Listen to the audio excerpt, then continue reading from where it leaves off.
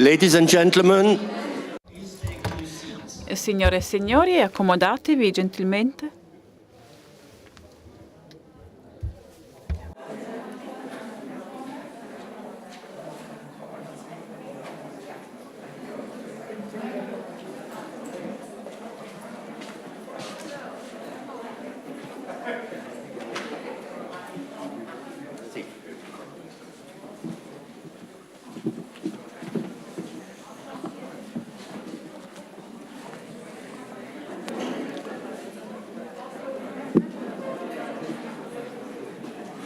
Buongiorno a tutti, io parlerò in italiano, ma un brevissimo saluto a tutto il gentile pubblico qui presente. Desidero appunto dare un benvenuto da parte dell'Ateneo Veneto. La Presidente, dottoressa Antonella Magaraggia, si scusa perché a causa di un impedimento non può essere presente. Da parte sua vi giunga un particolare saluto, era particolarmente interessata, devo dire, al tema di questo convegno perché, essendo una giurista, aveva a cuore molti dei problemi che tratterete. Quando Caterina Huls Valenti e Pierre Valentin hanno preso i primi contatti con l'Ateneo per l'organizzazione di questo convegno, ho sostenuto con sincero entusiasmo il patrocinio da parte dell'Ateneo stesso. Trovarsi affiancati a importanti istituzioni quali la Fondazione per i beni culturali ebraici in Italia, l'Ufficio culturale dell'Ambasciata di Israele a Roma e al Consolato generale della Repubblica Federale di Germania è per noi un onore. Le ragioni di questo entusiasmo sono molte. La nostra istituzione, l'Ateneo Veneto, è sempre in prima fila nelle iniziative che privilegiano la cultura, le giuste cause, le affermazioni della giustizia, la civiltà e i diritti umani. Il tema del convegno affronta temi particolarmente delicati e offrirà sicuramente una serie di riflessioni che saranno di grande utilità per procedere verso un'azione di giustizia. Gli oggetti d'arte trafugati o sottratti dai nazifascisti ai legittimi proprietari negli anni nefasti dei regimi totalitari e della Seconda Guerra Mondiale sono anche questi prove materiali di un sopruso e di una barbarie che si è accanita nell'odio razziale su milioni di innocenti.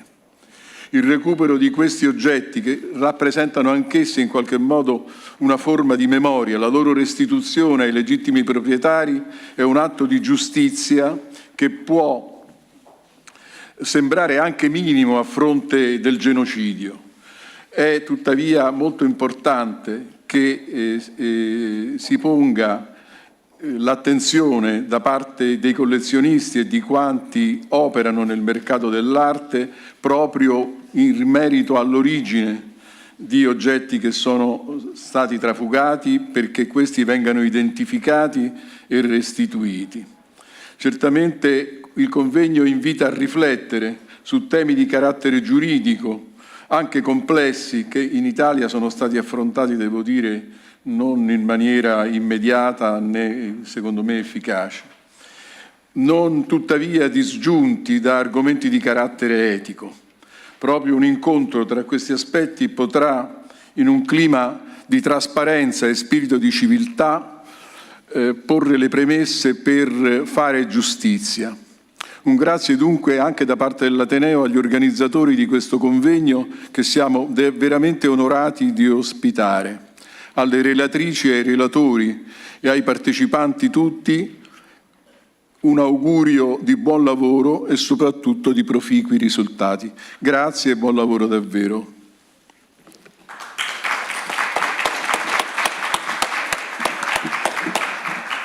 Grazie mille, professor Carinici. Good morning, everyone. Buongiorno, sono Caterina Huls Valenti, sto completando il mio PhD in storia dell'arte all'Università di Mainz con una tesi sulle la Commissione Speciale di Linz e la rete di associazione con l'Italia. Ho iniziato come ricercatrice sulle origini delle opere d'arte e sono quindi una profonda conoscitrice dell'arte italiana, e questo mi ha consentito di supportare gli individui, ma anche i musei, nel recupero delle opere dell'arte che tra il 1933 e il 1945 sono passati per l'Italia. Durante il periodo di ricerca in Italia ho notato che non c'è molta consapevolezza rispetto ai furti perpetrati dai nazifascisti. E questo mi ha incoraggiato ancora di più a lavorare in quest'ambito. Sono lieta quindi che questa conferenza abbia avuto luogo e siamo lieti di vedere la grande risposta, l'entusiasmo per questo evento. Più di 1500 registrazioni online, siamo più o meno 100 persone qui in sala, quindi un benvenuto a tutti. E ringrazio tutti i relatori che sono venuti da diversi paesi europei, nonché dagli Stati Uniti, per condividere con noi le loro conoscenze.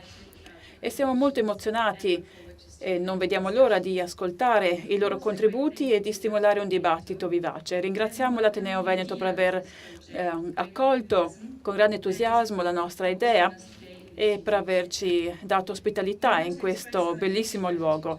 La nostra attitudine va agli sponsor.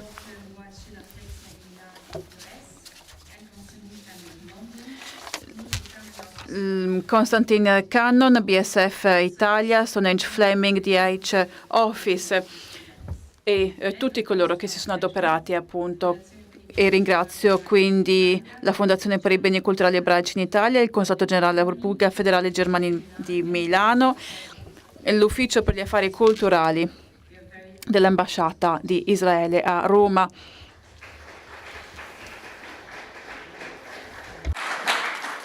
My name is Pierre Valentin. Sono Pierre Valentin, lavoro a Londra, ma ho casa anche qui a Venezia. E mi sento sicuramente più veneziano che londinese e anche più di quanto non mi senta belga. Sono contento di essere qui con voi oggi in questa bellissima sede, in questa città che io amo. Lavoro in quest'ambito dagli anni 90, quando lavoravo alla Sotheby's, e da quel momento appoggio da un lato le famiglie che cercano di recuperare le opere d'arte che sono state loro sottratte, i collezionisti che inavvertitamente si ritrovano a possedere arte che è stato trafugato dai nazifascisti, cercando quindi soluzioni ai potenziali conflitti.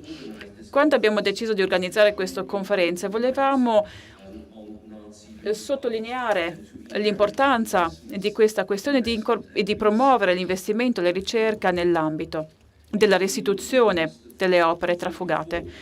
L'Italia è stata uno dei 44 paesi che ha sottoscritto i 44 principi sull'arte trafugata dai nazisti nella conferenza del 1988 a New York. La domanda è: l'Italia potrebbe far di più per rimediare alle grandi perdite dovute appunto all'azione dei nazisti tra il 1933 e il 1945? Indubbiamente ci sono collezionisti pubblici e privati che vorrebbero fare di più, ma non sanno bene come agire. L'obiettivo della conferenza di oggi quindi è quella di offrire delle soluzioni.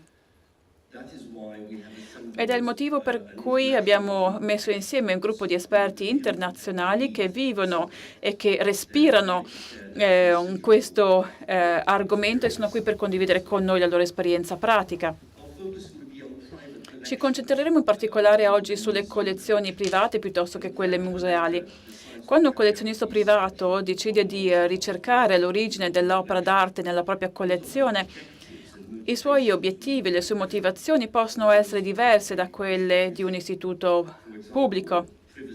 Ad esempio, questioni associate a privacy, riservatezza, sono questioni così importanti per il collezionista privato e di questo parleremo oggi pomeriggio. Le prime tre presentazioni invece cercheranno di ambientare la questione, ricordandoci di quello che è successo negli anni tra il 1933 e il 1945 e scopriremo perché per così tanti anni dopo la Seconda Guerra Mondiale nessuno ha parlato e discusso delle opere trafugate.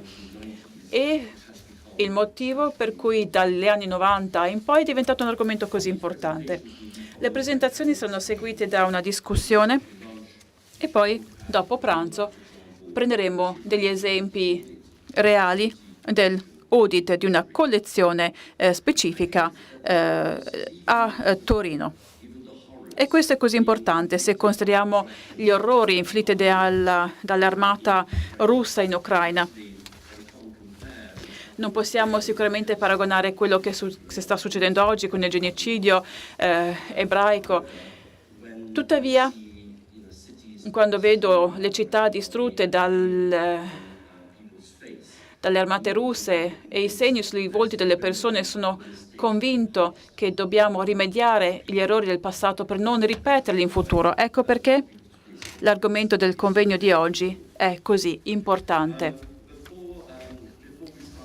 Ma prima di passare alla prima presentazione vorrei stabilire alcune regole per oggi. La conferenza si terrà in inglese, abbiamo delle interpreti che faciliteranno la traduzione verso l'italiano. Se volete quindi ascoltare la conferenza in italiano, non so bene cosa bisogna fare in realtà, ma da qualche parte nella stanza verranno distribuite le cuffie. In realtà in fondo alla stanza ci sono i tecnici che distribuiscono le cuffie. E dopodiché ci sono delle persone che ci stanno seguendo da lontano, potete scegliere la lingua dello streaming. E se siete presenti vi chiediamo di indossare una mascherina. I relatori non indosseranno la maschera durante le presentazioni, ma la reindosseranno nuovamente una volta terminata la presentazione. Per i bagni basta uscire da questa stanza, girare a sinistra, in fondo al corridoio troverete i bagni. Ecco, per questione di tempo, nel momento in cui introdurremo i relatori, daremo solo il loro nome e il loro titolo. Per altre informazioni potete consultare il programma. Il coffee break avrà luogo alle 10:45, 12:45 il pranzo e oggi pomeriggio una pausa per il tè che verranno serviti nelle due stanze al primo piano, in due stanze diverse. Se ci sono domande, alzate la mano, aspettate l'arrivo del microfono.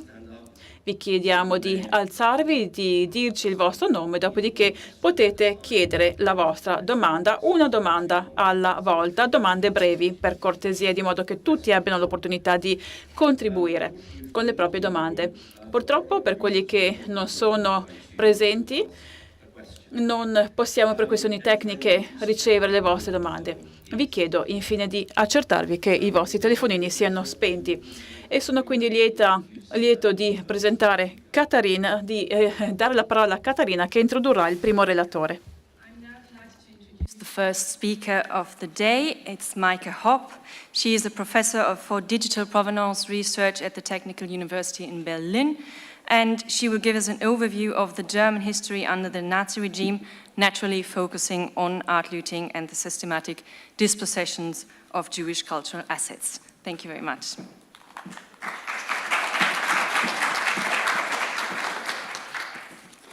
Thank you very much, Katharina and Pierre, for this invitation to this very important conference. It's really a pleasure for me to be here today. Dear audience in the room, dear audience at home at the screen, do you own a piece of art or antiques, maybe? A painting or a secretary, perhaps? Or an armchair?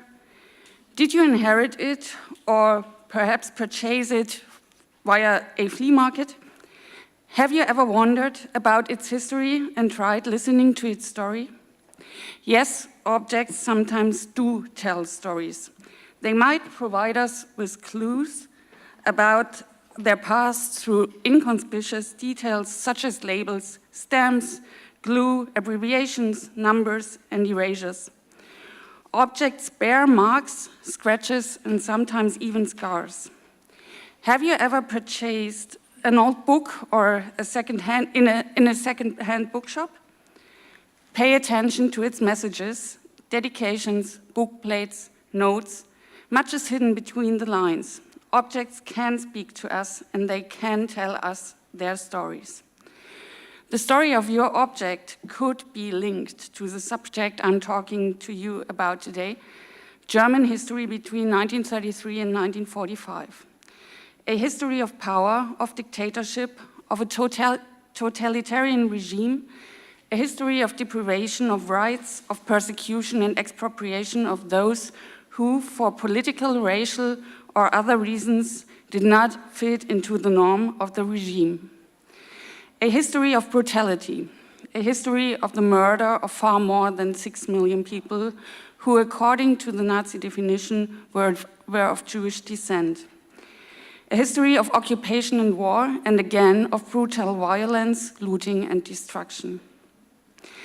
The story of your antique could possibly be the story of a transfer from one place to another, perhaps a transport from Paris to Berlin in fall 1943, packed by one of the 30 female or 82 male officials and employees who handled such tasks until July 1944 at the Western Office of the Reich Ministry for the Occupied Eastern Territories. Then loaded onto one of the 26,984 freight cars on 674 trains, providing a total of 1,079,337 cubic meters of cargo space. This is where I got these numbers from. It might have been sent to Germany, where it was distributed. Should your object tell such a story, listen carefully, as it is likely that it came from one of the 69,619 flats that were left behind in France, Belgium, and the Netherlands by arrested, deported, or emigrated Jews. I'm providing such detailed figures because numbers seem to represent reliable and objective parameters for describing and defining incredible historical events, contexts of injustice, parameters for measuring the dimension of an unbelievable crime, now tangible and visible. In a truthful, clear, and neutral way, these figures and numbers document past realities that remain incomprehensible. It is for this reason that they are important for our understanding, study, and discourse on historical injustice. The cited figures can be found in the supplementary material about the so-called Möbelaktion, or furniture operation, in the files of the Nuremberg trials on the major war criminals. Thanks to their digital representation by Stanford University Library, they can be accessed online from anywhere in the world. Figures that are shocking and troubling. Yet, despite their dryness and objectivity, all they really show is that they cannot say or clarify anything at all. They are just a small part of what today we call, in brief, the Nazi looting of cultural property, which still cannot be quantified in figures. Neither the number of vacated flats nor the cubic capacity of cargo spaces allows us to draw conclusions about the extent, material or non-material value of the objects that remained in the flat of the emigrated and that were finally transported from one place to another, from maybe Paris to Germany. And they tell us even less about the fates of their owners or the perfidious mechanisms of systematic sulla sistematica stigmatizzazione della appropriazione illegale perpetrata dai nazisti per motivi razzisti politici, per liquidare, vendere o lasciare dietro a loro la propria proprietà, immobili, immobiliari e mobili. Gli oggetti numerosi che consideriamo oggi arte rubata dai nazisti riflettono come a partire dal 1933 cominciò l'arianizzazione della popolazione, ovvero trasferimento di compagnie, società e proprietà private in seguito a una crescente persecuzione. Furono boicottati professionalmente, espulsi dagli ordini professionali e deprivati del loro potere, privati di mezzi di sostentamento e furono spinti a liquidare i loro beni, a vendere gli immobili, azioni o oggetti d'arte, compresi appunto oggetti d'arte e d'antiquariato. La popolazione civile partecipò insieme alle autorità e beneficiò del cosiddetto Judenaktionen, le azioni contro gli ebrei o altre misure che resero società intere, beni immobili o beni di lusso, accessibili a chi non aveva troppi mezzi. Quello che vedete qui è un elenco di leggi tedesche passate tra il 1933 e il 1945 che regolarono la sistematica deprivazione non soltanto di proprietà artistiche e di oggetti in generale, ma di qualsiasi bene in generale. Al contrario di quanto si pensa, la Reichsfluchtsteuer non fu un'invenzione del Partito Nazionalsocialista, ma fu strumentalizzato contro gli ebrei, gli emigranti ebrei, e successivamente aumentata anno dopo anno, così che il reddito arrivò a 333 milioni di marchi tedeschi.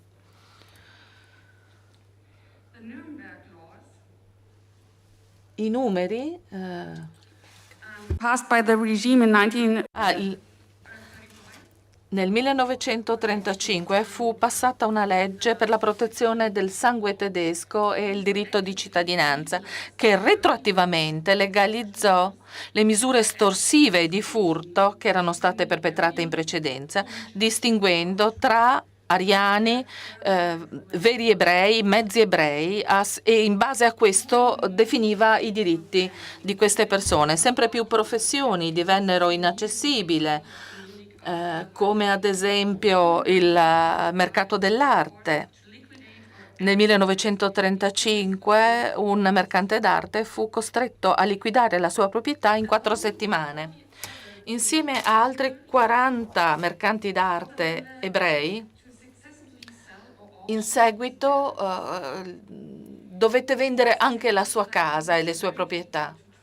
Sono operazioni che sono difficili da tracciare. In questo caso invece abbiamo una documentazione. Di solito le transazioni non sono affatto documentate e spesso gli archivi privati non sono accessibili, sono andati perduti o sono stati distrutti. Con il cosiddetto Anschluss, l'annessione dell'Austria nell'aprile del 1938, la registrazione della proprietà degli ebrei divenne obbligatoria, come potete vedere qui, segnato in rosso. Valutata da esperti ariani nominati dalle autorità fiscali che trasferirono depositi e bloccarono i conti correnti su cui gli emigrati o i perseguitati non avevano più accesso. Oggetti culturalmente importanti potevano essere esportati senza permesso e con pagamenti che erano ben lontani dal valore reale. Dopo un tentativo di omicidio di un segretario fu introdotto un ulteriore balzello come punizione per questo tentativo di assassinio di un funzionario tedesco, e questo portò al sequestro dell'80% delle proprietà degli ebrei. La quantità di denaro che poteva essere esportata al paese ammontava a 10 marchi. Nel 1941 una legge stabiliva che per attraversare il confine, anche nel quadro della deportazione, questo comportava la perdita della cittadinanza, ovvero la rinuncia a tutti i beni privati, compresi i conti correnti privati, che restassero nel paese abbandonato. Non furono solo i funzionari e gli ufficiali nazisti che contribuirono alla radicalizzazione e alla brutalizzazione dei processi che accompagnavano questi furti. Gli interessi si intrecciavano, le accademie, i curatori di musei e delle biblioteche parteciparono insieme ad altri operatori del mercato dell'arte, ma anche i collezionisti privati parteciparono. Insieme ad esperti, mediatori, distributori, tutti ebbero un ruolo nel trasferimento di massa e nel furto della proprietà culturale.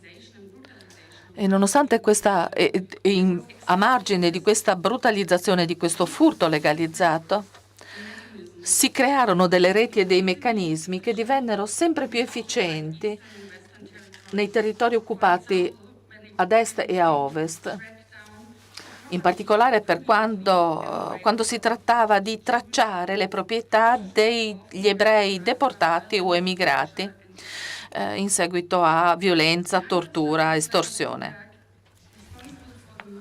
L'ufficio responsabile dell'azione di sottrazione di cui parlavo fu l'organizzazione più importante per trafugare i beni ebrei nella Germania nazista. Confiscava proprietà, libri, archivi, cartine, materiali di insegnamento, fotografie, registrazioni, film, e furono tutti messi all'asta. I suoi furti cominciarono nel 1939, quando le truppe tedesche cominciarono ad occupare i territori europei e continuarono durante tutta la guerra. Le foto che vedete qui, che ho scelto a caso, vengono da Parigi, Amsterdam, Kiev, Tallinn. Rosenberg era il responsabile per l'educazione tedesco e dal 1944 creò un'università per i leader nazisti del futuro, e a questo scopo cominciò a raccogliere materiale proveniente dalle biblioteche e dagli archivi confiscati. Dopo l'attacco tedesco sui Paesi Bassi e il Belgio e l'invasione della Francia da parte delle truppe tedesche, l'ambasciatore tedesco a Parigi istruì la Wehrmacht di garantire circa 1500 opere d'arte provenienti da collezioni private, principalmente di persone ebree, a partire dagli anni 40. Non era richiesta alcuna legalità e questi beni furono trasferiti in Germania il primo possibile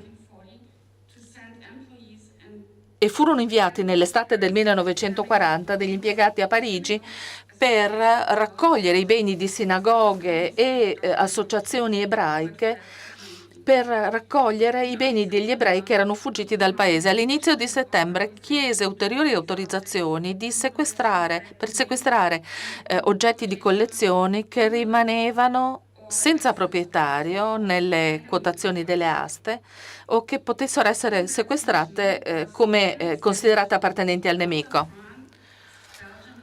L'occupazione tedesca si allargò alla Francia settentrionale, al Belgio. Furono sequestrati opere del Museo di Jeu de Paume a Parigi. Nel novembre del 1940 fu scritto un messaggio a Hitler sottolineando che l'ERR aveva già raccolto beni culturali per $500 miliardi di marchi tedeschi e che ancora restavano grandi quantità di proprietà di ebrei emigrati. Alla fine Hitler allargò il suo Führervorbeheit, un diritto che gli garantiva il primo accesso alla proprietà culturale confiscata ai paesi occidentali occupati, così come a quelli orientali. Anche se il governo di Vichy protestò e contestò le confische e la violazione dei regolamenti di guerra del 1907, Hitler pubblicò un ordine per poter autorizzare una serie di trasporti ferroviari di opere d'arte fino al 1944. Alla fine dell'aprile del 1941, dopo la resa jugoslava e greca, le attività dell'ERR si espansero anche nei Balcani. Le operazioni militari in Grecia portarono alla confisca delle proprietà di sinagoghe, scuole, associazioni ed altre istituzioni ebraiche. Gli ufficiali di collegamento per il territorio jugoslavo, con sede a Belgrado, la parte italiana occupata di Croazia e Zagabria. Un altro ufficio fu creato nella Danimarca occupata. Nell'agosto del 1941 Württemberg fu nominato ministro per i territori orientali occupati e continuò le attività dell'ERR senza nessuna restrizione, compreso nei territori russi. Creò una task force nella Ostland, Estonia, Lettonia e Lituania per confiscare territori culturali oggetti culturali anche in questi territori.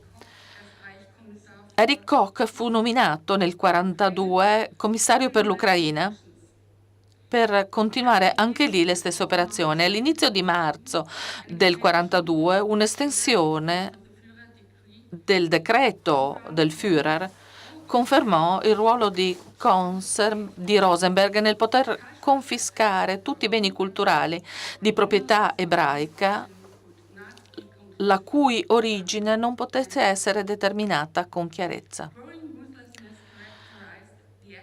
Sempre una maggior brutalità caratterizzò l'occupazione dei territori d'Oriente, in cui l'ERR, da un'amministrazione militare, fu autorizzata a continuare la sua opera.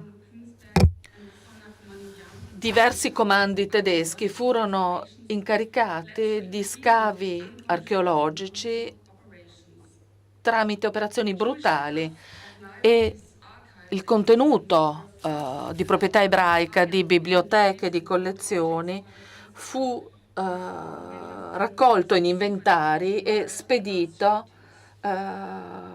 in Germania dopo esecuzioni di massa. I beni culturali furono raccolti e il contenuto di tali spedizioni, di molti di questi trasporti, non può essere tracciato o identificato con sicurezza, nonostante gli sforzi russi di documentare i danni alla maggior parte degli oggetti che in realtà non furono trasportati in Germania, ma spesso distrutti sul posto. Dopo la sconfitta della tedesca a Stalingrado e in Ucraina nel 1943, sempre più potere di trasporto di beni culturali fu attribuito per i territori polacchi e ungheresi. Vari rapporti statistici trascurarono totalmente gli eventi relegati alla guerra. Le cifre in questi rapporti non possono essere considerate nemmeno delle approssimazioni, riflettono semplicemente quello che fu inventoriato, non tutto quello che fu rubato, venduto o distrutto. E quindi non esiste un centro di documentazione di tutto ciò che fu rubato. Di fronte a questa situazione diventa chiaro come qualsiasi tentativo di quantificare il furto nazista di proprietà privata fosse strettamente legato all'ideologia razzista nazista, all'Olocausto e all'uccisione degli ebrei europei e all'arredicamento dell'identità culturale ebraica e a una guerra di sterminio brutale. Come conseguenza dei Washington Principles del 98, la ricerca di cosiddetti beni confiscati dai nazisti è stata resa ufficiale in Austria, a partire dall'Austria. Valutare i risultati degli ultimi 20 anni di ricerca sulla provenienza dei beni ci permette di pensare che questo sia un procedimento di ricerca per il futuro, grazie anche alla rete di collaborazione di ricerca stabilite fino ad ora. Ancora rimane molto da esplorare per quanto riguarda il suo potenziale. La ricerca della provenienza è direttamente collegata alla pressione del patrimonio culturale, alla luce delle recenti terribili notizie della guerra in Ucraina. Questa questione non può essere ulteriormente legata a ordine nazionale e non può essere sviluppata dai singoli paesi isolati l'uno dall'altro.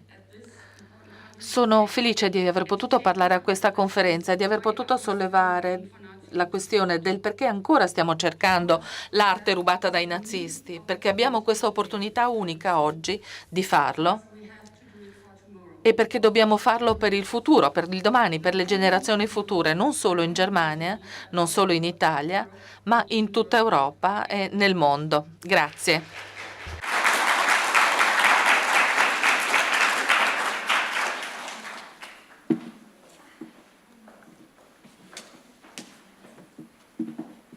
Thank you very much, Mike Hopp. I think that was very interesting. Grazie, un intervento veramente molto interessante. E adesso Daria Brasca ci parlerà della storia dell'Italia negli stessi anni. Lei è ricercatrice all'Università di Udine. Wow. Hello, good morning. Buongiorno. Il 18 settembre del 1938 in questa piazza a Trieste il primo ministro Benito Mussolini annunciò le leggi antisemitiche per escludere gli ebrei italiani dalla società italiana. Da quel momento in poi il regime fascista ha emesso diverse norme che ha limitato le libertà degli ebrei italiani in Italia. Già in agosto del 1938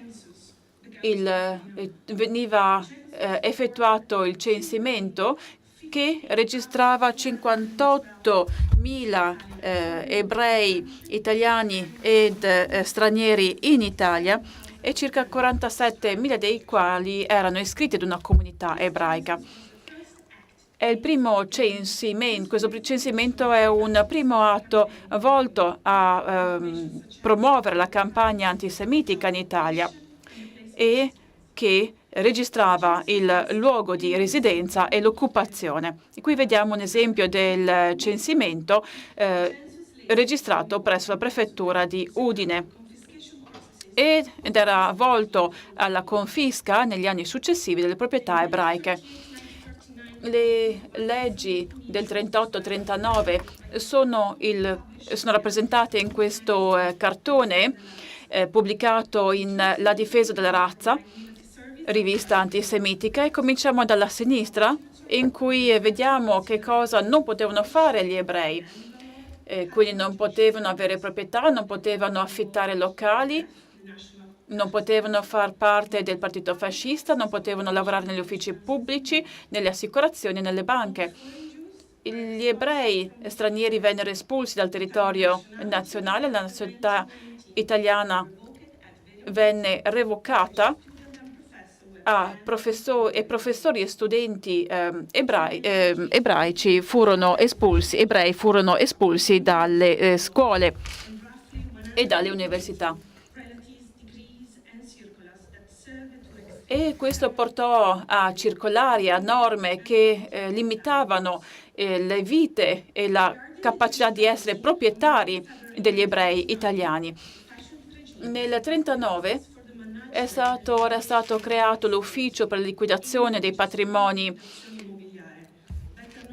degli ebrei, conosciuto come AGELI, sotto il Ministero della Finanza, il cui obiettivo era quello di sequestrare e successivamente vendere le proprietà degli ebrei italiani. AGELI poteva delegare la gestione e la vendita delle proprietà confiscate ad istituti di credito, di cui vediamo qui la lista degli istituti di credito identificati in tutto il Paese al fine di massimizzare i risultati.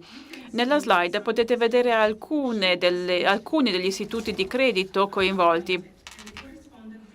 e le regioni di operatività. L'Istituto di Credito Fondiario delle Venezie, una banca che non esiste più, era il delegato di Egeli per Venezia, le province di Trieste, Pola e Fiume.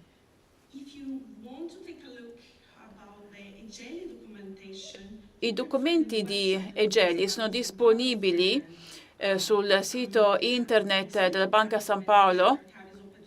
Alcuni documenti sono aperti al pubblico dal 2020, e così come possiamo trovare documenti relativi a Piemonte e Liguria. Sono aperti ai ricercatori, sono conservati a Torino, sempre appunto negli archivi della Banca San Paolo. Nella prima fase ci fu quindi il sequestro di fabbriche, di proprietà terriere e di case, di immobili, in seguito al decreto regio che consentiva appunto questa attività, con la confisca quindi da parte dei rami locali e della prefettura, dei reparti appunto tecnici, dei rami tecnici del Ministero della Finanza. Nel settembre del 1943 le misure di sequestro furono avviate in modo piuttosto lento. Dal 1938 al 1943 vediamo l'emanazione di diverse circolari dal Ministero dell'Istruzione sull'esportazione di beni ed opere d'arte di proprietà di ebrei, e così come vediamo documenti volti a verificare i documenti di esportazione per scoraggiare l'esportazione quindi di tali beni, per verificare il valore economico dichiarato e anche per verificare il valore dichiarato dell'opera d'arte. Questi uffici per l'esportazione nel nord Italia, in particolare quelli di Milano, Torino e Venezia, hanno registrato un numero di dichiarazioni di esportazione molto alto di opere d'arte tra il 1939 e il 1942 in particolare. L'arte contemporanea non veniva inclusa nella legge di tutela 1089, la legge Bottaldo. Quindi per esportare un dipinto contemporaneo era sufficiente semplicemente dichiararlo all'ufficio esportazione. Il Ministero per la Finanza controllava le proprietà ebraiche per verificare la presenza di articoli non dichiarati, compresi articoli di gioielleria e denaro.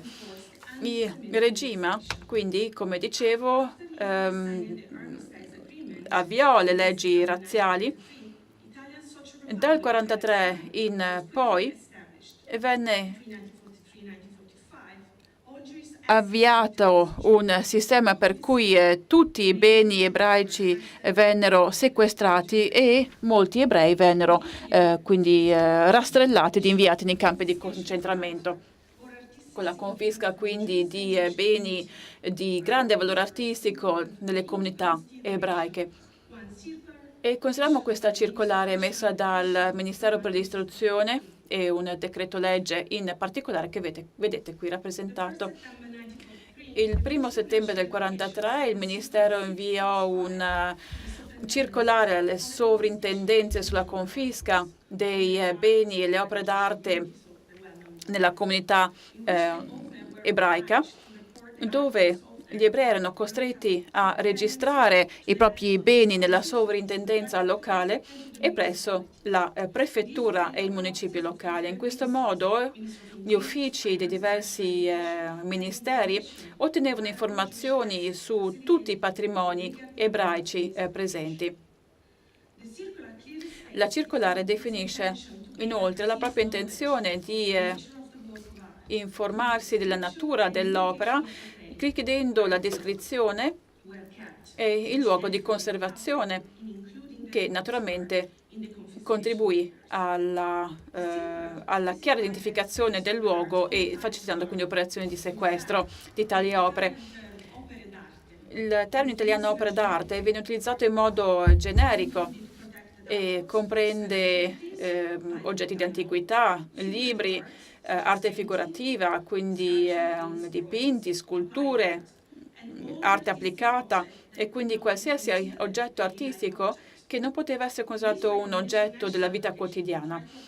E quindi l'autorità veniva del Ministero per l'istruzione ebbe il sopravvento rispetto alle circolari degli altri ministeri. Quello che vedete qui è una villa Lattes a Distrana, di proprietà di Abramo Lattes, un imprenditore della seta veneziano, la cui attività era stata avviata appunto a Treviso. Bruno Lattes era un avvocato conosciuto e lo vedete qui rappresentato con la viola. Aveva una collezione di curiosità, tra cui oggetti orientali, porcellana francese, strumenti musicali, stampe, nonché una grande collezione di carillon. La villa è oggi aperta al pubblico perché è stato donato nel 1953 da Bruno Lattes alla municipalità di Treviso. La collezione è stata viene in parte conservata nella villa e nel museo della città di Treviso. Nel 1938 Bruno Lattes è fuggito dall'Italia, rifugiandosi in Svizzera. Prima di lasciare il paese ha dato carico ai propri avvocati di prendersi cura delle proprie proprietà.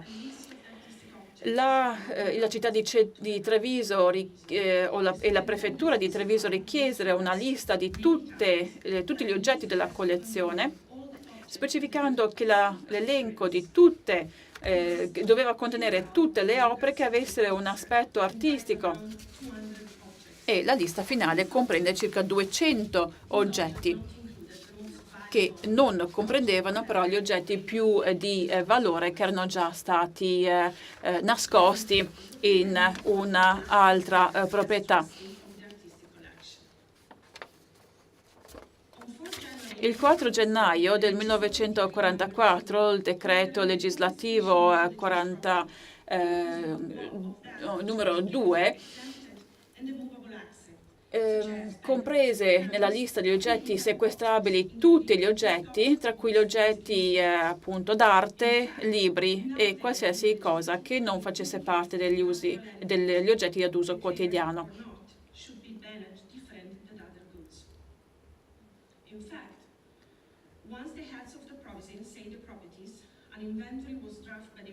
La creazione da parte degli uffici municipali di un inventario veniva poi inviato ad Ageli, che gestiva tale lista. La circolare 65 crea un rapporto tra prefettura e Ageli per impedire la dispersione e la vendita dei beni degli ebrei,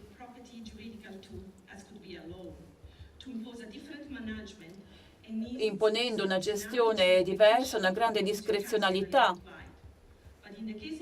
E nel caso in cui la sovrintendenza avesse l'opportunità di prendersi carico degli oggetti, venivano molto spesso conservati.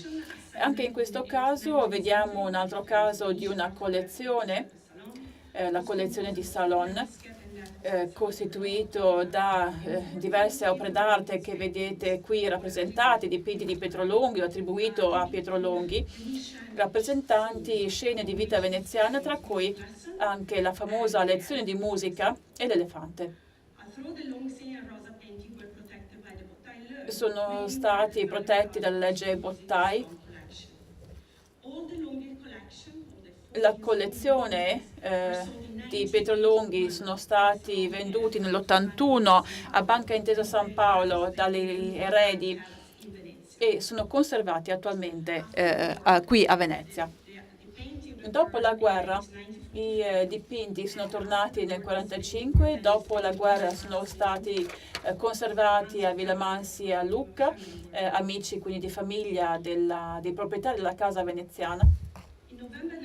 Nel novembre del 1943 la contessa Salom informa la sovrintendenza di aver trasferito la propria collezione d'arte dal palazzo veneziano alla villa nella campagna veneziana per evitare i danni della guerra. E conservati qui nella villa Salom a Conselve, e una parte della collezione invece venne nascosta a Brugine, in questa Villa Roberti, acquistato nel 1861 da Giuseppe Salom. La sovrintendenza di Venezia chiese al prefetto di Padova di verificare l'esatta ubicazione della collezione Salom e sono state prese delle precauzioni per tutelare e proteggere appunto la collezione.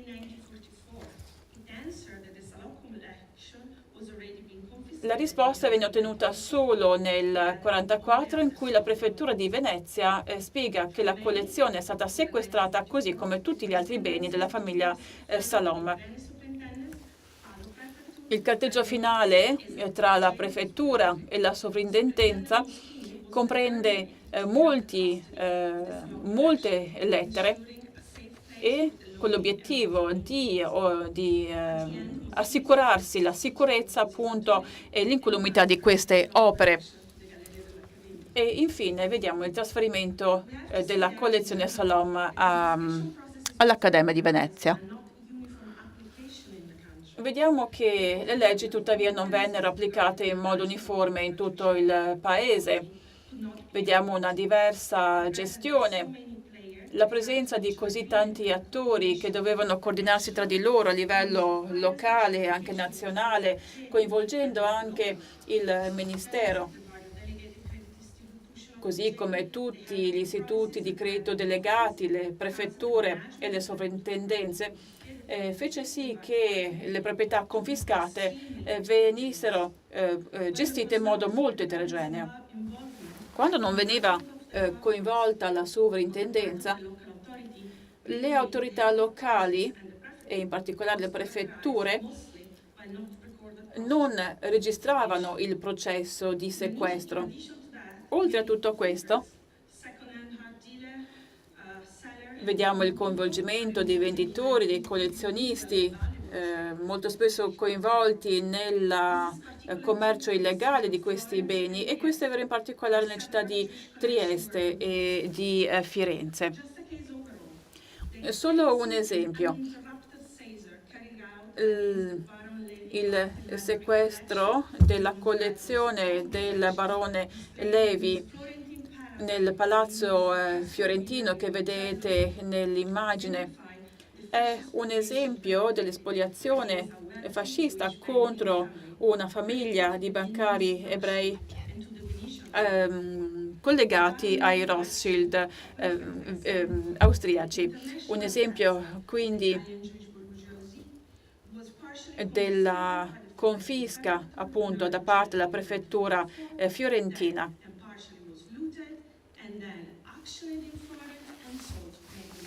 E si ritiene che parte di questi beni siano stati venduti a Milano. A Firenze, più che in altre città, vediamo il potere dei singoli che ha prevalso sulla legalità, sulle attività legali. E questa collezione veramente eccezionale è conservata solo nelle descrizioni dei tempi. La restituzione quindi delle opere d'arte in Italia non è del tutto conclusa in Italia.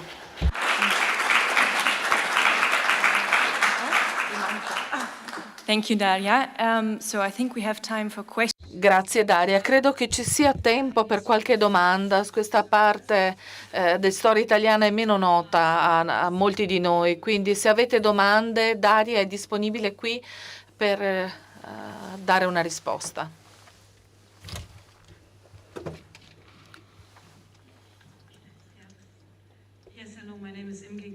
Sono Inge Gien, sono un avvocato di Berlino. Non conosco bene la storia italiana e cosa è accaduto nel 37-38. Potrebbe spiegare un po' più in dettaglio come si costrinsero a lasciare l'Italia gli ebrei stranieri? Ne ha parlato prima, ha detto nel 37-38. Vuole sapere di più sugli ebrei stranieri? Sì.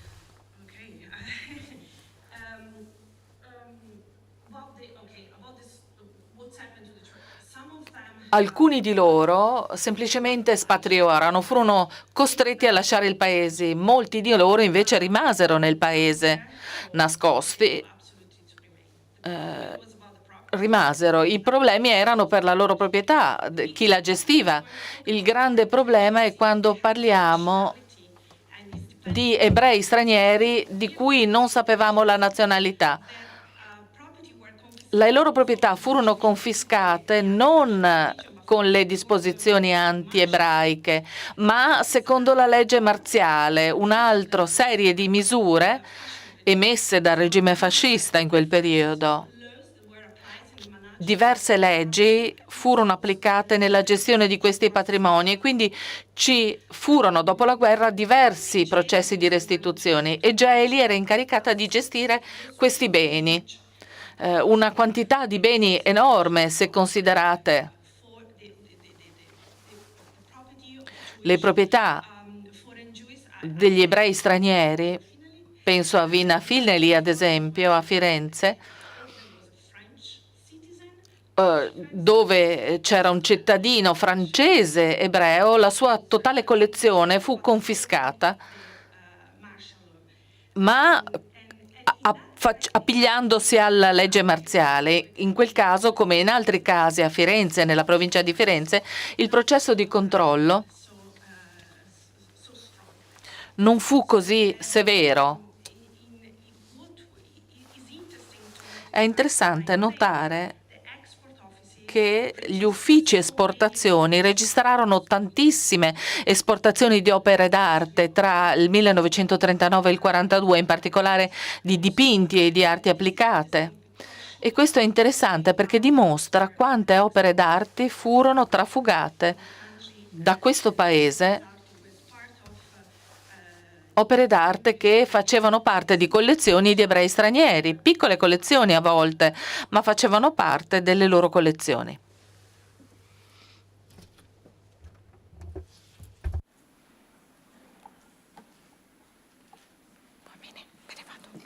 Okay. So, thank you again, Daria. Grazie Daria.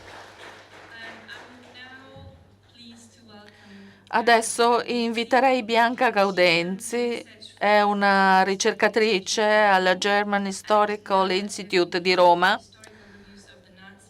e conclude questo riesame della storia nazista e fascista che ci porta poi ai principi di Washington del 98.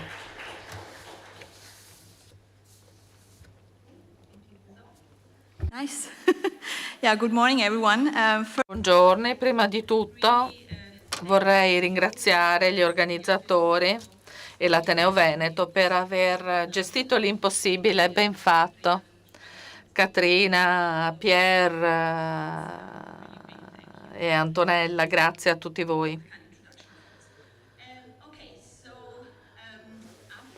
Dopo Mike e Daria, la loro presentazione, in questi 20 minuti vi porterò in una cavalcata nella storia italiana dalla fine della Seconda Guerra Mondiale fino ai principi di Washington del 98, che come Pier ci ha ricordato furono firmati dall'Italia insieme ad altri 43 paesi per illustrare come e perché l'Italia stia ancora lottando non solo per rimediare, ma anche per riconoscere il coinvolgimento di gran parte dell'amministrazione pubblica e della società italiana nel suo insieme nella persecuzione nell'espropriazione perpetrata ai danni dei cittadini ebrei. Le difficoltà enormi affrontate dai sopravvissuti all'Olocausto e dai loro parenti nel tentativo di richiedere le proprie case o le proprie proprietà subito dopo la Seconda Guerra Mondiale, come riassunto dalla rivista Allgemeine Jüdische Illustrierte nel giugno del 1951 in una delle sue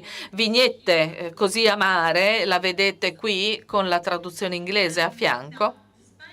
Nonostante si basi su un esempio tedesco, ho scelto questa vignetta perché è adatta a descrivere il caso italiano. Sono più bassa, mi scuso. Ci dà un ottimo senso del labirinto burocratico, kafkiano e frustrante che i sopravvissuti dovettero affrontare senza possibilità di successo o senza una possibile fine. Si persero in una marea di paragrafi.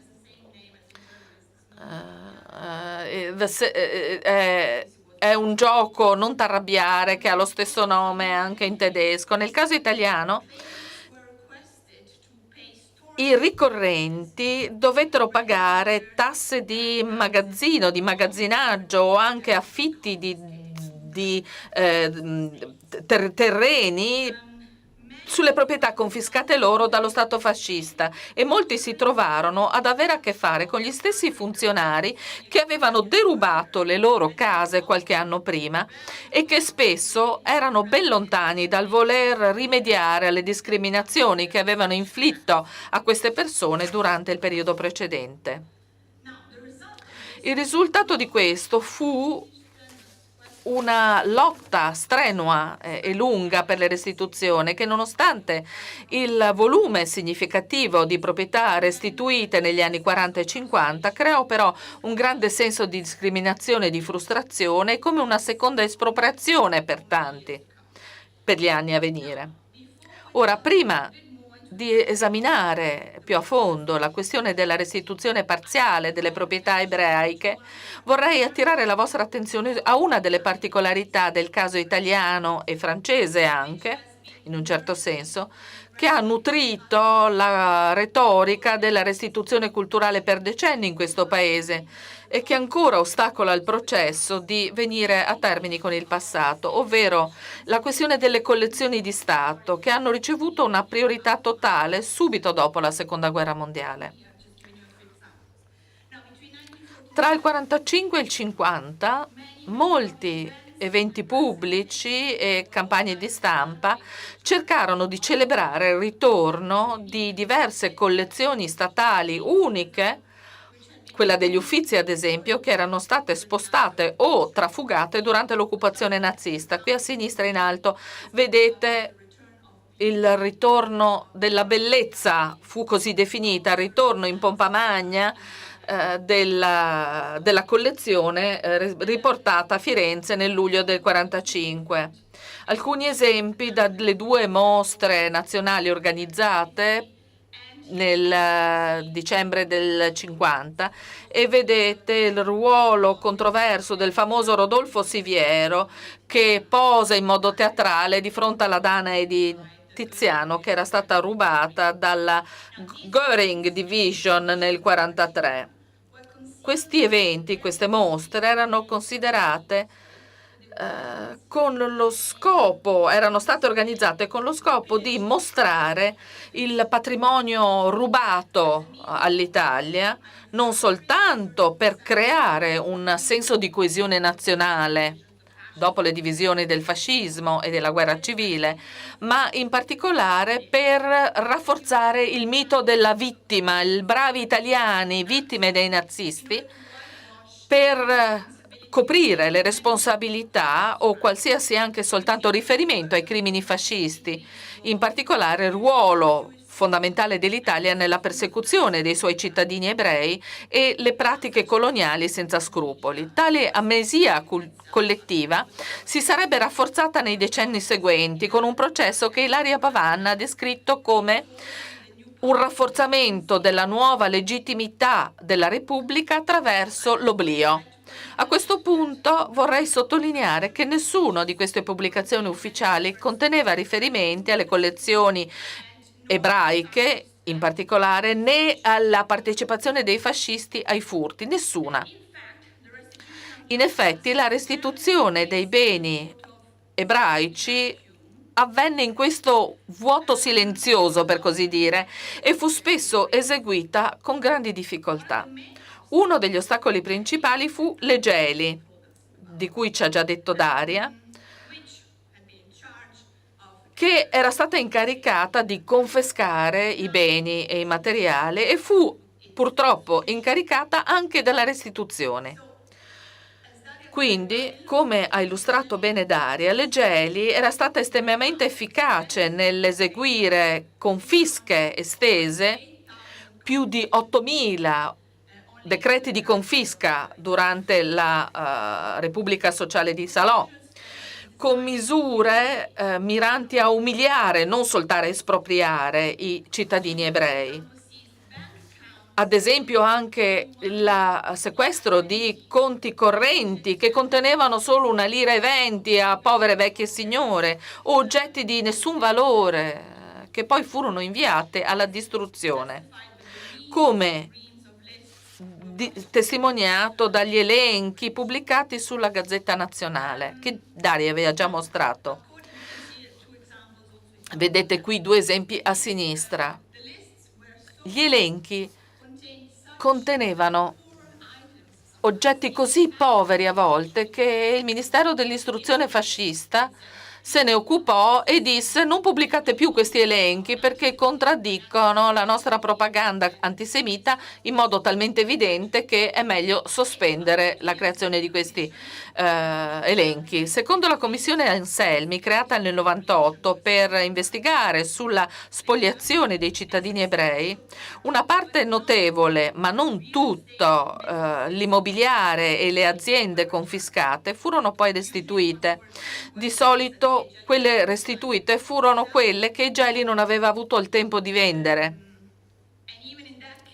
E anche in tale caso erano comunque state svuotate di beni, mobilio, oggetti personali o erano state fortemente danneggiate dai bombardamenti. Vedete qui alcuni esempi dei file di restituzione più importanti. In alcuni casi citati da Daria, le proprietà confiscate furono poi restituite in modo abbastanza semplice alla fine della guerra.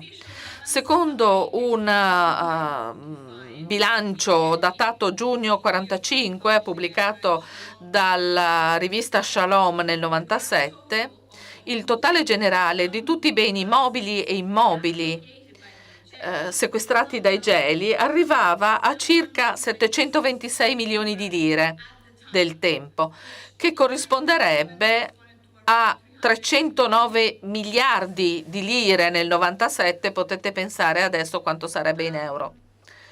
Di questi, case e aziende contavano per 46 milioni di lire, mentre i rimanenti 680 milioni di lire erano in oro, liquidi, gioielli, beni, mobili, che soltanto in parte furono restituiti. Anche in questo caso quelli che erano scampati alla vendita forzata, a raid di razzia, distruzione ordinata dall'alto o ancora di più quelli che non finirono nelle stanze dei ministeri per decenni, come vedremo dopo. Anche nei rari casi in cui la questione della proprietà ebraica arrivò alla stampa, fu trattata in modo abbastanza peculiare nell'Italia del dopoguerra, elaborando le proprie persecuzioni anti-ebraiche, minimizzandole o trasferendo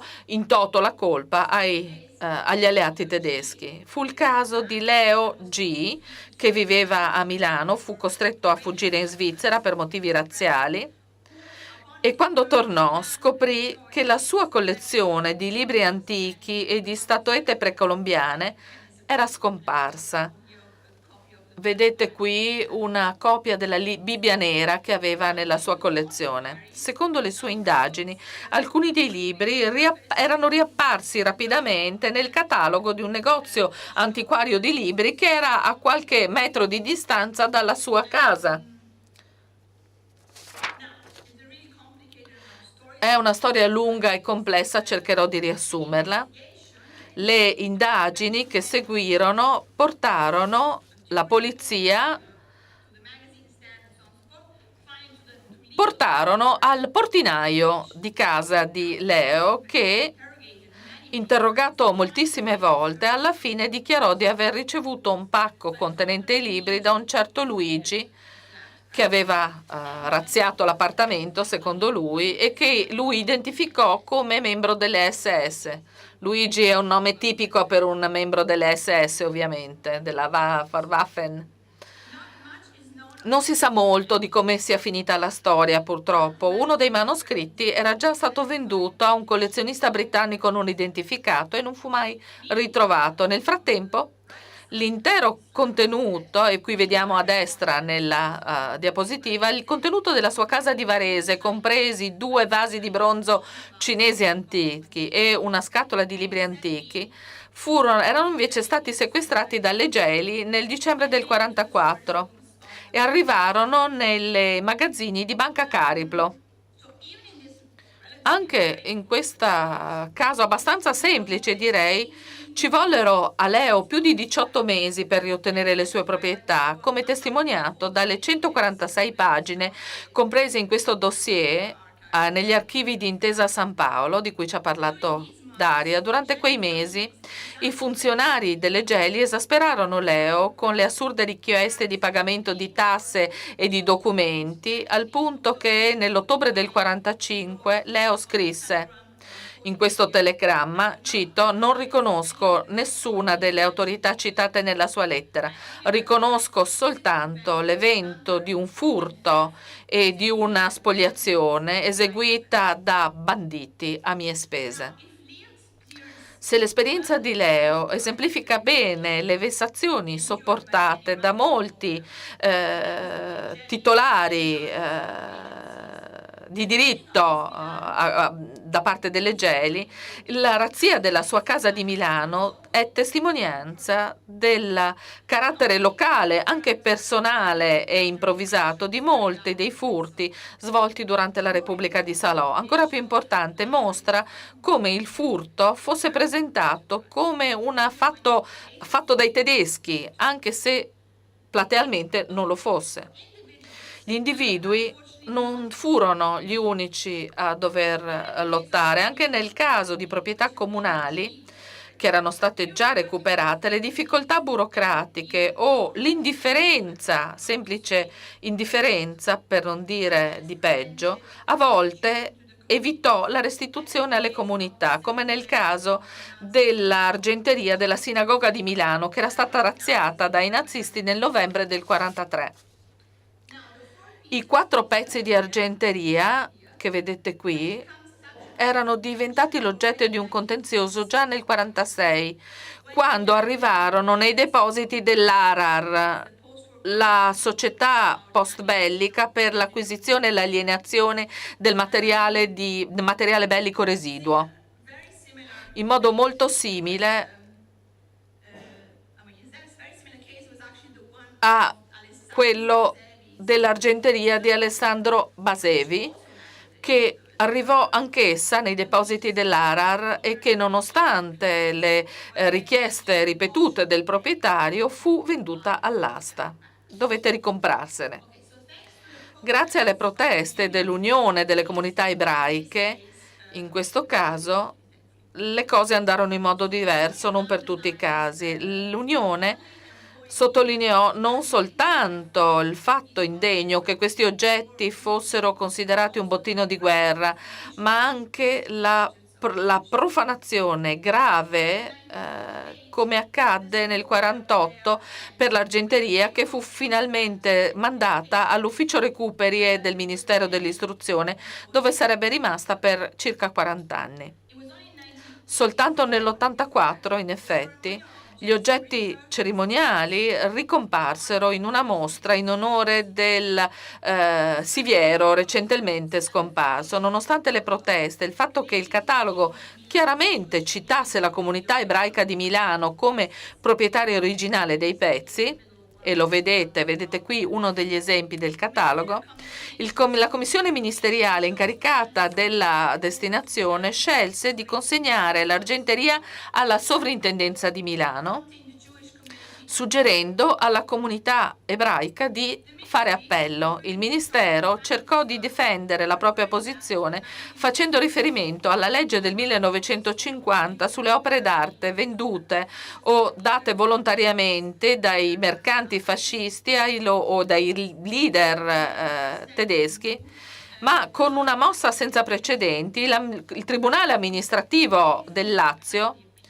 sostenne l'appello presentato dalla comunità ebraica, sottolineando come gli oggetti erano stati rimossi a forza dalla sinagoga e quindi rientravano nell'ambito della legge del 48 sulla restituzione degli oggetti rubati dai tedeschi, obbligando alla loro restituzione in giugno, e finalmente tornarono a Milano con poca risonanza e nemmeno una parola sulla stampa nazionale. Ciò nonostante, la vittoria della comunità ebraica di Milano segnò l'inizio di un parziale risveglio, per così dire, dopo decenni di oblio delle comunità locali ebraiche e delle agenzie internazionali come la World Jewish Congress, e marcò un cambiamento generazionale significativo, oltre che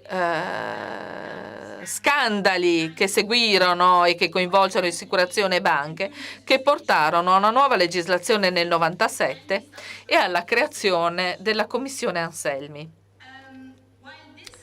Questa fase fu notevolmente breve, portò però ai principali cambiamenti significativi della legislazione repubblicana, come cerco di riassumere. Non vi do un elenco di tutte le leggi italiane, ma questo vi potrà servire per darvi un senso di come si è evoluta la storia dal punto di vista giuridico. Oltre alle leggi del 48 e del 50, che già ho citato, la restituzione delle proprietà ebraiche era stata regolata da una serie di decreti legge passati durante e subito dopo la fine della Seconda Guerra Mondiale. A differenza della Germania occupata, dove la legislazione alleata obbligò alla restituzione di tutte le proprietà rubate, compreso anche quelle finite in mano a terzi acquirenti terzi, cosiddetti in buona fede, tra il 1944 e il 1947 l'Italia restituì diritti di proprietà civili e di proprietà che erano stati aboliti dalle leggi razziali del 1938, di cui si è parlato prima, e decise l'immediata restituzione delle proprietà ebraiche, ma considerò, e questo è importante, l'acquisizione da parte di terzi come eseguita in buona fede, almeno che non fosse stata rubata per motivi personali. Legge del 46. La necessità di pacificare il paese e le considerazioni della guerra fredda ebbero un peso importante su questa decisione, ma furono solo una parte dell'equazione finale. Per raggiungere insulto all'offesa, nel 1960 il Consiglio Legale di Stato decise che tutte le proprietà che non erano state reclamate o richiamate dall'Unione ebraica, come deciso dalla legge del 47, sarebbero diventate proprietà dello Stato. Soltanto con la fine della guerra fredda, questa amnesia collettiva, questa volontaria soppressione delle espropriazioni fasciste e la loro solo parziale restituzione, finalmente cominciò a mostrare le prime crepe, anche se tuttora non se ne parla molto. Con un altro caso di disputa, quella delle 4 bisacce di oggetti rubati a Trieste depositate alla Tesoreria Centrale, nell'estate del 97 l'Italia passò la legge numero 233 senza l'unanimità, e in un tempo brevissimo, cosa rara in Italia, che decideva la restituzione di tutti gli oggetti ancora custoditi dallo Stato italiano.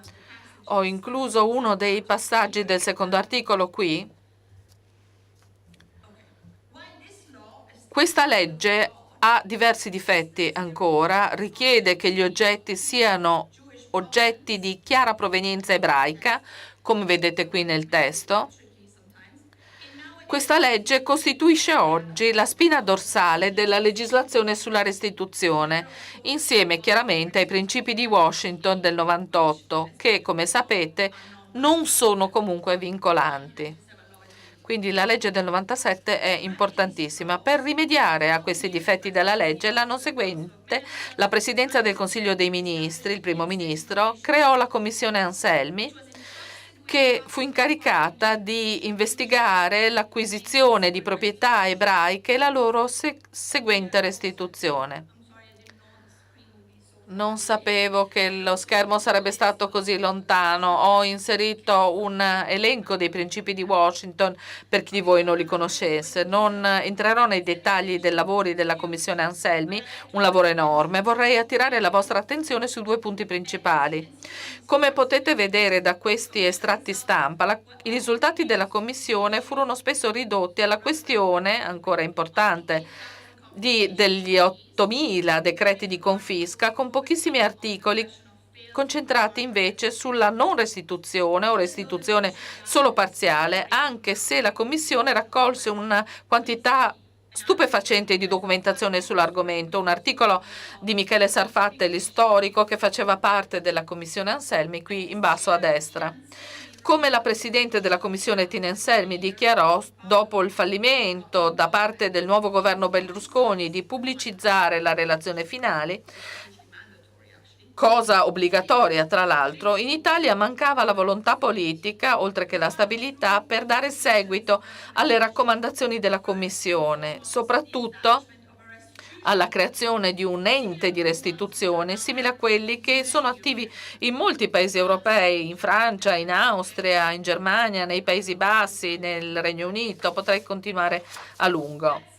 Detto ciò, vorrei concludere lasciandovi con una nota di speranza. Nell'estate del 2020 il Ministero della Cultura ha creato un gruppo di lavoro per la situazione della proprietà culturale di proprietà ebraica, che raccoglie esperti dell'Unione delle Comunità Ebraiche, della Heritage Protection Police, della polizia che si occupa del patrimonio culturale, e di esperti di archivi e biblioteche, e stiamo ancora cercando di raccogliere finanziamenti per questo gruppo di lavoro, ma i vostri suggerimenti sono veramente invitati ad arrivare. Per concludere, 4 punti principali, in particolare tra il dopoguerra e la fine degli anni 60, la retorica delle restituzioni culturali rappresentò uno strumento utile per segnare una chiara rottura con il passato fascista, allo stesso tempo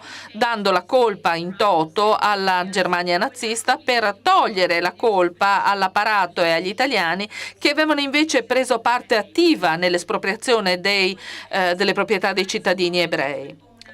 Nonostante l'ampiezza e l'efficienza della macchina fascista, i diritti dei legittimi proprietari e dei loro eredi furono violati, anche se le restituzioni ai cittadini ebrei o alle comunità ebraiche avvenne. In effetti il processo a volte si materializzò in un'ulteriore discriminazione o perdita. In ogni caso fornì un alibi sul fatto che il processo di restituzione fosse ridotto a una transazione finanziaria, vuota di ogni significato sociale e politico. Soltanto dopo la fine della guerra fredda, paesi come l'Italia, ma anche l'Austria e la Francia, avrebbero fatto i primi passi verso una legislazione più comprensiva del proprio coinvolgimento nella persecuzione dei cittadini ebrei. Ma ci rimane ancora tanta strada da fare. Grazie.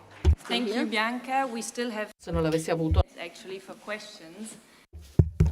Adesso abbiamo del tempo per le domande dal pubblico.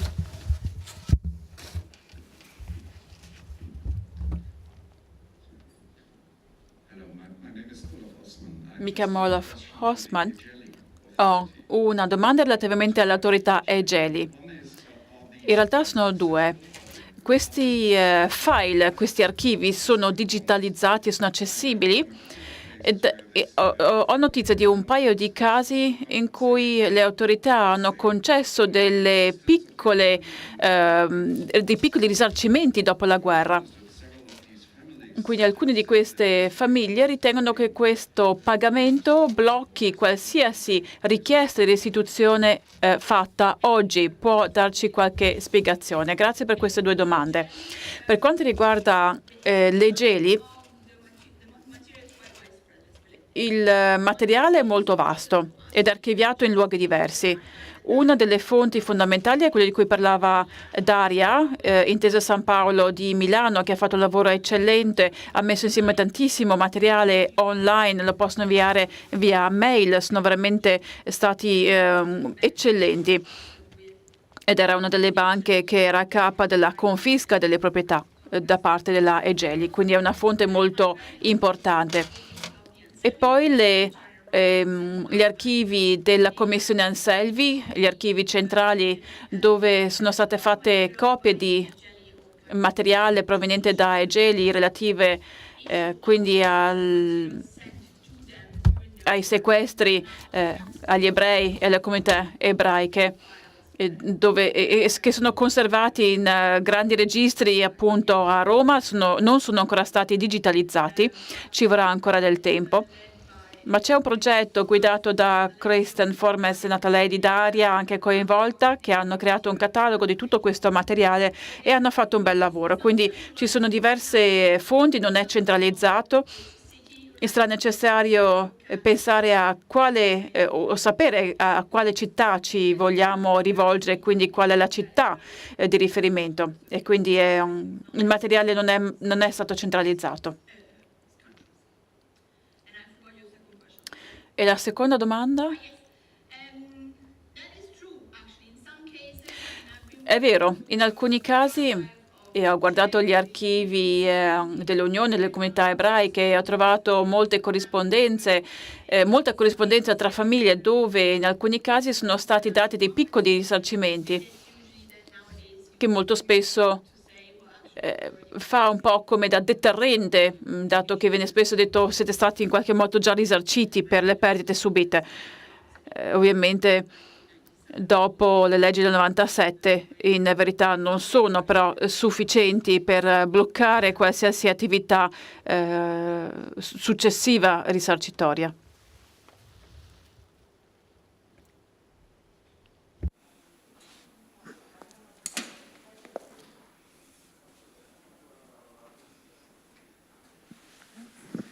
Yes, I have a question. Lei ha parlato della commissione fondata nel 2020, ma ho una domanda relative ad altre commissioni probabilmente già esistenti. Abbiamo seguito una richiesta di risarcimento per una famiglia la cui statua era conservata presso gli Uffizi, abbiamo avuto successo, ma non abbiamo mai capito appunto la funzione di questa commissione, una commissione che quindi segue le richieste dall'estero o fatte all'estero. Ecco, qualche informazione su questa commissione. Sì, è il motivo per cui ho parlato in modo specifico al caso e ho parlato anche della retorica. C'è una commissione per la restituzione che si concentra soprattutto su opere d'arte che sono state spostate dall'Italia e che quindi la cui restituzione viene richiesta. Ovviamente dovrebbe essere bidirezionale, quindi anche nel caso di Brera ci sono casi diversi dove la commissione di restituzione può decidere. E quindi abbiamo una sottocommissione che è un organo consultivo, quindi non decide sulla restituzione, però dà consulenza alla commissione affinché prenda decisioni sulla restituzione.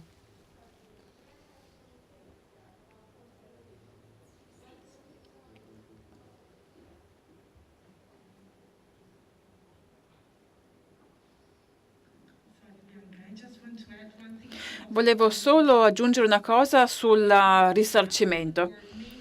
Dopo la guerra ci sono state molte richieste di risarcimento per danni fatte alla sovrintendenza, sono state tutte accettate dalla sovrintendenza.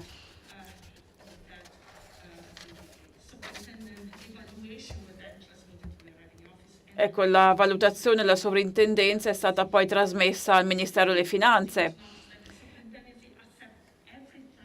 Però è interessante vedere che le richieste sono state tutte accettate, anche alcuni casi in cui le richieste non erano del tutto sostenute da evidenze. E quindi questa è una cosa che deve essere considerata.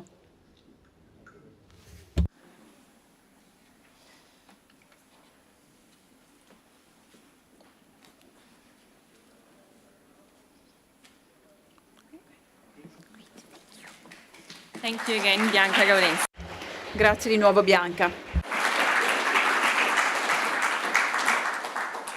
Okay, I think we are. Molto bene, credo che siamo pronti per una piccola pausa caffè, siamo perfettamente in orario, quindi vi suggerisco, vi propongo di tornare qui alle 11, abbiamo 20 minuti per il coffee break per il pubblico che ci segue online, lo streaming comincerà alle 11, grazie.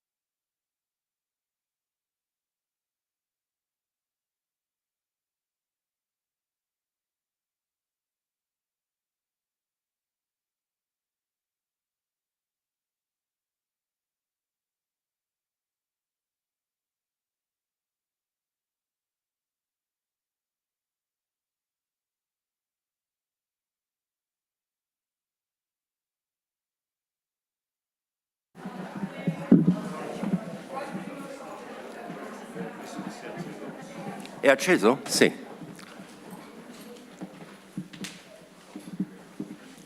Welcome back. Bentornati. Sono lieto di poter presentare il nostro primo pannello della giornata.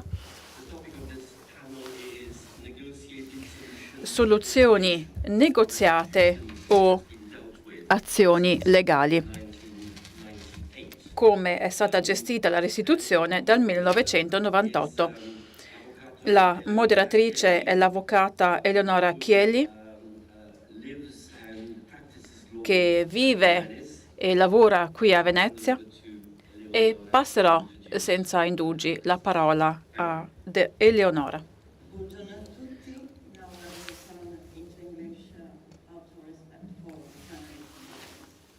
Canada. Vorrei innanzitutto ringraziare gli organizzatori, tutti, per avermi coinvolta in questo evento così eccezionale, e sia come avvocato che come veneziana sono molto lieta del grande lavoro che è stato fatto.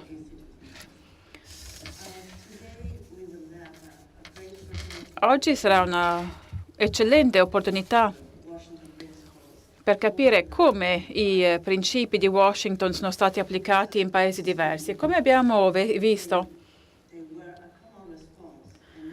sono il risultato della necessità di dare una risposta condivisa per la restituzione, tuttavia non sono vincolanti. E quindi l'applicazione di questi principi è stata eterogenea a seconda del paese. Ascolteremo quindi 4 paesi considerati leader, i primi che sono stati coinvolti nell'applicazione appunto di questi principi, e vedremo 2 prospettive diverse. Abbiamo 2 accademici molto importanti e 2 avvocati, esperti legali. E quindi inizierò con una breve introduzione. Le biografie sono allegate al programma.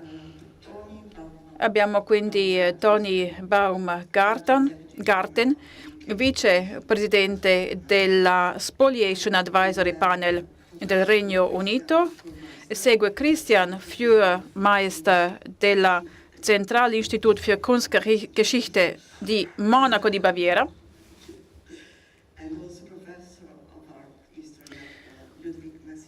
Professore di storia dell'arte alla Ludwig Maximilian Universität. Abbiamo Sabine Leut-Fellner del Dipartimento per la restituzione della comunità ebraica viennese, e poi Nicholas O'Donnell, avvocato della società Sullivan and West LLP. E quindi inizierò dando la parola innanzitutto quindi a Tony Baumgarten. Thank you, Eleonora. Grazie, Eleonora.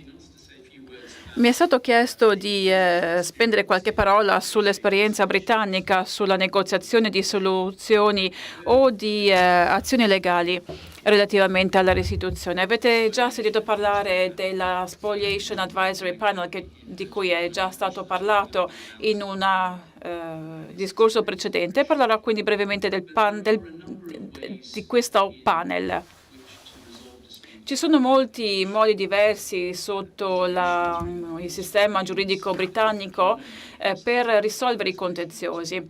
La risoluzione davanti alle corti è quella più popolare, tuttavia viene incoraggiata anche la mediazione, così come le attività di arbitrato, che tuttavia non sono così popolari perché le 2 parti devono concordare di sottomettersi a questa procedura. Ci sono altri sistemi di valutazione congiunta, tuttavia l'arbitrato, la mediazione e il ricorso ai tribunali sono i metodi più comuni.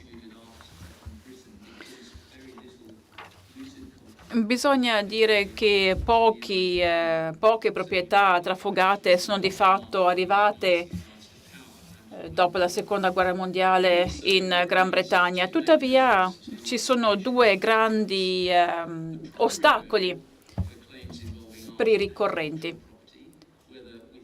Quando parliamo di attività culturali, a prescindere che si tratti di un istituto o di un collezionista privato, c'è uno statuto di limitazioni del 1988 che trova le basi nello statuto delle limitazioni del 1939, e dopodiché l'applicazione da parte della normativa britannica della regola lex CITES, per cui la proprietà di un bene dipende da e varia a seconda della posizione dell'arte in caso di contenziosi. Quindi il trasferimento in Gran Bretagna fa sì che siano in vigore gli statuti di limitazione, tuttavia in giurisdizioni diverse la Corte britannica deve definire il periodo di limitazione sulla base della lex causi, applicabile al contenzioso specifico, l'ex fori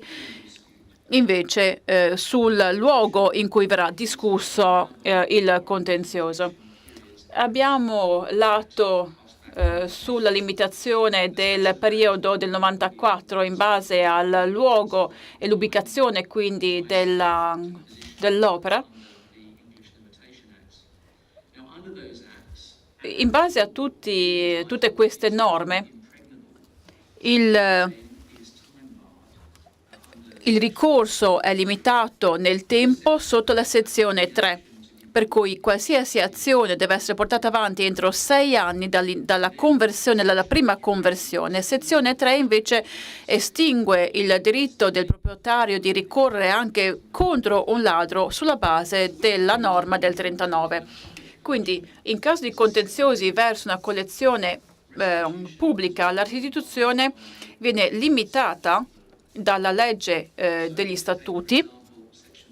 Nella sezione 3, ad esempio, dell'atto della British Museum, gli oggetti che sono stati dati al museo e che fanno parte della collezione non possono essere trasferiti dai trustees se non sulla base delle regole della sezione 9, che tratta del trasferimento di oggetti d'arte e quindi a discrezione dei trustees.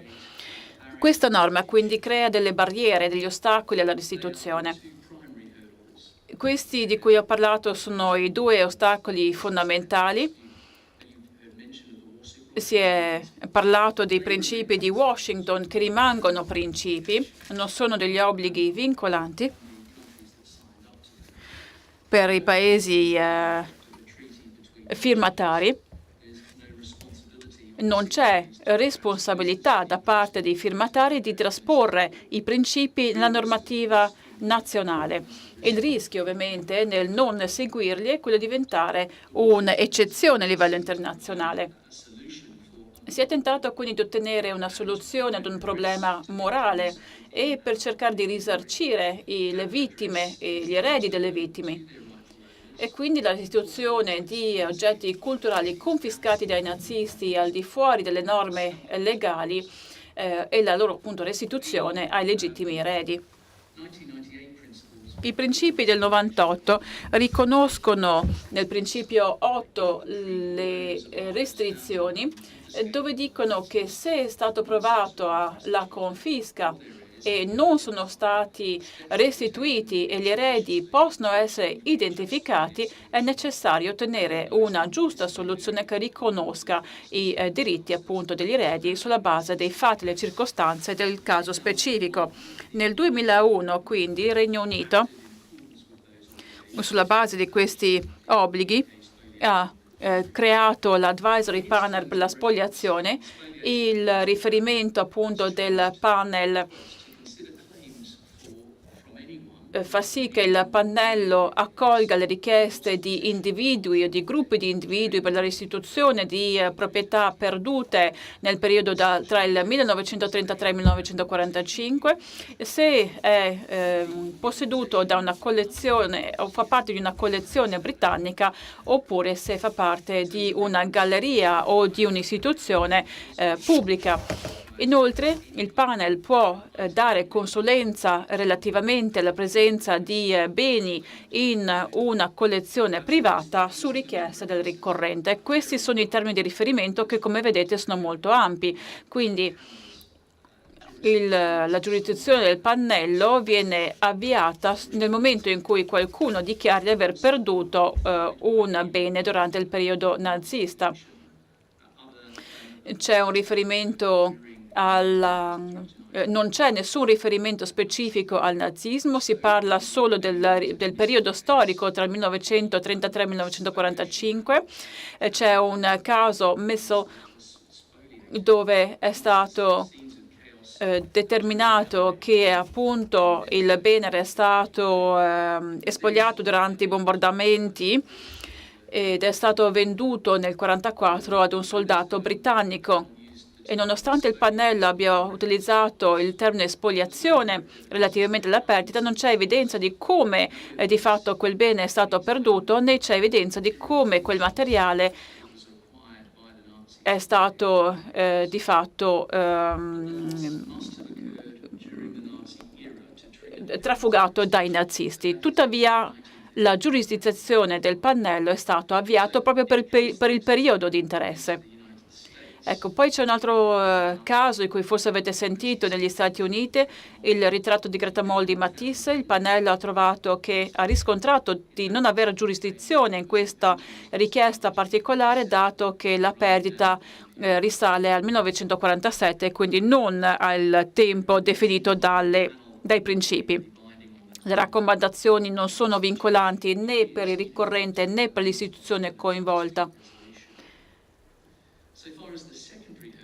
Quindi per quanto riguarda il secondo ostacolo, nel 2009 il Parlamento ha approvato una norma che consente al segretario di Stato responsabile di deviare dalla precedente proibizione, e questo ha significato che il rimedio fondamentale di fatto è ora la restituzione piuttosto che il risarcimento.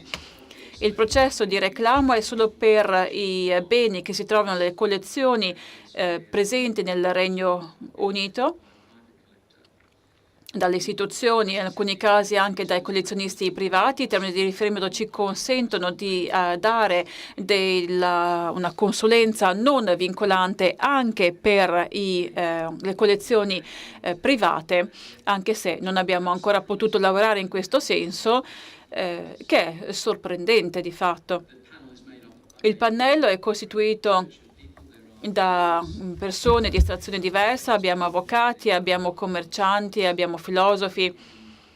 Potete leggere la relazione nel sito presente online, dove possiamo vedere anche quali sono i suoi diversi compiti.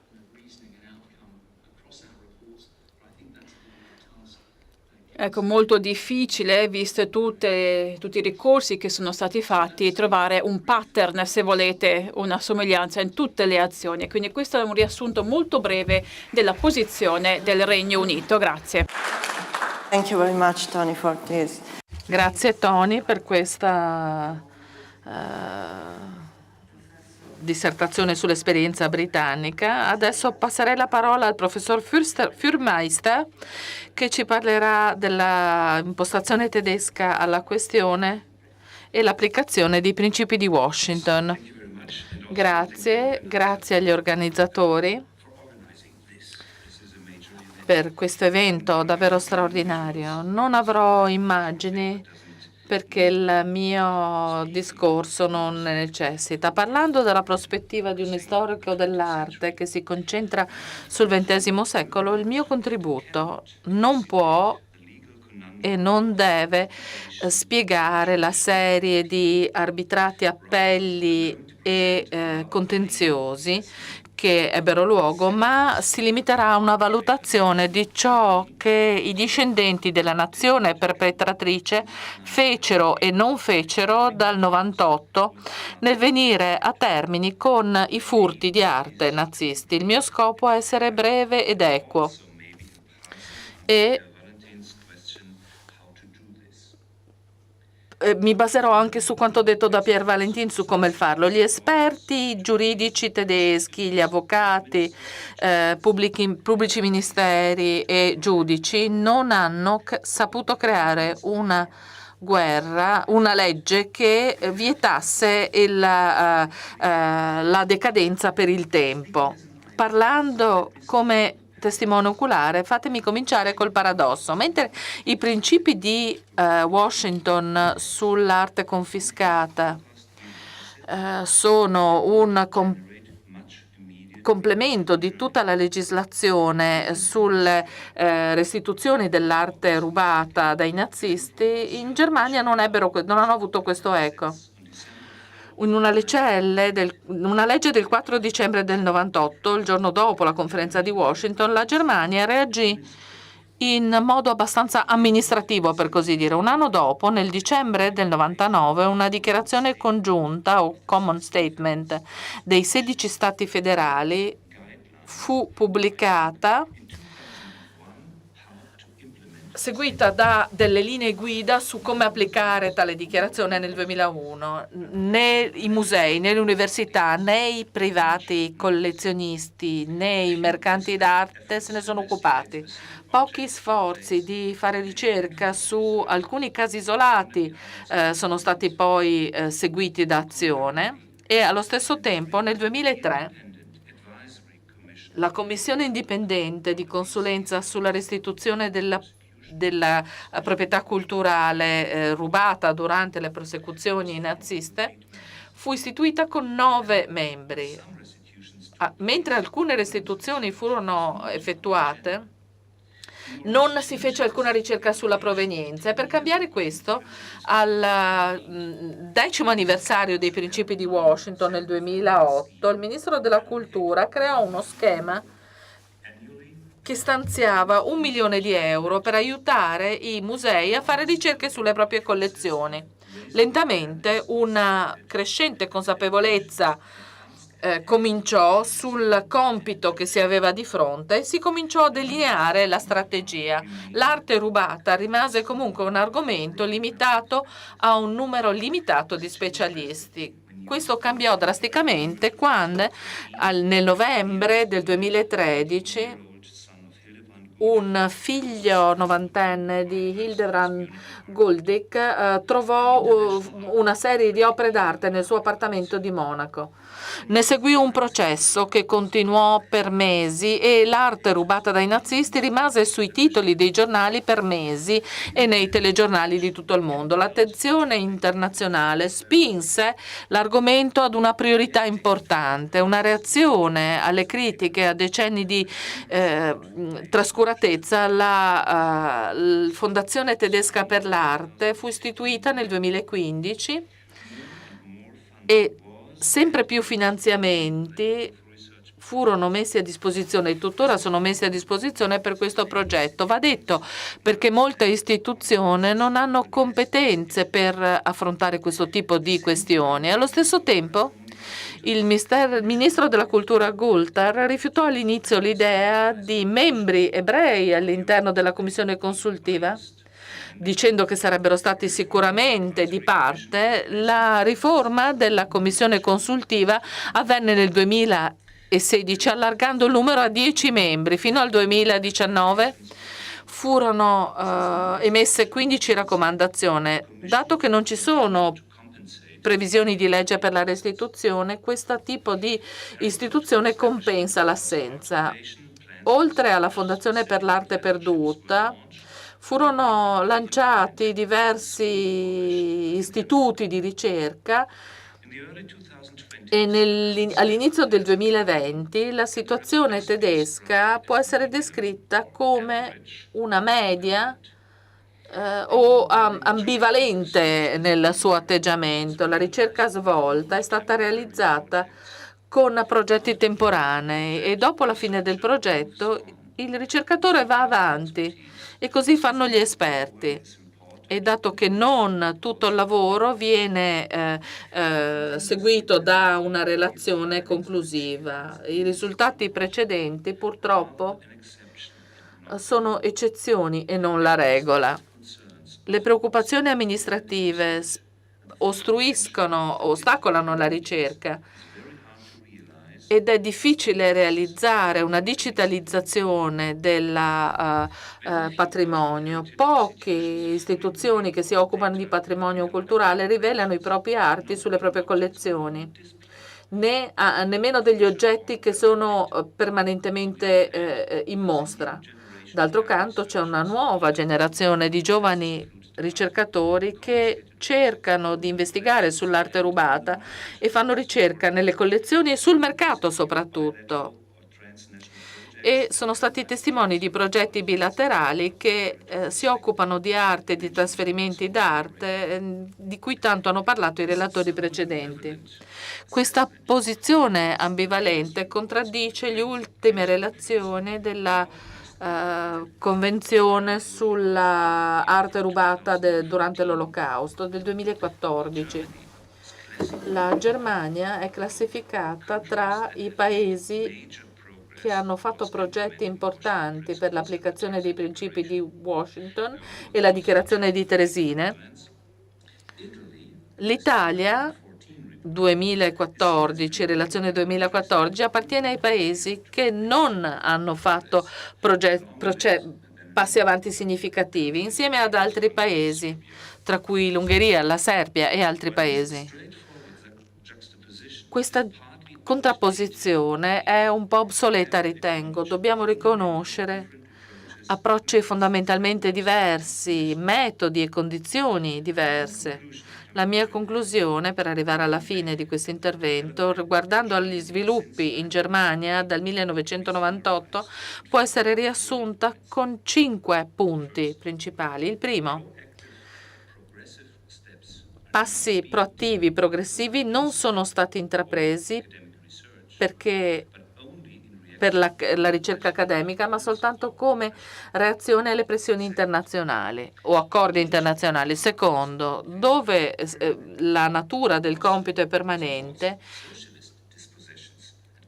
soprattutto dopo i furti e la politica coloniale, i furti dei nazisti sono considerati effimeri, legati al tempo, e sono soggetti a progetti che non hanno una prospettiva di lungo termine. Terzo, la ricerca sui furti richiede molti più progetti transnazionali, perché la Germania nazionalsocialista, così come l'Italia fascista, occuparono quasi tutto il continente europeo, come già abbiamo sentito questa mattina, e quindi la ricerca, i finanziamenti per la ricerca devono andare oltre i confini nazionali, detto in termini semplici.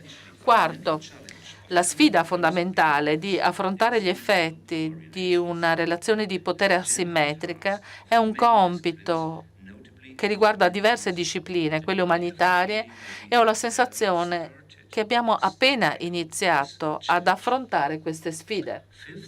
Quinto e ultimo punto,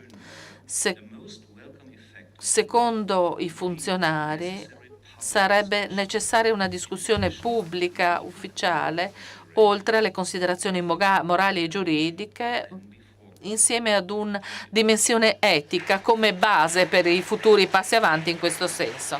Grazie. Thank you very much, Professor Furmeister. Grazie, professor Fürmeister. Adesso ascoltiamo Sabine Lloyd-Fellner del Dipartimento per la Restituzione della Comunità Ebraica di Vienna, che ci parlerà di qual è la procedura più comune appunto in Austria. Sono sicura che Sabina riuscirà a darci delle informazioni più ampie sulla situazione appunto in Austria. Grazie dell'invito e grazie dell'opportunità di presentare la situazione in Austria. Subito dopo la fine della Seconda Guerra Mondiale, gli atti sulla restituzione hanno decretato la restituzione degli oggetti depredati. Tuttavia molti di questi oggetti, tra cui opere d'arte trafugate, sono rimaste nei musei.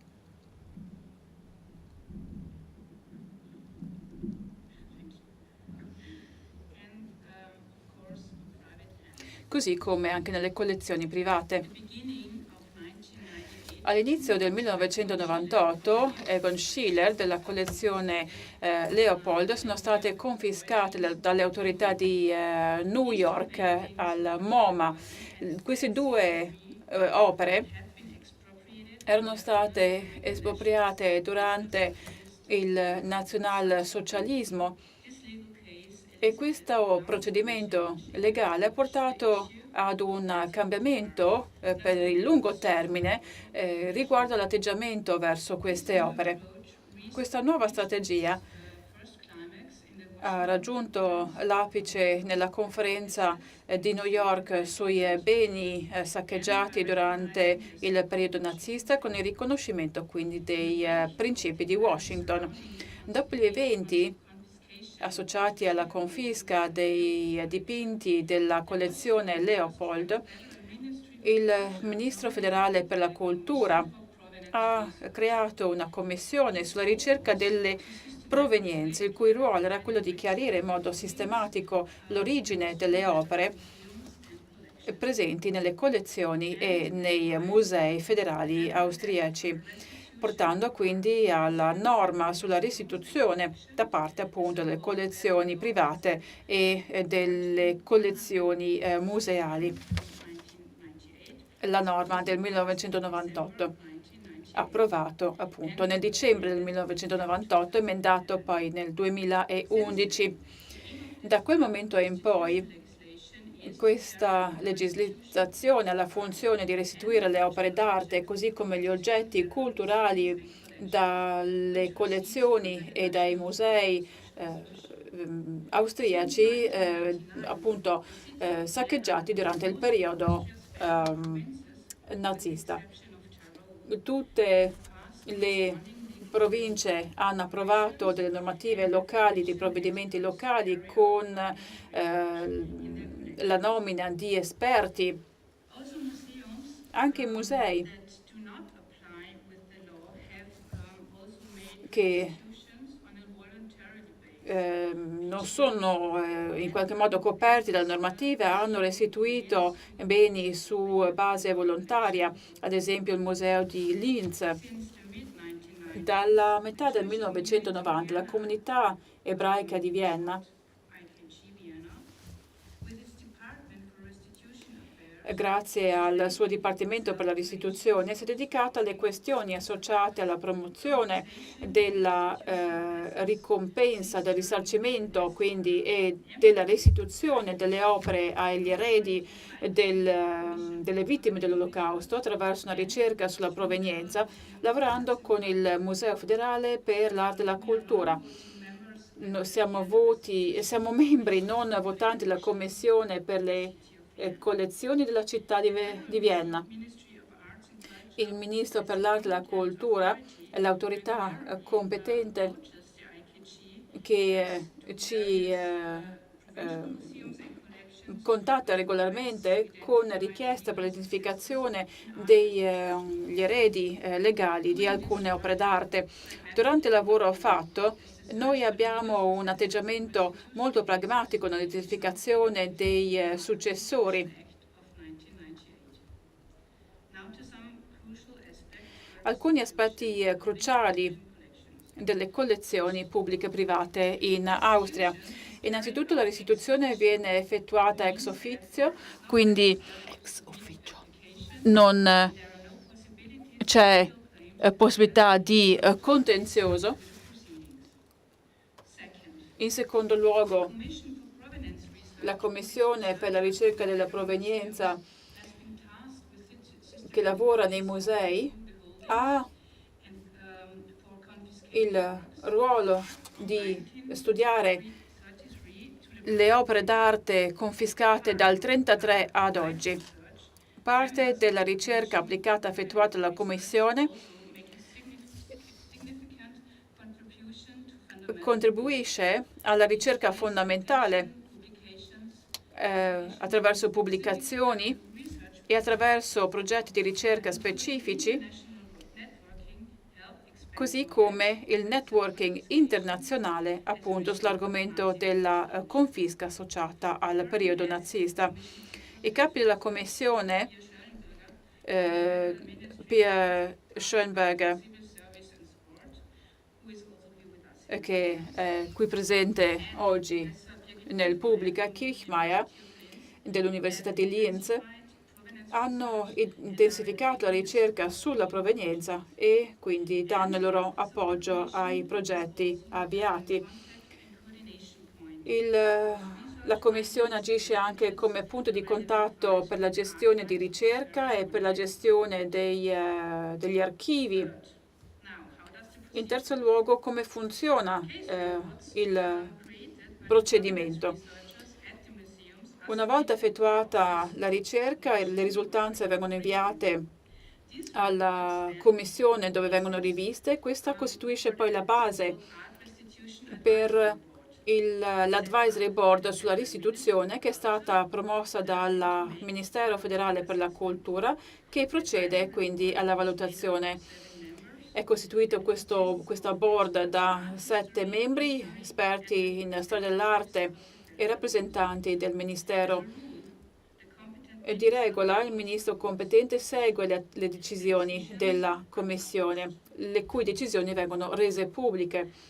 In quarto luogo, una volta presa la decisione di restituire un'opera d'arte, gli eredi legittimi devono essere definiti e quindi è il Ministero che contatta la comunità ebraica con la richiesta di aiuto nell'identificazione appunto degli eredi legittimi. Questa è una ricerca molto ampia e molto difficile che viene condotta appunto dalla Commissione, e questo ha come risultato un documento di successione legale che viene quindi sottoposta al Ministero. Gli eredi legittimi molto spesso abitano in paesi diversi, vengono quindi accompagnati e supportati durante l'intero processo di restituzione. Per concludere, queste misure definite dalla norma significa che l'Austria ha un ruolo pioniere nell'ambito internazionale, dato che è un esempio di buone prassi internazionali. Ad oggi la Repubblica dell'Austria ha decretato circa 500 casi con il coinvolgimento di 300 consulenti, con l'identificazione di circa 600 eredi legittimi grazie alla comunità viennese. E quindi sono stati restituiti opere d'arte, oggetti d'arte, oggetti tecnici, oggetti anche di storia naturale, che sono appunto stati restituiti ai legittimi eredi. Poi ci sono le situazioni irrisolte, ci sono dei casi che sembrano non essere risolvibili molto spesso quando gli oggetti non sono di grande valore. Ecco, nel tempo questo tipo di ricerca è diventata una prassi e molti commercianti d'arte e case d'aste si rivolgono alla Commissione anche attraverso la due diligence, attraverso la ricerca di soluzioni eque. Ed è stato il Museo Leopold che ha catalizzato tutto questo processo. Nel caso specifico, come vi raccontavo, la fondazione privata non viene contemplata dalla norma, tuttavia ha aderito volontariamente.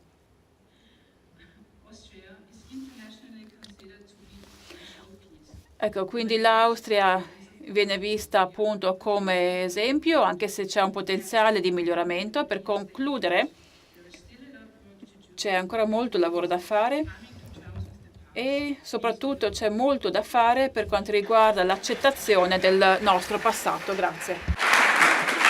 Thank you very much for this interesting. Grazie per questa presentazione davvero interessante. Alla fine abbiamo adesso Nicholas O'Donnell, che lavora come giurista, come avvocato in questo settore, ci parlerà dell'esperienza americana.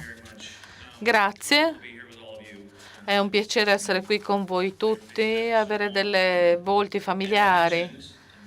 Come è già stato detto, mi scuso, sono un avvocato americano. E in contrasto alle prospettive che abbiamo sentito oggi, ci sono tantissimi contenziosi negli Stati Uniti in funzione delle differenze del nostro sistema giuridico che cercherò di affrontare perché ci sarebbero troppe cose da dire in poco tempo. Come sfondo, la questione è di cosa parliamo, quali sono i concetti in gioco.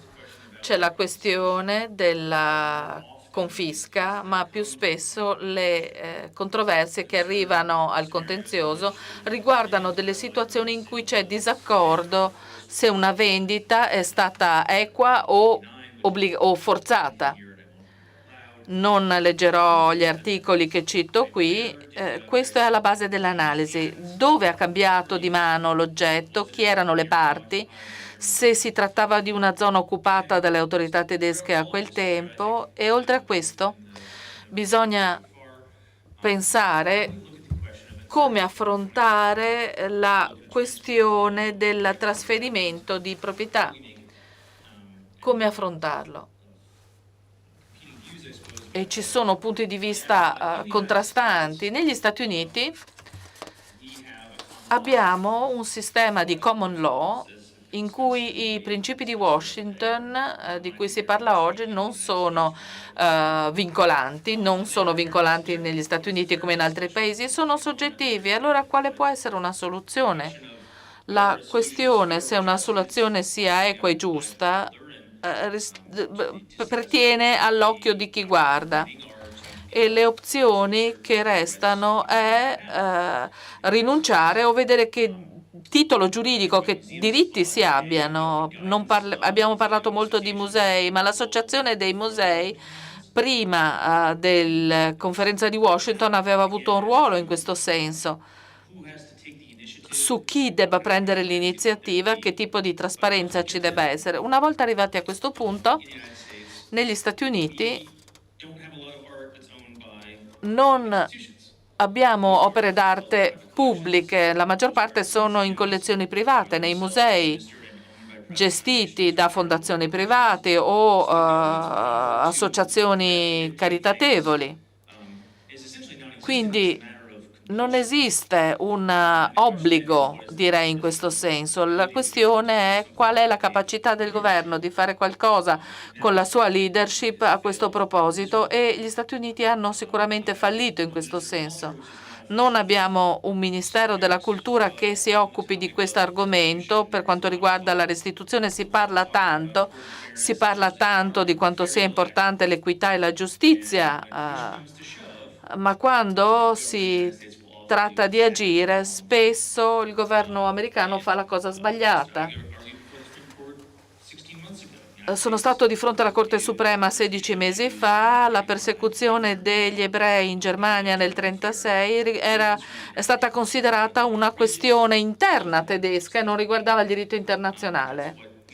Ed è quello che abbiamo dichiarato noi, anche se mi fa arrabbiare.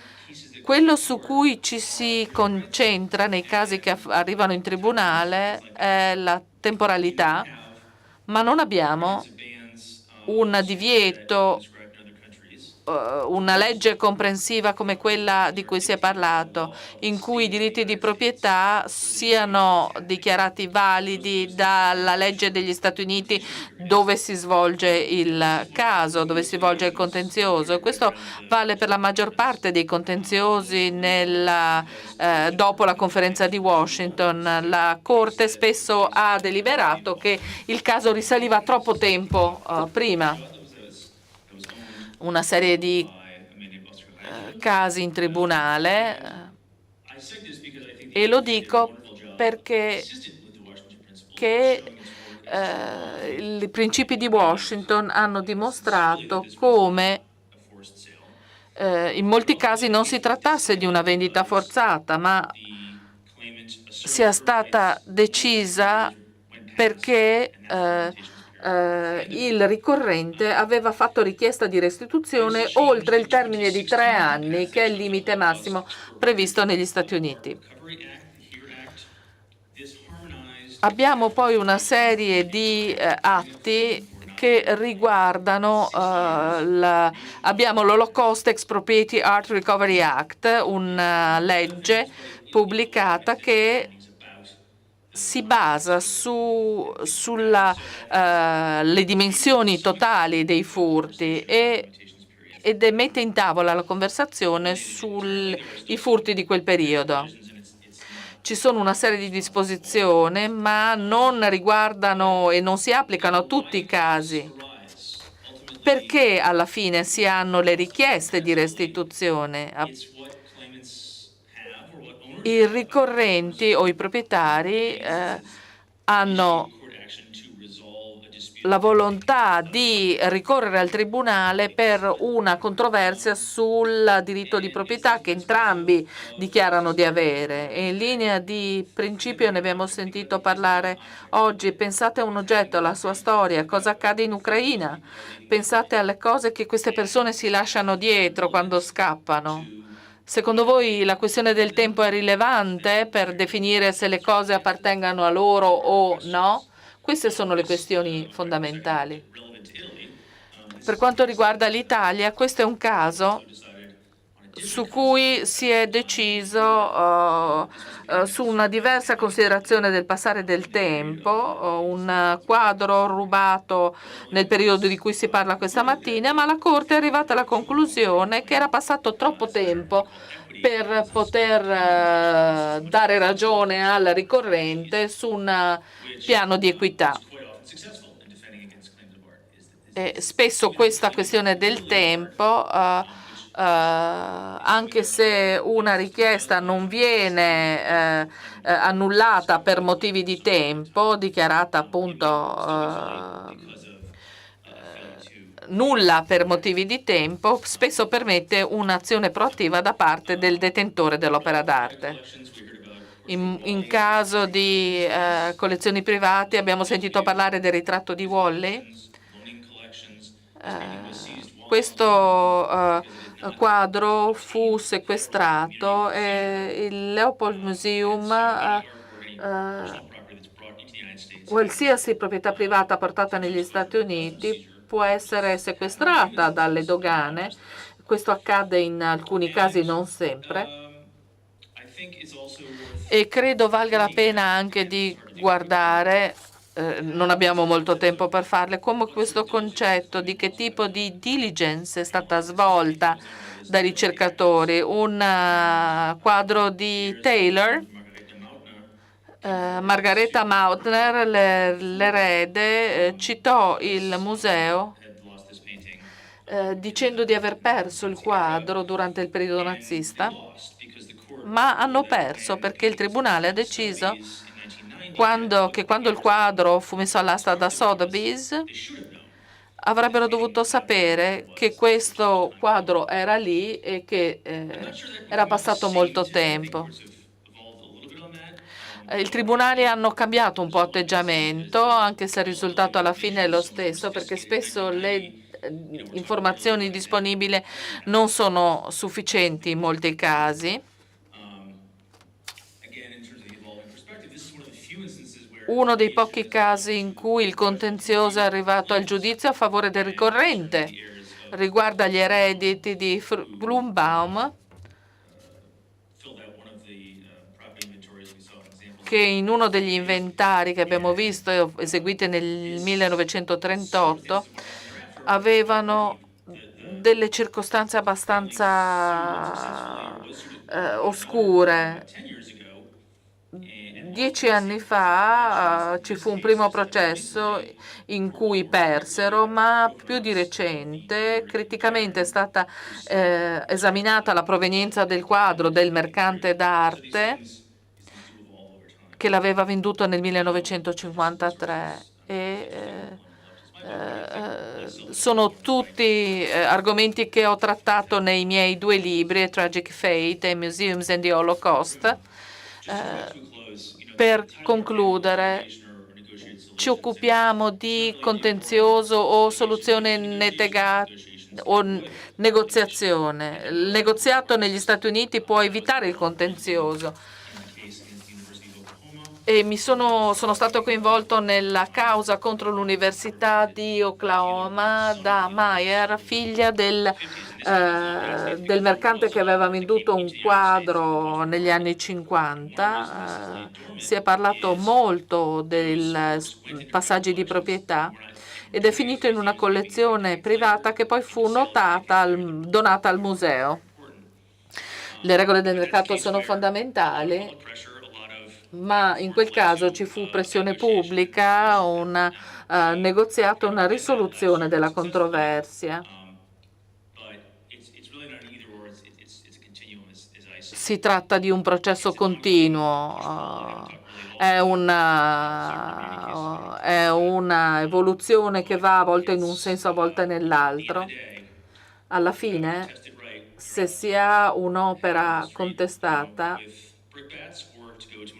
è importante trovare un giudice imparziale, quello che cerchiamo di fare. E questi sono alcuni dei casi di cui discutiamo. Thank you, Nicholas. Grazie. Ci sono domande dal pubblico?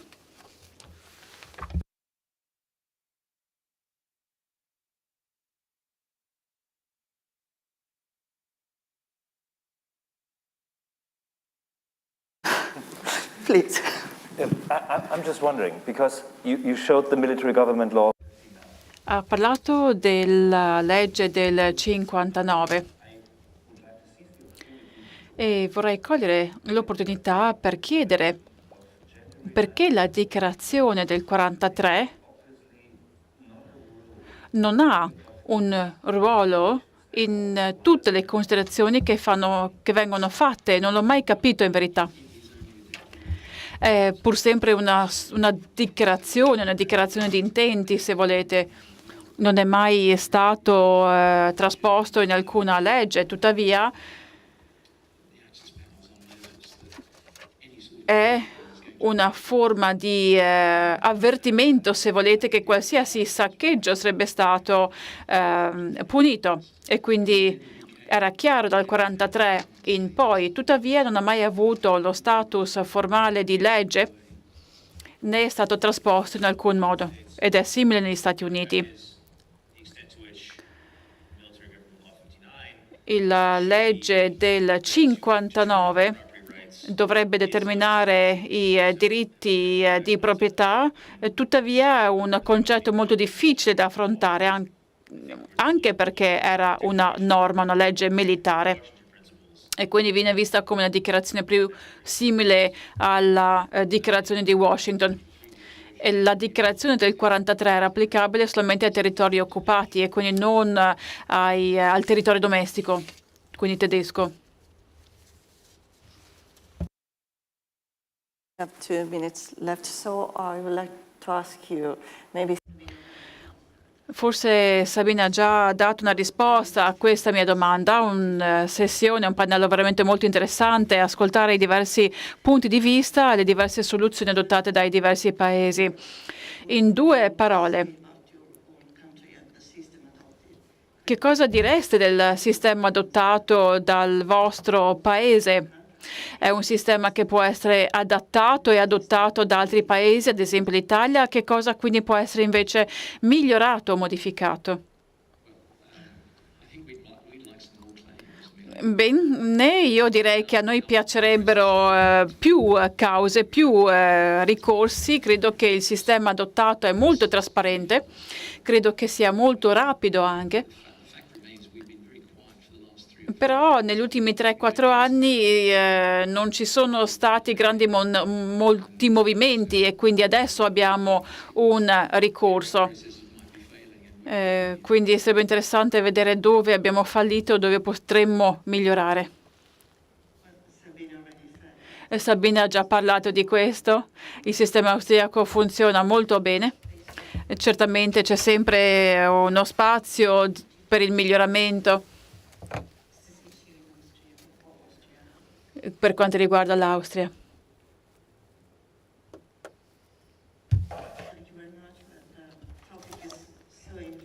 Grazie, l'argomento è stato veramente molto interessante, gli interventi sono stati veramente molto puntuali. Mi piacerebbe conversare ulteriormente con voi, ma abbiamo degli altri pannelli dopo questa, quindi vi ringrazio molto. And I give the floor to Pier Valentin. Yes, thank you very much, Eleonora, for this interesting panel and to all. Grazie, vi ringrazio molto, ringrazio i panelist e adesso chiederei a Pierre di raggruppare i suoi relatori ed iniziamo il panel successivo che parla della prospettiva del mercato dell'arte, l'importanza dell'origine.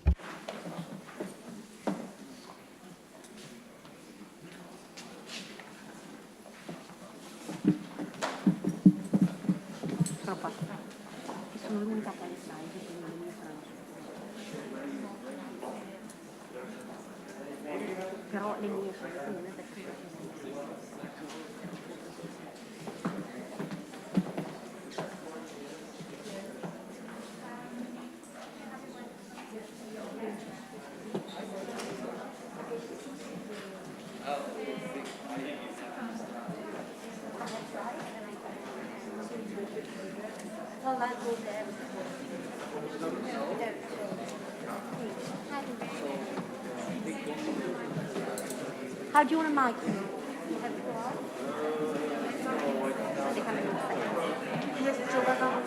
Yes, I prefer to be there.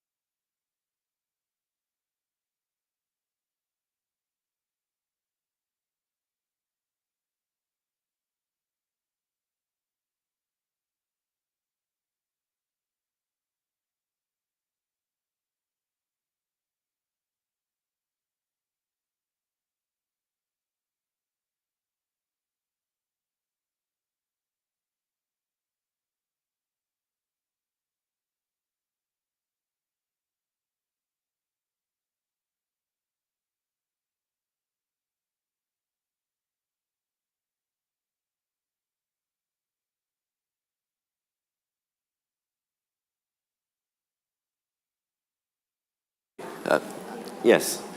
Apologies for the... Ci scusiamo per questa breve interruzione. Sono molto lieto di moderare questo secondo panel della giornata intitolato L'importanza dell'origine, la prospettiva del mercato dell'arte. E sono lieto di introdurre i nostri illustri panelist, dottoressa Giovanna Bertazzoni, vicepresidente del Dipartimento per il XX e XXI secolo di Christie's, Madame Elisabeth Royer, commerciante d'arte a capo di una endowment fund conosciuta come ARM, quindi restituzione e memoria dell'arte, fondatrice di HARP Europe. HARP significa progetto per la restituzione delle opere d'arte saccheggiate durante l'Olocausto. Qui accanto a me invece Giuseppe Calabi della CBM e Soci di Milano. C'è una sedia vuota. Il professor Johannes Nathan doveva essere qui oggi, ma purtroppo non è stato in grado di raggiungerci e quindi ci invia i suoi saluti. E quindi parliamo di questa sfida affrontate dalle famiglie che cercano arte trafugata e d'altra parte i mercanti d'arte che acquistano queste opere in buona fede e la necessità di indagine, ovvero la ricerca delle informazioni che possono far trapelare se ci sono dubbi riguardo all'origine oppure no. E poi la questione della soluzione e quindi trovare una soluzione accettabile quindi da un lato per la famiglia a cui è stato tolto il bene e dall'altra parte il collezionista che ha acquistato l'opera al prezzo di mercato in buona fede. E quindi cominciamo con la parte sull'indagine. Quindi la ricerca delle informazioni richiede l'accesso ai dati e sappiamo che le case d'asta, così come i mercanti d'arte, tendono a non mettere facilmente a disposizione i dati sulle origini. Questo per motivi legali, ma anche per ragioni commerciali. Ci può spiegare un po'? Non è solamente una questione di voler o non voler cooperare. Ci sono delle ragioni legali associate alla reticenza e alla rivelazione dei dati associato al GDPR, quindi la norma dell'Unione Europea sulla divulgazione dei dati che è entrata in vigore nel 2016. I dati sull'origine sono di fatto dati personali, sono dati sensibili. Non è un presupposto, un'idea, ma è un fatto. La definizione più ampia di dati sensibili raccoglie tutti i dati che riguardano persone fisiche identificabili oppure identificate. Quindi la divulgazione dei dati personali è un'operazione che richiede l'elaborazione di dati personali. La prima domanda che sorge quindi riguarda il fatto che i dati sull'origine hanno a che vedere con persone molto spesso defunte. Quindi la domanda è: i dati di un defunto sono coperti dal GDPR? Apparentemente no, perché l'articolo 27 dice molto chiaramente che il regolamento non si applica ai dati personali di una persona defunta. Tuttavia, gli Stati membri possono introdurre delle regole relativamente all'elaborazione dei dati di un defunto ed è a questo punto che gli avvocati devono essere coinvolti. Dato che questo tuttavia, questa parola tuttavia viene interpretata in modo diverso in diversi Stati membri. In Italia, ad esempio, è possibile, e questa è l'interpretazione dell'Italia, gli eredi possono esercitare i diritti che erano detenuti dal defunto, e quindi anche alla divulgazione e all'elaborazione di dati personali. Nel Regno Unito credo che questo non sia possibile, quindi il defunto e quindi gli eredi del defunto non possono fare alcun ricorso relativamente ai dati del defunto. E quindi per l'elaborazione dei dati personali è importante seguire delle norme molto chiare, associate innanzitutto al consenso del soggetto, il consenso dato per uno scopo specifico, quindi tutte quelle caselle che noi dobbiamo crocettare e poi firmare nei documenti. E tutto questo ovviamente in ottemperanza normativa nazionale ed europea. Quindi senza il consenso, sulla base della mia esperienza, è raro che le case d'asta o altri commercianti d'arte possano dichiarare i dati.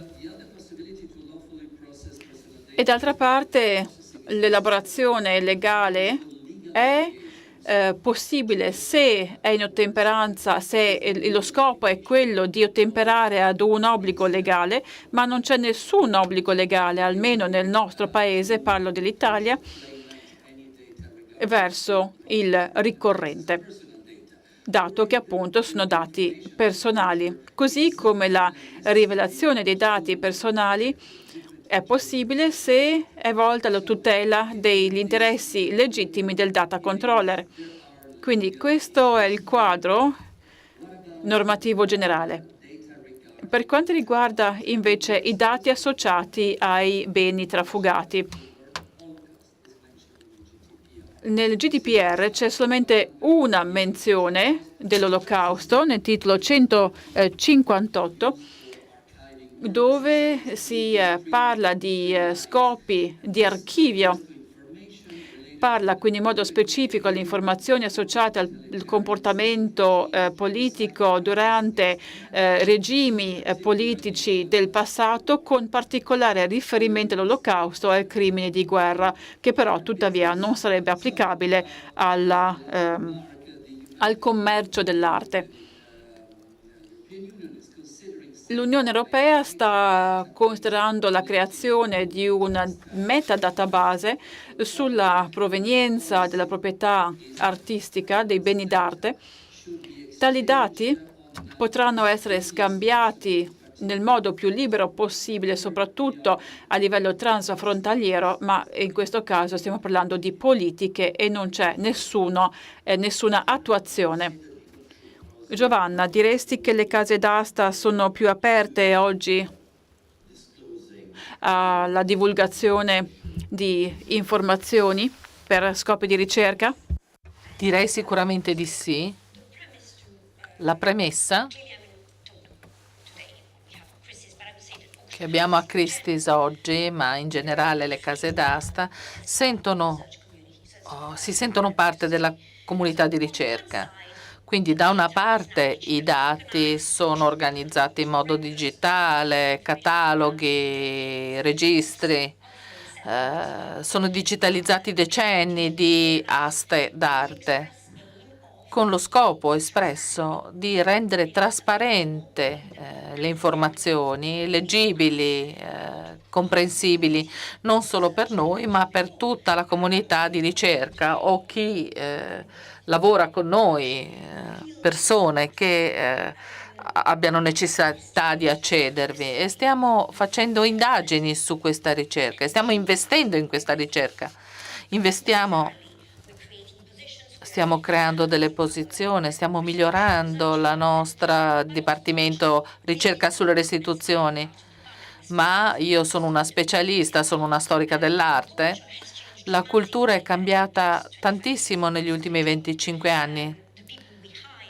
Le persone che assumiamo, le persone che coinvolgiamo, chi lavora con noi, sono tutti impegnati a guardare la provenienza in modo diverso, concentrandosi sui vuoti di provenienza, in quelli che definiamo database sensibili, scegliamo persone anche che abbiano questa impostazione, gli storici dell'arte che diventano poi dei catalogatori e che poi arrivano a lavorare con Christie's, lavorano con questo tipo di mentalità e anche con altre case d'aste. Abbiamo il più grande dipartimento restituzioni in questo settore.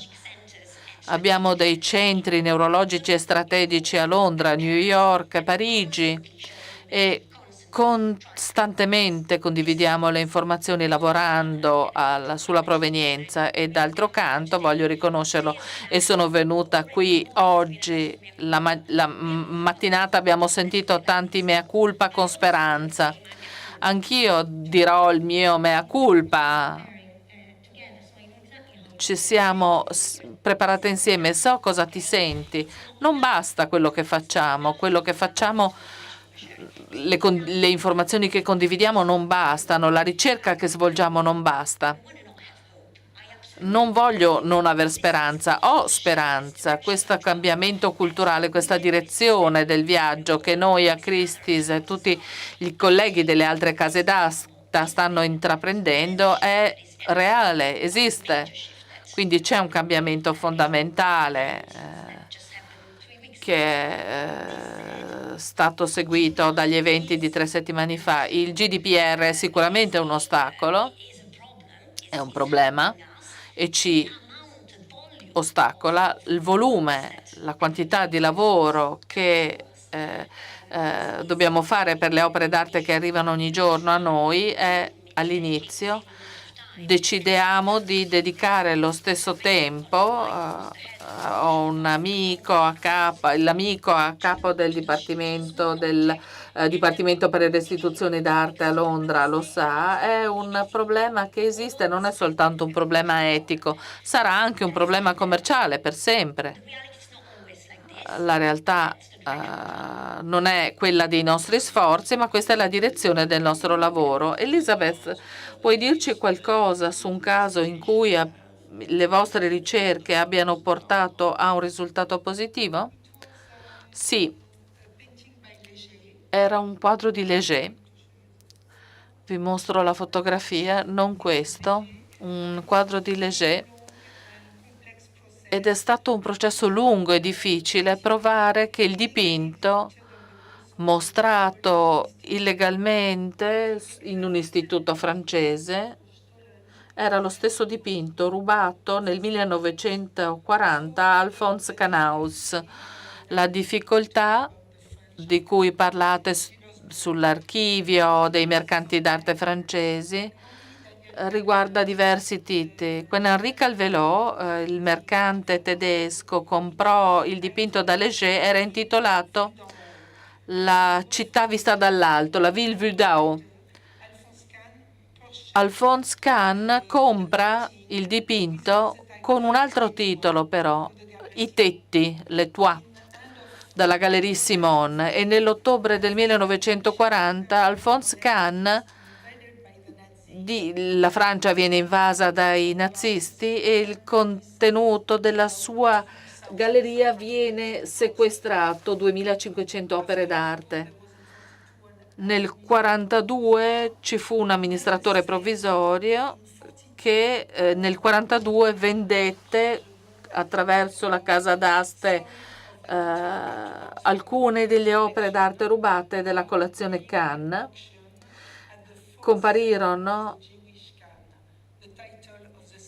il titolo della vendita fu vendita del patrimonio dell'ebreo Kahn.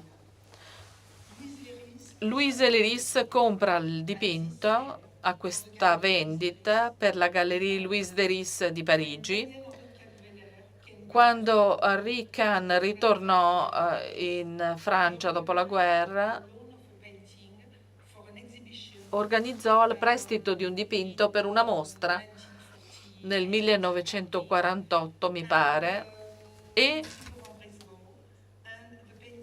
il dipinto era intitolato I tetti, les toits, e non si fa riferimento alla collezione di Alphonse Kahn. Dopo che Kurt Valentine comprò il dipinto nel 1949, un collezionista americano lo donò al Museo di Minneapolis. Come potete comprendere, uno dei grandi problemi era la situazione di avere 5 titoli diversi per lo stesso dipinto ed è difficile provare che la Ville Vildao, l'Etoile Usine, la Ville Vistao e l'Etoile di nuovo fosse lo stesso dipinto. Uno degli elementi chiave dell'archivio fu ottenuto durante la ricerca, ovvero una copia del libro di inventario di Louis de Ris, un pezzo d'archivio estremamente riservato e che diceva che al 100% si trattava senza dubbio del dipinto del Museo di Minneapolis comprato nel 1942 con il titolo L'età nella base Leris. Quindi per molti dipinti la storia, la provenienza è difficile per il cambio di nome, ma anche per il fatto che a volte abbiamo degli elenchi che non sono così chiari. Questo elenco fatto dai nazisti comprende una serie di dipinti di Alphonse Kahn rubati. Il numero 1137, Fumo sui tetti, dallo stesso artista, ma era un disegno. Alphonse Kahn era proprietario anche del disegno del quadro che era nell'elenco dei nazisti, ma il dipinto stesso non è nell'elenco. Dopo la guerra un altro elenco fu fatto nel 1946 e Kahn dichiarò che alcuni dei quadri di cui non aveva fotografie e non aveva dati, ma sappiamo che le liste tedesche spesso sono incomplete. 10 years. Quindi ci vollero 10 anni per provare a quel tempo che si trattava proprio del dipinto giusto. Grazie Elisabeth. Passiamo alla risoluzione. Lo scenario in ipotesi è questo.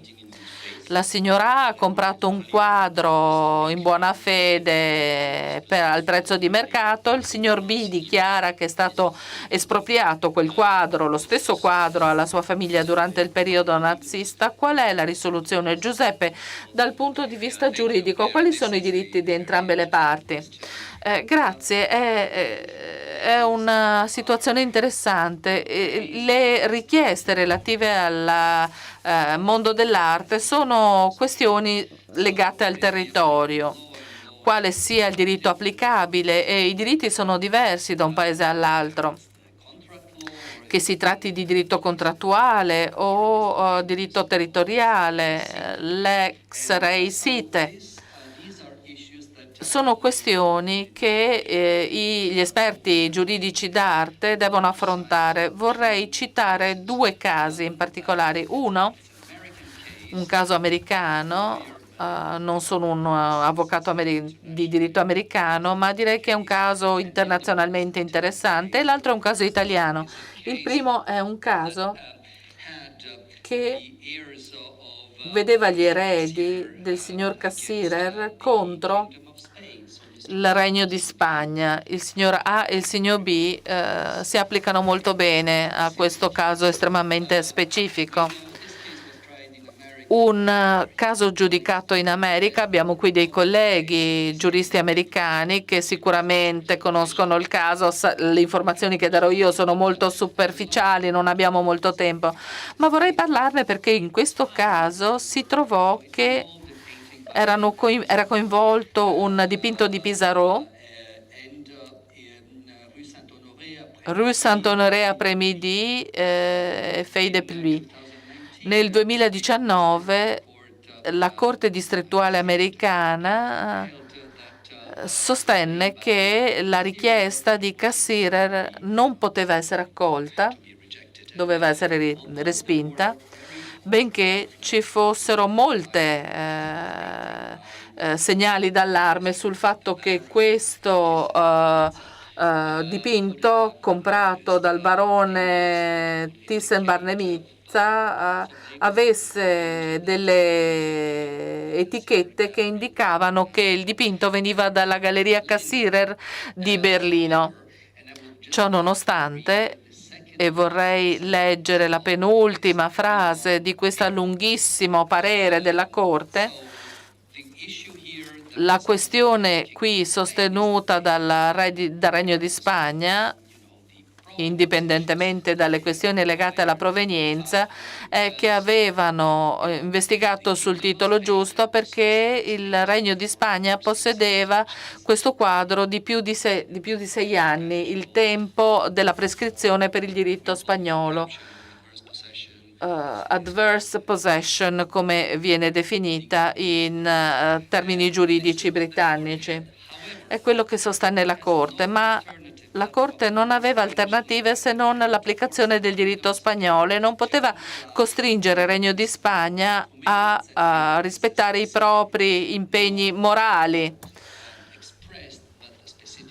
C'è un riferimento esplicito, un riferimento implicito ai principi di Washington. So che questo caso è ancora da sottoporre al giudizio della Corte Suprema, un ultimo capitolo va scritto. In questo caso la Corte sostenne di non poter che applicare il diritto spagnolo. In Italia la situazione sarebbe stata esattamente la stessa. Secondo il diritto italiano, un possesso pubblico prolungato di un'opera d'arte avrebbe creato un titolo valido indipendentemente dal fatto che il lavoro l'opera d'arte avesse o meno un'origine oscura, poco chiara.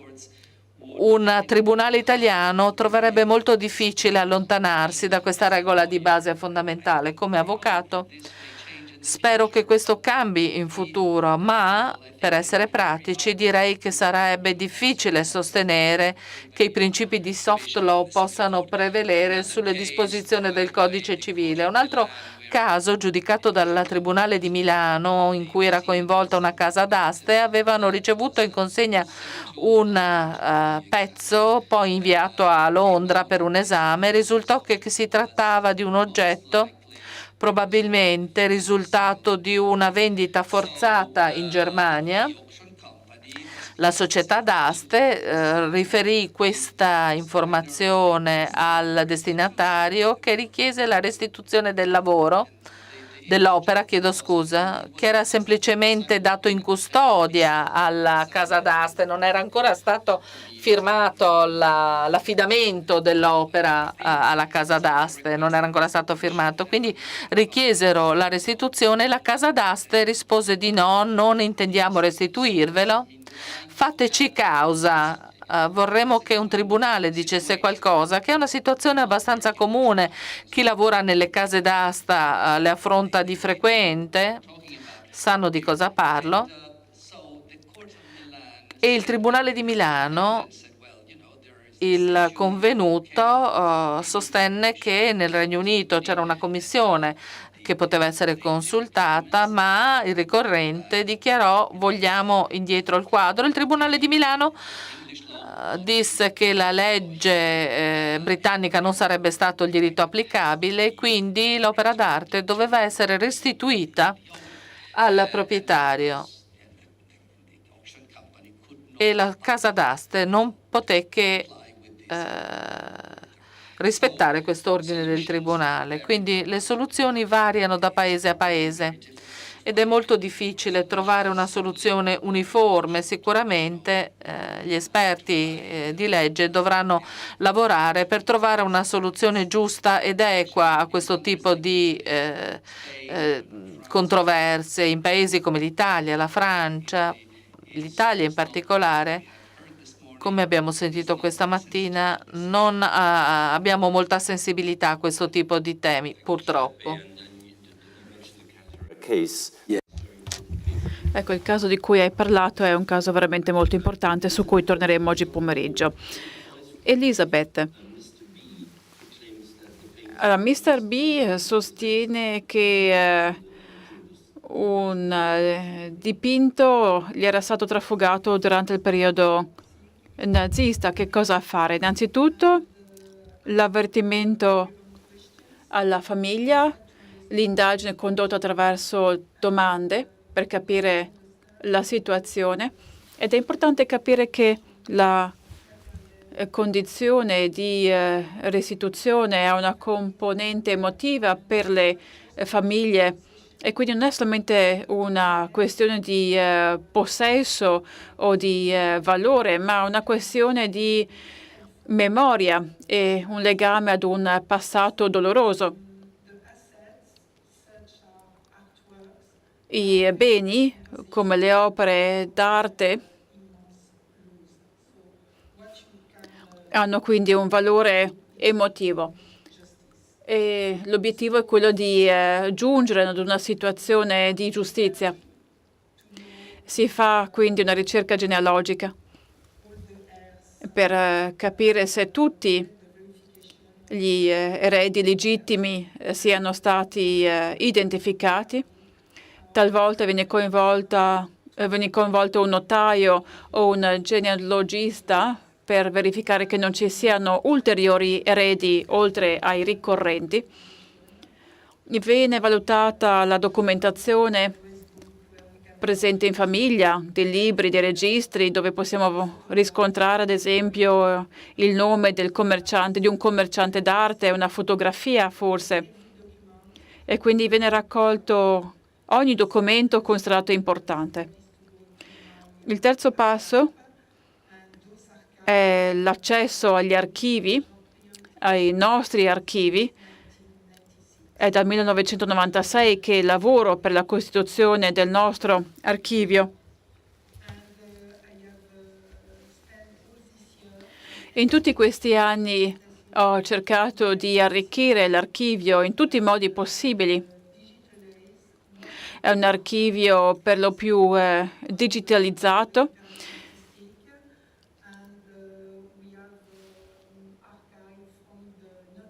Abbiamo l'archivio notarile per gli anni dal 1940 al 1945. Abbiamo cataloghi che sono stati raccolti negli anni per definire l'origine delle opere d'arte.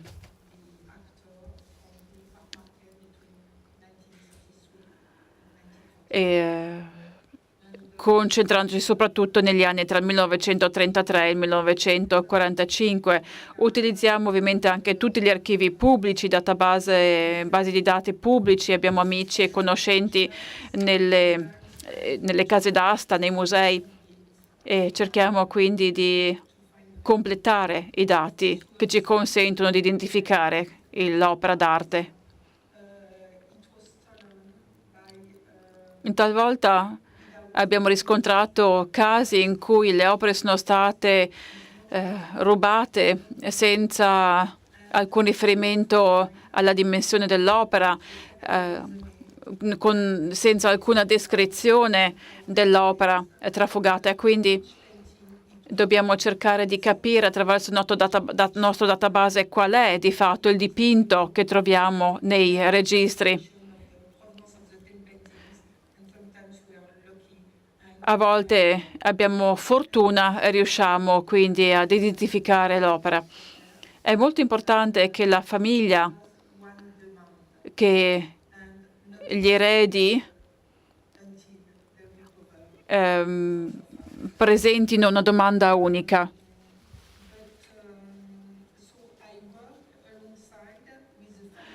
Collaboro quindi con le famiglie, condivido tutte le risultanze che trovo negli archivi, e questo per me è molto importante. Il risultato delle mie indagini viene raccolto in un file.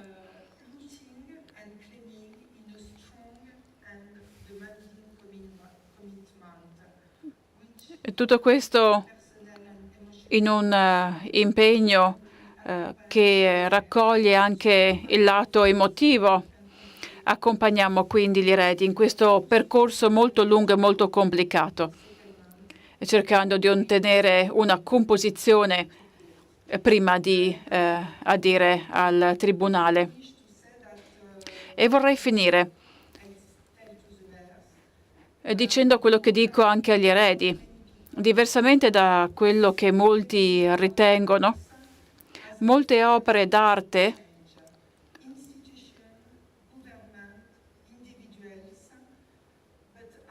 sono conservate in molti luoghi diversi, ma credo che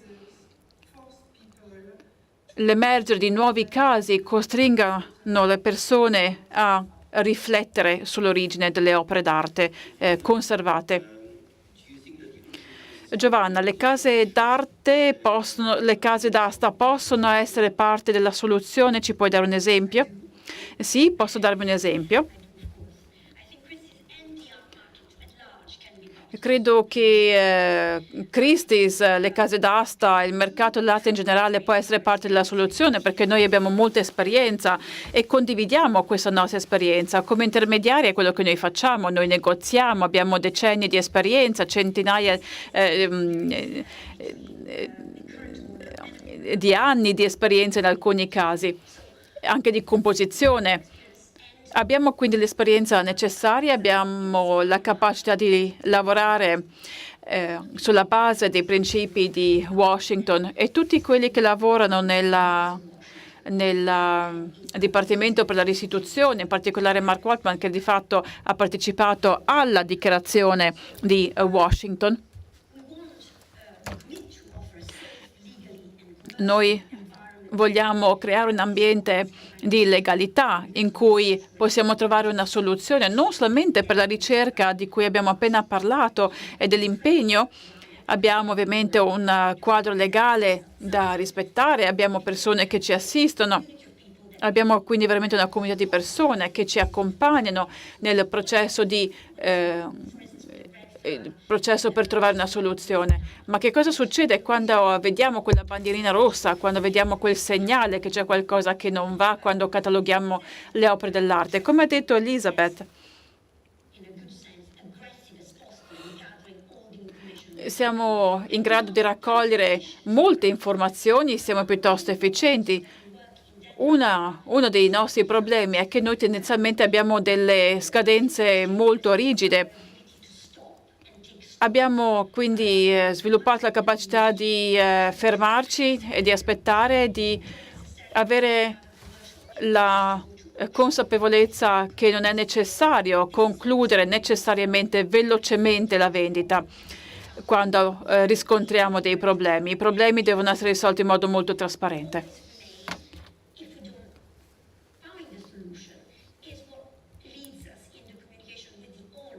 È quindi importante comunicare con il proprietario in questo processo così delicato, molto emotivo. Ecco, molto spesso siamo davanti a persone che hanno di fatto comprato le opere d'arte in buona fede. E d'altra parte dobbiamo capire la posizione di una persona che inconsapevolmente si ritrova a possedere un'opera d'arte di questo tipo. E quindi dobbiamo agire anche da mediatori culturali. Da un lato abbiamo le richieste delle vittime, sono delle richieste del tutto legittime, importanti, l'importanza ci è molto chiara.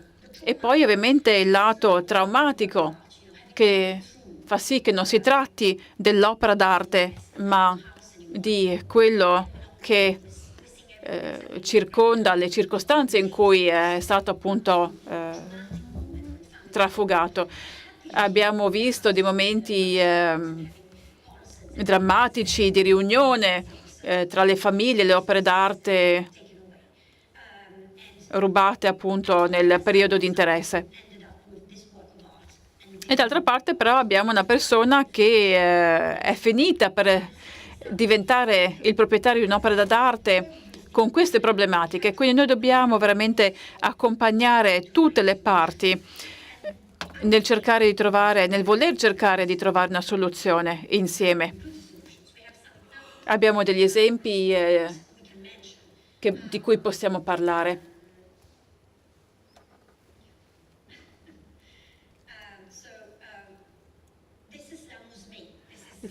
Questa opera si chiama La Musmé, è un Van Gogh che abbiamo venduto l'anno scorso, il 1 marzo 2021 a Londra.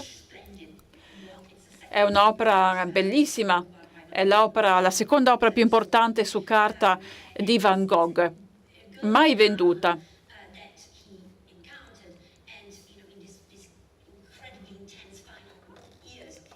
È stato fatto negli ultimi anni così intensi della sua vita. Sapevamo che era appartenuto alla famiglia Hirschland di Essen e quello che abbiamo riscontrato è quello che era successo appunto a questa opera prima della vendita. Ecco, nel momento in cui abbiamo cercato e ricercato l'origine, però abbiamo ritrovato delle lacune nella storia.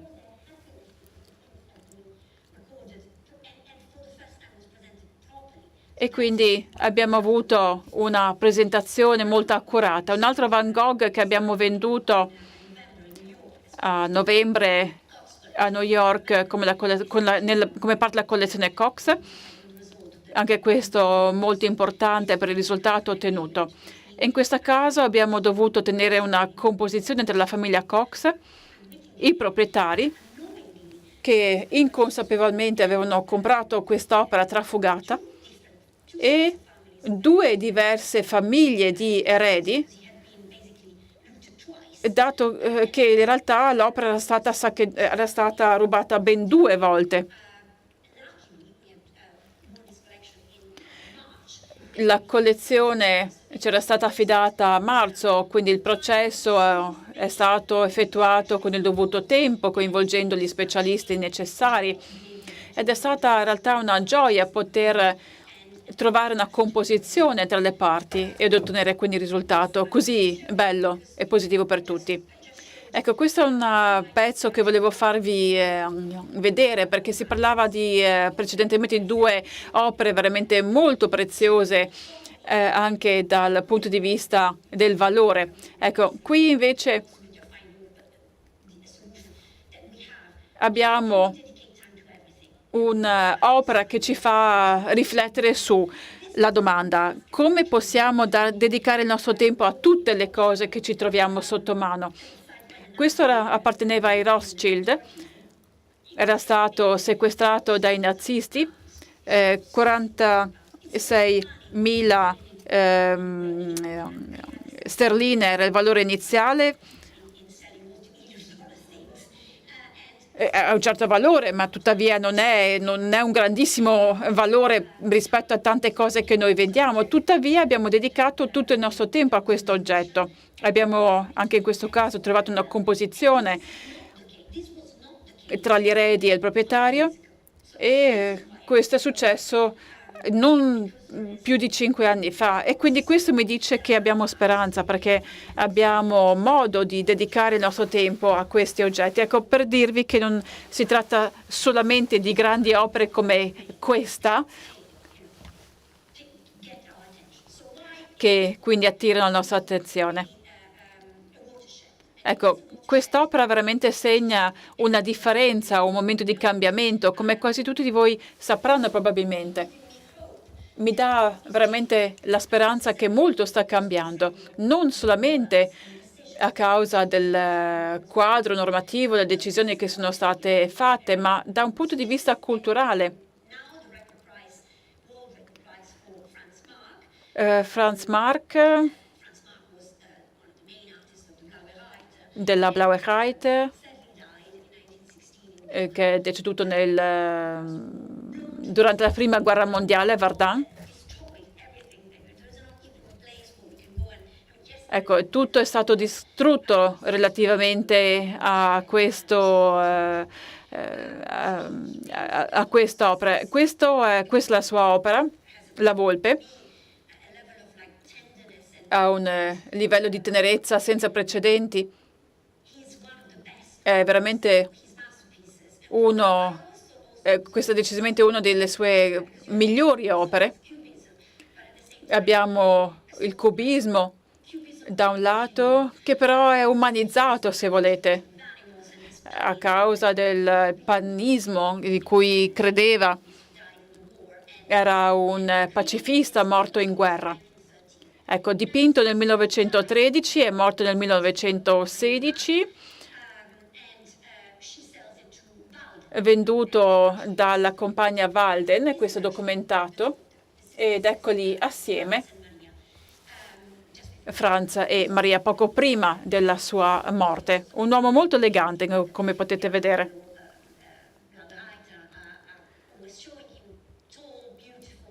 E nei dipinti viene veramente rappresentato come una persona molto alta, elegante. Sul retro dell'opera La Volpe, vediamo il nome del commerciante d'arte. Ci sono due collezionisti che l'hanno acquistato prima di passare nelle mani dell'ultima persona di cui voglio parlarvi, che sono questi gravi di Berlino. Sono stati gli ultimi acquirenti nel 1928. Lui era ebreo, lei invece no. Lei era la vedova di un altro uomo ebreo. Tanto per farvi vedere come quanto era integrata, quanto promuoveva l'integrazione e la società tedesca del tempo. Lavorava in banca, era un imprenditore, aveva molti soldi e spendeva molti soldi per la cultura. Ecco, adorava appunto quest'opera, La Volpe. E come ha detto Elisabeth, quando parliamo di dipinti, parliamo soprattutto di memoria e pensiamo a dover dare un valore alla memoria. È difficile risarcire la memoria. È un dipinto che appare nelle fotografie di famiglia ed è per questo motivo che il nostro lavoro è così delicato e così importante.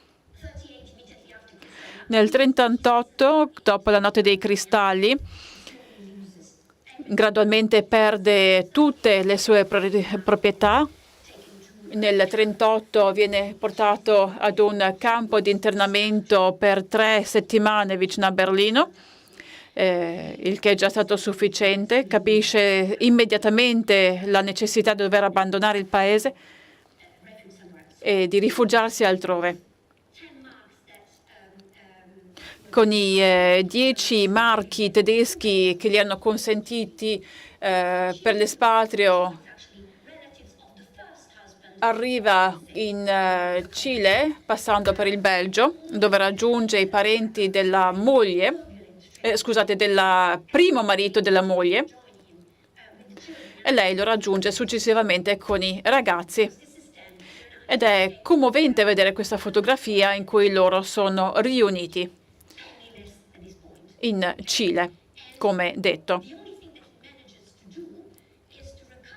Lui riesce a recuperare attraverso degli amici il dipinto e riesce a farlo trasportare a New York. E qui è costretto a vendere l'opera perché si trova in condizioni di aver bisogno di denaro.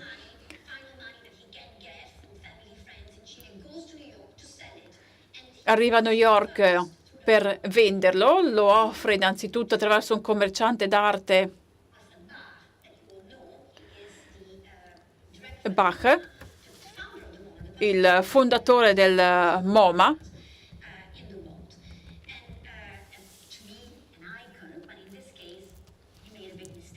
che in questo caso tuttavia ha fatto un grande errore. Nel 1928 aveva pagato $3.000 per l'opera di Fuchs.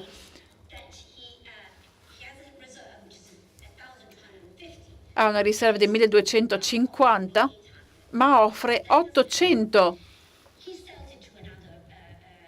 Viene venduto quindi ad un altro collezionista, quindi la vendita viene accettata, scrive però a tutti e in buona fede sono dei collezionisti ebrei che in buona fede vogliono aiutarlo. Tutto questo succede in America, quindi tutti questi punti sono molto importanti per capire perché ha avuto luogo questa restituzione. Successivamente nel 62 il dipinto arriva a Düsseldorf, il museo. Poco prima di Natale, nel 2021, la città di Düsseldorf ha deciso di restituirlo agli eredi. È la prima volta che questo succede in una vendita che non era stata contestata, tuttavia era una vendita forzata perché i documenti a disposizione ci indicano che il proprietario legittimo vendeva l'opera perché è costretto a venderlo e questo ci dà speranza che ci possa essere un cambiamento. Cambia molto anche le cose che abbiamo già visto perché catalizza una autoriflessione, una riflessione così importante per noi. La domanda sarà quanti sono disposti a fare ugualmente. Ecco, mi dà comunque il senso che stiamo andando avanti. Grazie. Thank you, Elizabeth. Grazie a tutti i panelist, grazie Giovanna, grazie Elizabeth. Abbiamo tempo per una domanda. Non abbiamo molto tempo in realtà, 1 o 2 domande.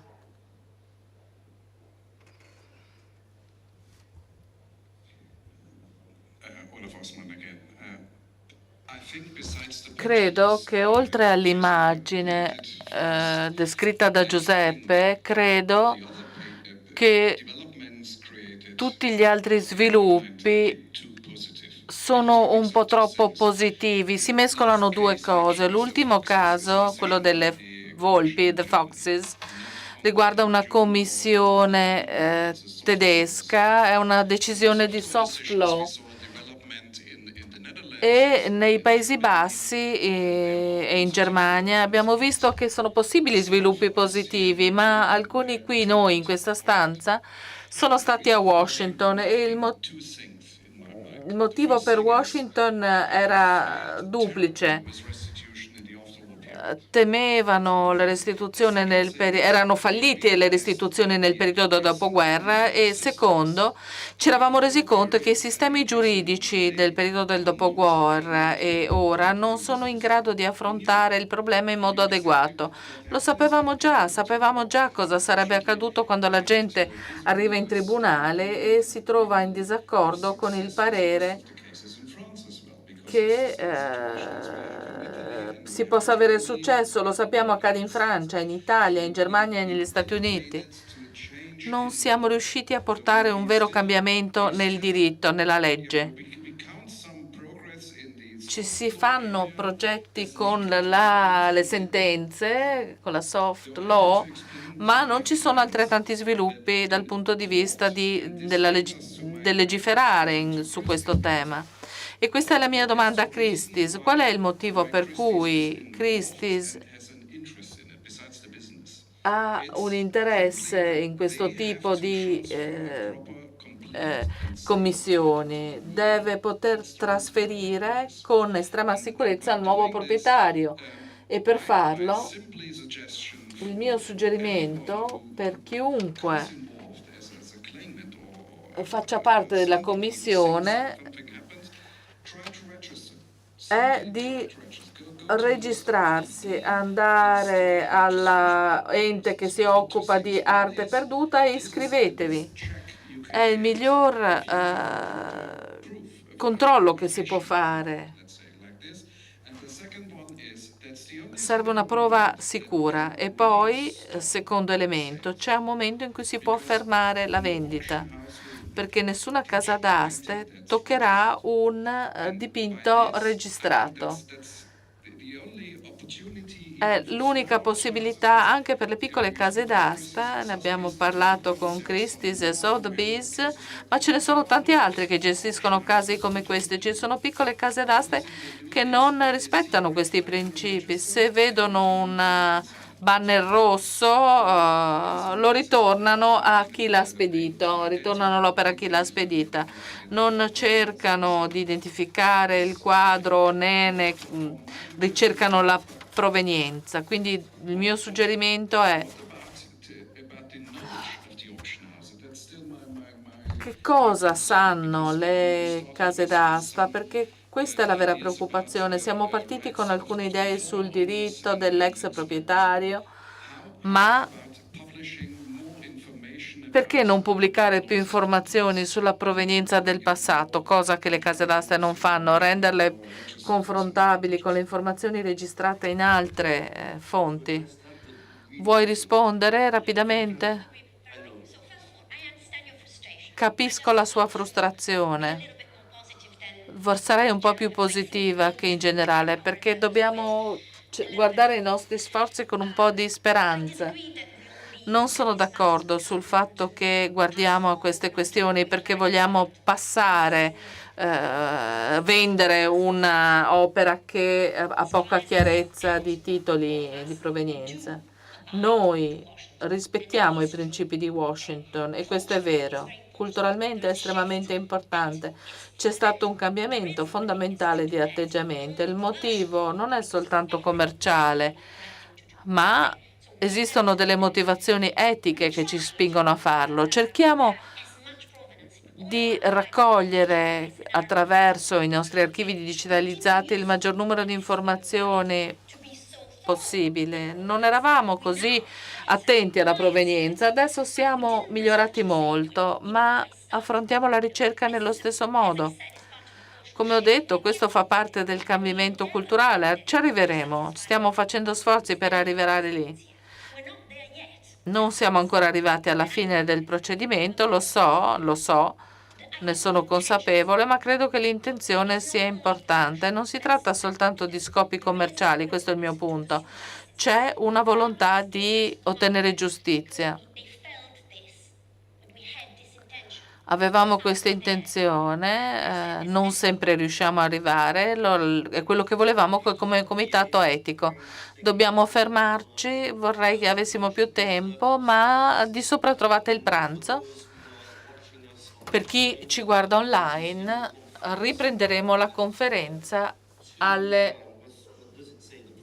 Cosa dice il programma? Il programma dice alle 13:45, alle 13:45, quindi tra 45 minuti. Grazie e buon appetito.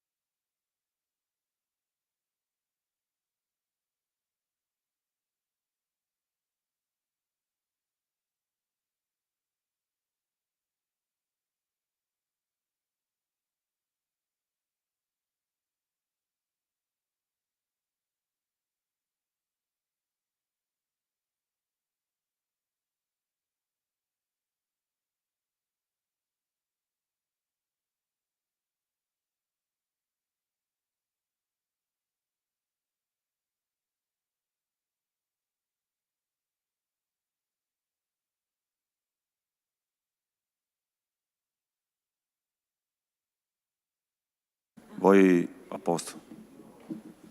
Diamola.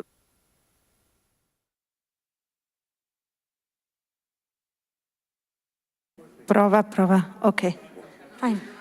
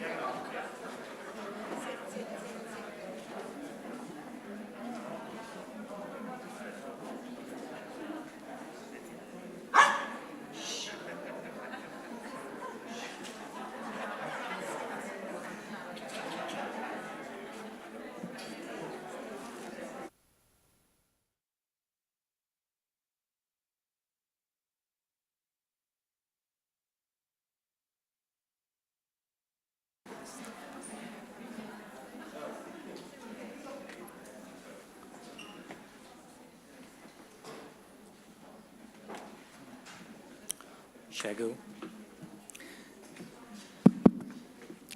Thank you, everybody, for being back at the conference in time. We are now resuming. Ricominciamo il nostro lavoro. Sono Luigi Macioce, uno dei partner di Voyer, Schiller. Abbiamo diverse proprietà, comprese opere d'arte, collezioni d'arte.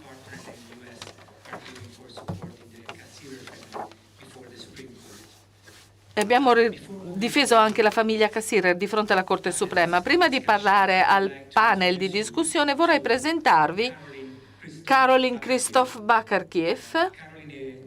Caroline è curatrice, ricercatrice e docente, direttrice del Museo d'Arte Contemporanea Castello di Rivoli e Fondazione Francesco Cerruti.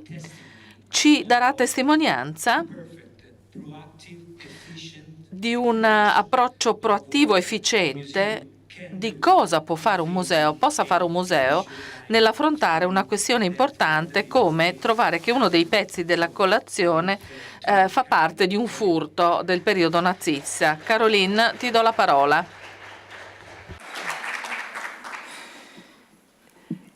Thank you. Grazie per questa generosa presentazione. Sono felice di essere qui. Grazie per l'invito. Prima di parlare della storia di questo dipinto meraviglioso, dalla cui storia possiamo capire le storie intrecciate di tanti esseri umani, sullo sfondo della guerra e delle sue conseguenze, vorrei semplicemente dire che mi sento un po' un pesce fuor d'acqua perché sono quella che definireste una contemporaneista. Ho documenta 13 a Kassel in Germania, la seconda donna a dirigerla. La mia vita quotidiana non riguarda casi di restituzione. Perdonate quindi imprecisioni o errori che possa commettere parlando di questioni che riguardano il vostro campo di esperienza. Sono la direttrice del Castello di Rivoli, un museo di arte contemporanea che di per sé non è un edificio contemporaneo, è un edificio del XVIII secolo.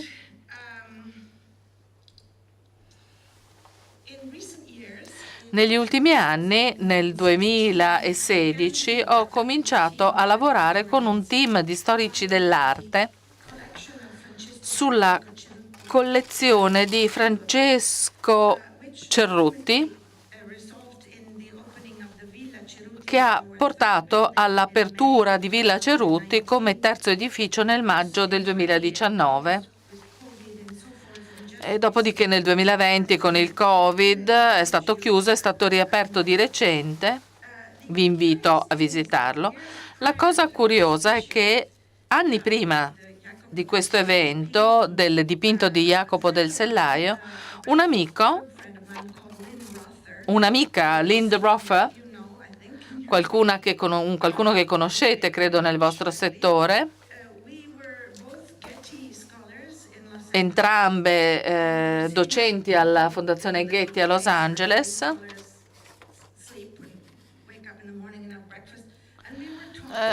ci siamo frequentate e abbiamo parlato tanto della questione delle restituzioni da un punto di vista più ampio, direi. Occupandomi di arte contemporanea, penso a questa fase della nostra storia culturale come parte di un tema molto più ampio che parte dalla preistoria e riguarderà anche il nostro futuro più lontano. Mi ha sempre interessato cosa ci fosse prima, quindi prima del 1936, quando questo dipinto fu acquistato, e cosa accadde dopo, cosa accadrà in futuro.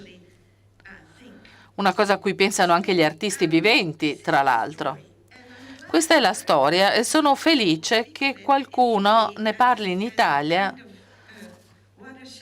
come di uno spartiacque, direi, perché è stata risolta in termini amichevoli, direi. Questo è il castello di Rivoli e questa è la piccola villa vicina, 400 metri dal castello, e Cerruti la costruì su un pezzo di terreno che aveva comprato quando il castello era in rovina negli anni 60 e nel 66 fu completata la casa. Era un rilegatore, proveniva da una famiglia povera di rilegatori. Suo padre, Cerruti, era nato alla fine del 1800. Venne a lavorare a Paravia a Torino quando Cerruti nacque nel 1922. La casa appare così. Abbiamo deciso, devo dirvi cosa è accaduto, questo è Cerruti nel 1957, quando partì per gli Stati Uniti e per la prima volta riportò la tecnica di rilegatura perfetta in Italia, quello che faceva Penguin per rendere i libri più democratici attraverso l'incollatura e non la cucitura del dorso dei libri. Cerruti sposò Grete Heinz, una donna fantastica che viveva in California.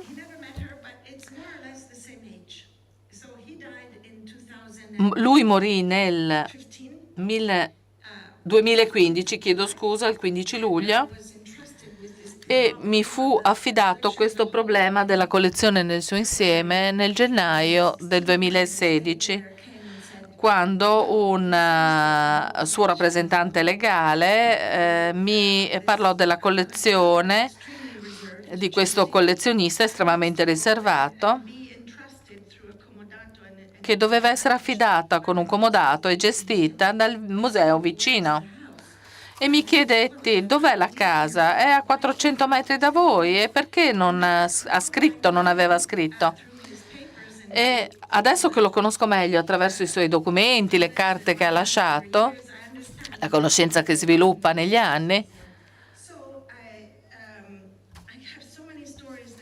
capisco perché. Ci sono tante storie che potrei raccontarvi di lui e di Grete Heinz, una sua contemporanea, ma in questa stanza vedete l'ultimo dipinto che acquistò a un'asta, une petite jeune fille avec fleurs di Renoir. Fece restaurare tutti i lavori, 89 storici dell'arte hanno lavorato sulla sua collezione. Il catalogo è stato edito da Lemandi. In quegli anni abbiamo lavorato al restauro e al rinnovamento, alla sistemazione in condizioni climatiche ideali, e abbiamo costruito un museo dentro la sua casa. E dato che siamo un museo di arte contemporanea, per noi era importante raccogliere, occuparci dei collezionisti. I collezionisti Sono persone contemporanee che hanno personalità molto forti e capirli ci serve a capire i nostri tempi contemporanei, i nostri tempi di archiviazione digitale, in tempi in cui vediamo Pasolini insieme a un film girato ieri, quindi un momento in cui i collezionisti sono interessanti per noi, museo di arte contemporanea, anche se la loro collezione riguarda periodi storici più ampi. Era molto vicino a Maurizio Fagiolo dell'Arco, estremamente interessato a De Chirico, probabilmente alla collezione privata più importante pre-2007 prima del 1927 con i De Chirico, Saluto degli Argonauti partenti del 1921, in cui De Chirico rifiuta il mondo contemporaneo e dice basta, mi rivolgo al Rinascimento perché con la guerra mondiale avete fatto esplodere l'Europa. E questo causa la rottura tra De Chirico e il surrealismo. In questa stanza, che è una stanza speciale, in cui parte la nostra storia di oggi, siamo in una torre, c'era una torre nella casa, tuttora c'è la torre, l'avete vista nella prima fotografia. In questa torre c'è una stanza della torre, in questa stanza Cerruti aveva pensato di morire. In realtà ci dormì soltanto una notte, dicono, forse 2. Quindi la casa era già un museo solo per lui. Non viaggiava in aereo. Nella sua vita prese un solo aereo, credo. Era molto legato al locale, aveva tante persone vicino a lui che gli portavano dipinti e opere diverse, da Sarti a Carlo Orsi a tante altre persone di cui si fidava e che compravano cose per lui. Ma era un collezionista estremamente preciso. Dall'altro lato della stanza, che doveva essere il suo passaggio alla vita dopo, alla vita oltre,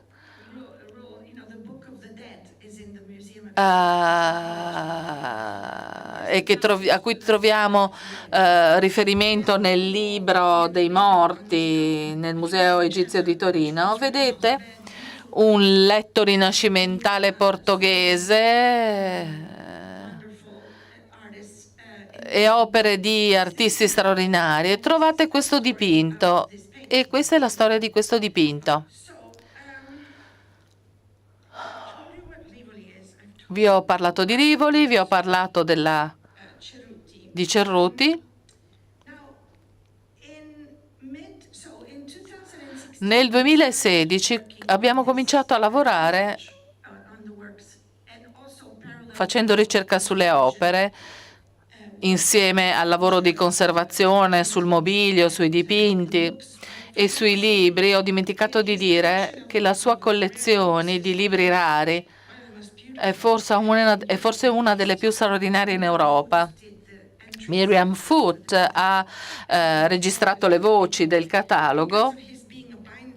Essendo un rilegatore di libri democratici con il Perfect Binding, collezionava però libri rari. Abbiamo la Pneurotomachia Polifili rilegata a Jean Rollier, abbiamo diversi libri, Ortelium Theatrus Orbis, rilegata da Cosimo, Terzo dei Medici, come regalo per qualcuno.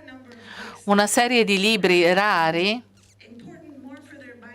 che sono più importanti per la loro rilegatura che per il contenuto.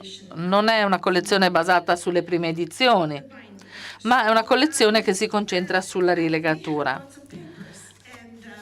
Tantissimi documenti. Fabio Cafagna, uno degli storici dell'arte che lavorava con noi, riceveva scatole di documenti anche da un ex segretario di Cerruti. Facendo ricerche in questi documenti,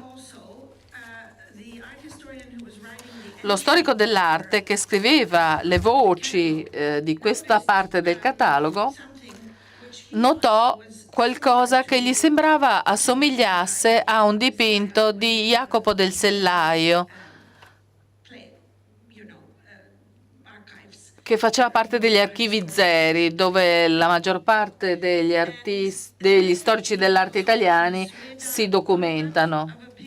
Ed era la fotografia di un dipinto accompagnato da una lettera indirizzata al signor Luzzeti. Chi è questo signor Luzzeti? Un commerciante d'arte toscano che aveva comprato il dipinto nel 1985 a un'asta di Christie's, quindi in un periodo in cui gli studi sulla provenienza non venivano effettuati in modo così approfondito come si fa ora, come abbiamo sentito questa mattina da Christie's, anche perché si era nell'era pre-internet e le ricerche erano molto più difficili, migliaia di volte più difficili che non ora con la digitalizzazione del mondo. La scienza è cambiata, il mondo è cambiato con il mondo digitale, tramite la scannerizzazione e le ricerche su internet che possiamo fare oggi. Quindi parlando con Lynn Brother, il signor Cerruti comprò questo dipinto dal signor Luzzeti nel 1987 circa. Luzzeti se lo tenne per 2 anni, non sapendo, come è stato detto questa mattina, non sapendo della lettera che avevamo trovato. Questa lettera non faceva parte dei suoi documenti, ma incrociando i vari archivi, era una lettera del 2007. Cerruti aveva già 85 anni in quel periodo e ho parlato con un suo assistente che sapeva tutto sulla storia della collezione e non sapeva di questo passaggio. Quindi qualcuno deve aver messo via questa lettera senza mostrarla a Cerruti, perché Cerruti era in estrema buona fede, era la persona, chi si occupava della collezione era già morta, era morta nel 2015, nel luglio del 2015. Lui era un uomo generoso, dava ogni anno offerte a Médecins Sans Frontières e altre organizzazioni caritatevoli. Io sono sicura che non ne sapesse nulla. Con una consulenza collegiale dall'amica Lynn Brother e insieme ad un avvocato, l'avvocato della Fondazione Cerruti, perché nel frattempo il museo gestiva la collezione, avevamo un prestito permanente a lungo termine, ma c'era un presidente, la sua sorella più giovane, Andreina Cerruti, che è morta un mese fa. Morì più o meno alla stessa età del fratello. Insieme agli avvocati Pedersoli, Mario e Napoli, come fondazioni ma sostenuti dal museo, scrivemmo all'ufficio che si occupa dei reclami relativi all'arte dell'Olocausto la lettera che segue, e entro nel dettaglio perché credo sia interessante per voi e vi ringrazio. Il 16 di ottobre del 2018 scriviamo a nome della Fondazione Francesco Cerruti per l'Arte, con sede in Italia, bla bla, e facciamo riferimento alla vostra lettera datata del 2007 in cui informate il signor Luzzeti che il quadro di Jacopo Dozzetti apparteneva a una collezione, alla collezione Unger. Anne Arendts, una delle 2 figlie di Gustav Arendts. Gustav Arendts è nato nel 1867 e morto nel 1937 dopo aver comprato questo quadro dalla Galleria St. Lucas di Vienna. Le sue figlie, Lisa e Anne Arendts, ricevettero la collezione, si separarono. Anna ricevette 60 dipinti, si sposò con Friedrich Unger e Friedrich Unger, che amava la moglie tantissimo, cercò per tantissimi anni di recuperare i quadri. Morì fatemi controllare, morì nel 1954, cosa interessante, 2 anni prima che Cerruti andasse in America e portasse questa nuova rilegatura in Italia. Non si sposò mai, non ebbe mai figli, tra l'altro. Hannah Arendt, che era sposata con Friedrich Unger, che era già sposata con Unger. Ma mi fermo qui un attimo. Dopo aver finito di leggere la lettera, voglio dirvi qualcosa del dipinto. Parliamo d'arte, quindi parliamo un po' di questo dipinto di qualità straordinaria. Eravamo arrivati al termine famiglia Unger prima che fosse confiscato. Tale lettera era stata inviata al signor Luzzeti di recente, tramite Luzzeti al collezionista Cerruti, perché l'abbiamo trovata nelle carte di un'altra persona, perché abbiamo raccolto tutti i suoi documenti.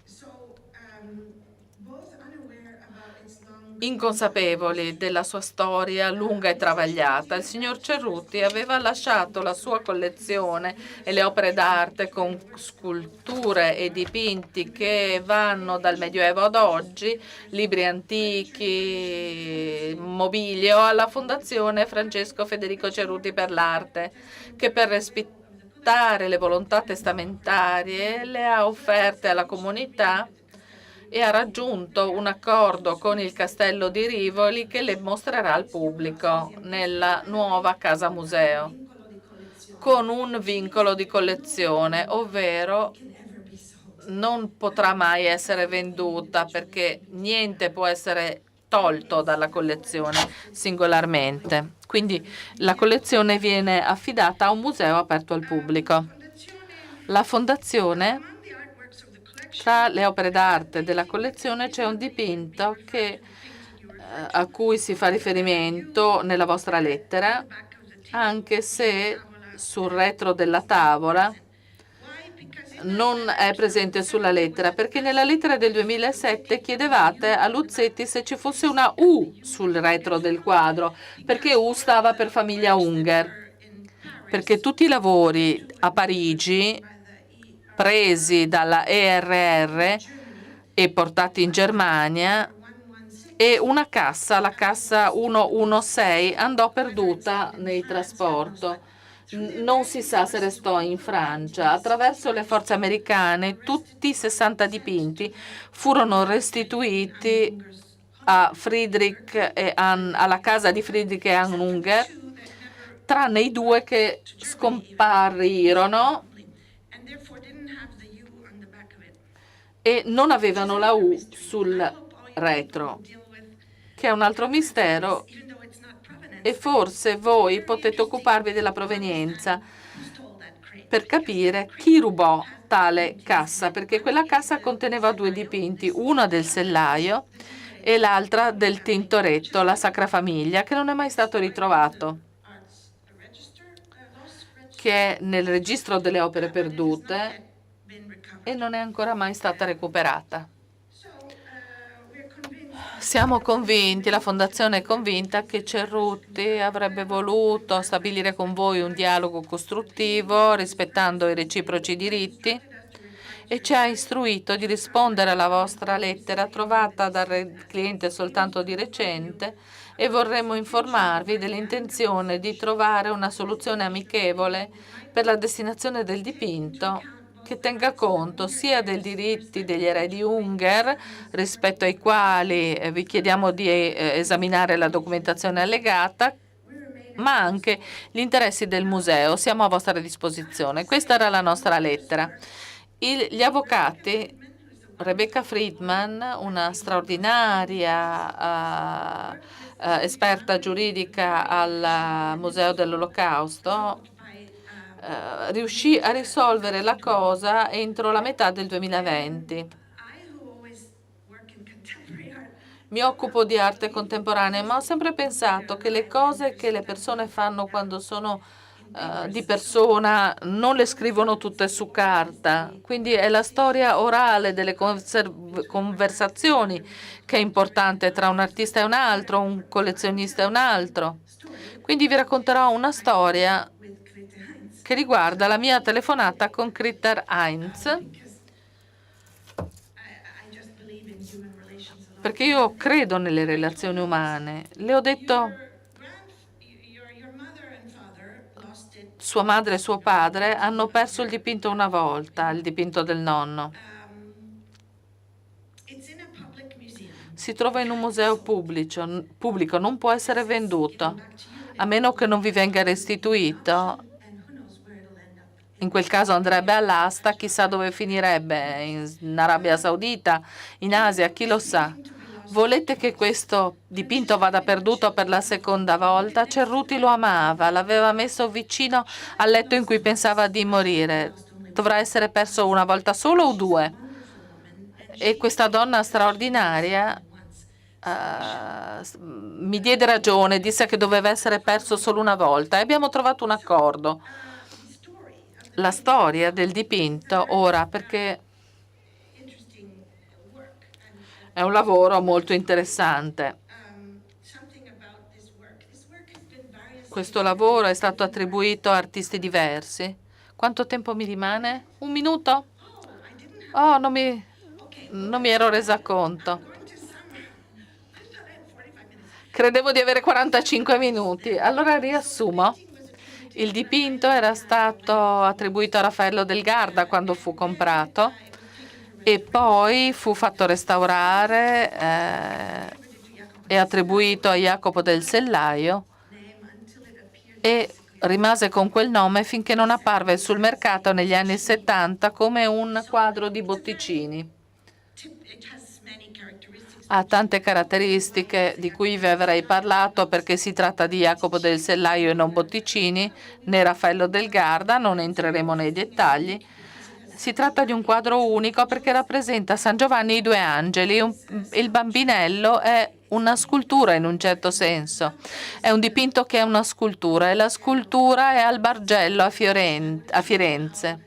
È di un altro artista, non vi racconto tutta l'idea dell'ispirazione che Jacopo del Sellaio trasse da questa statua.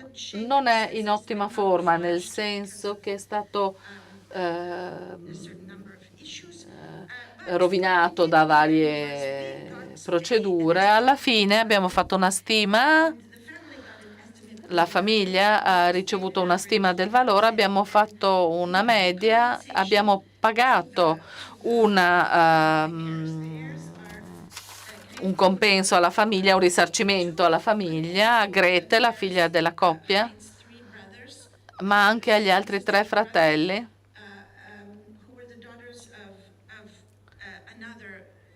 Alle sorelle figlie di un'altra persona.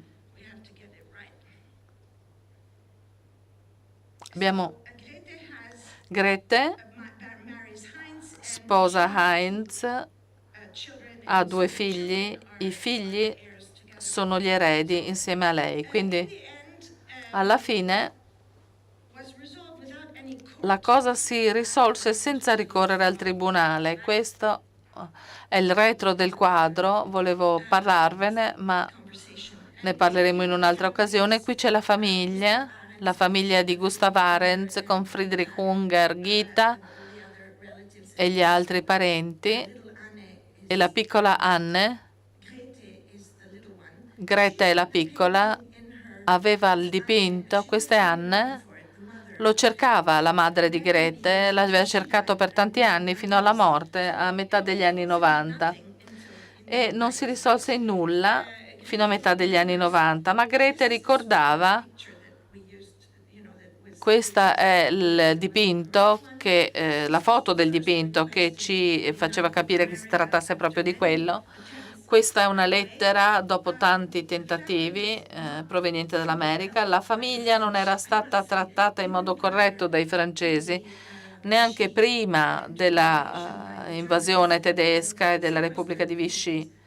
I tedeschi sequestrarono il dipinto, ma il governo francese non fu di alcun aiuto. Dopo che il dipinto arrivò a Parigi nel 1939, cercarono di trasferirlo negli Stati Uniti, volarono negli Stati Uniti prima del dipinto e seguirono una serie di scuse.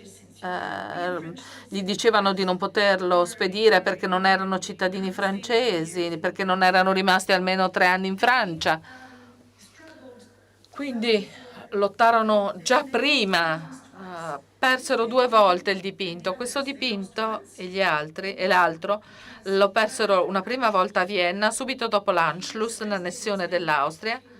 Fu arrestato, trascorse 3 settimane a Dachau, pagò e uscì, e gli fu permesso, pagando, di espatriare. Andò in Francia e poi la storia che vi ho detto. Quello su cui vorrei concludere è che c'è un'altra cosa che ci hanno chiesto, ed è un'altra storia abbastanza buffa. Ci hanno chiesto copie del dipinto. 3 a dimensione piena, 3 a dimensione ridotta. Grete voleva fare colazione nella sua stanza, faceva colazione prima di dover lasciare Vienna con questo dipinto. Come persona d'arte non voglio falsi in giro e ho risposto che non potevo fare copie perché tra 100 anni ci saranno 6 opere di Jacopo del Sellaie e l'avvocato mi ha scritto: vogliono delle stampe fotografiche del dipinto. Ok, allora ha risposto. Questa è Greta oggi a Berkeley con il suo Jacopo del Sellaio, che è una riproduzione digitale del dipinto nell'era dell'arte digitale. E questa è la storia. E qui mi fermo.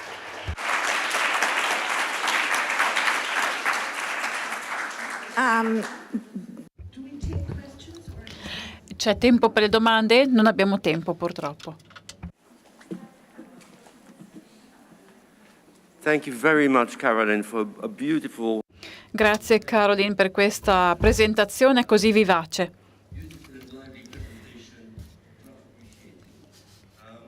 Che abbiamo apprezzato tutti moltissimo. Adesso andrò ad introdurre il nostro terzo panel, che si intitola Soluzioni eque e giuste, una questione di giustizia. E do l'onore di presentarvi il moderatore, Til Vere Hodge, che lavora nella stessa società mia, Konstantin Cannon, che procederà ad introdurre i panelist.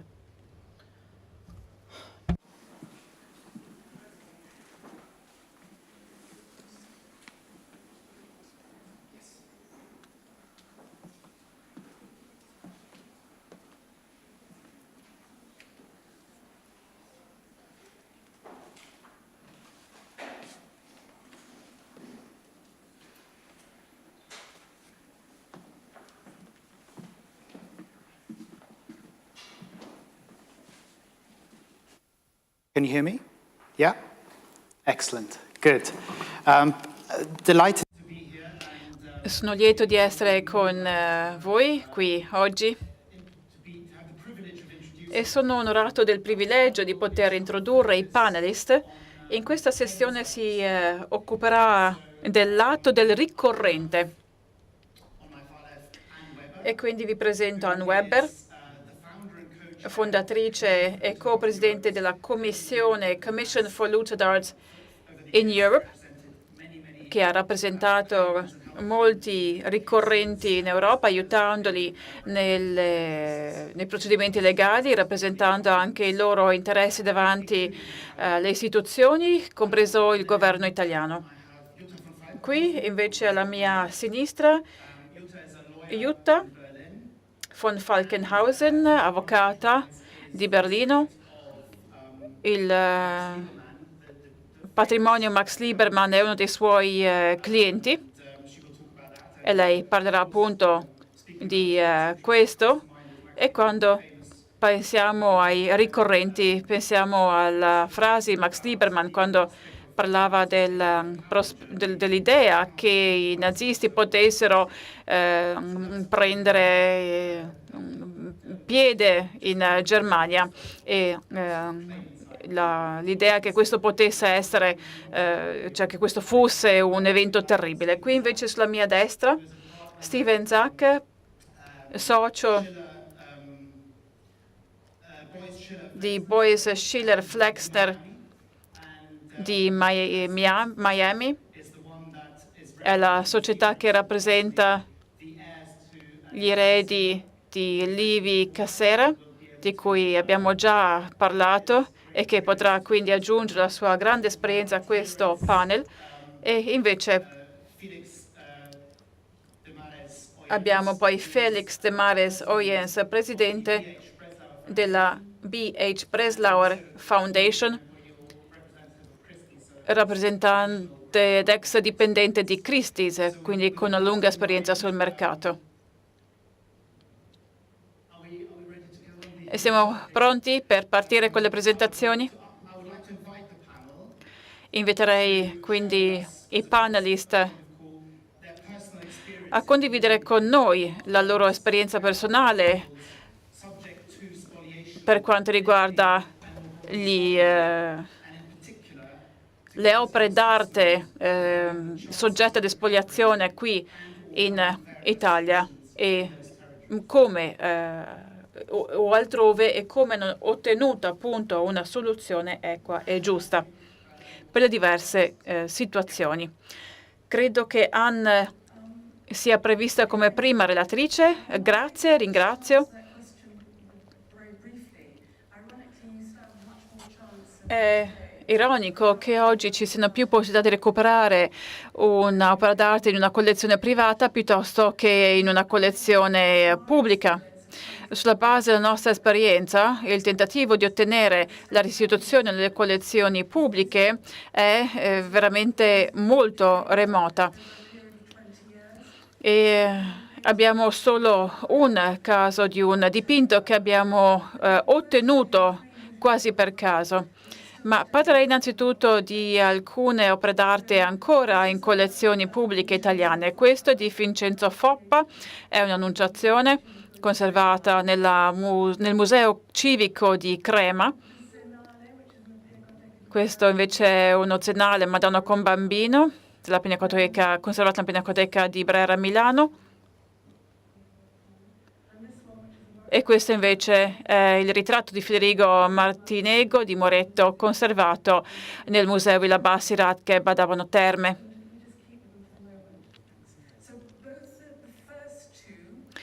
Le prime due opere provengono dalla collezione Gentile Giuseppe, che aveva elencato più di 70 dipinti sequestrati a Parigi e soggetti ad asta sempre a Parigi nell'aprile del 1941. Il Moretto invece, questo che vedete, è stato sequestrato dalla Gestapo nel febbraio del 1944, viene dalla collezione Priester e per 20 anni abbiamo cercato di recuperare tutti e tre i dipinti e devo dire che tutti e tre sono stati pubblicati dai musei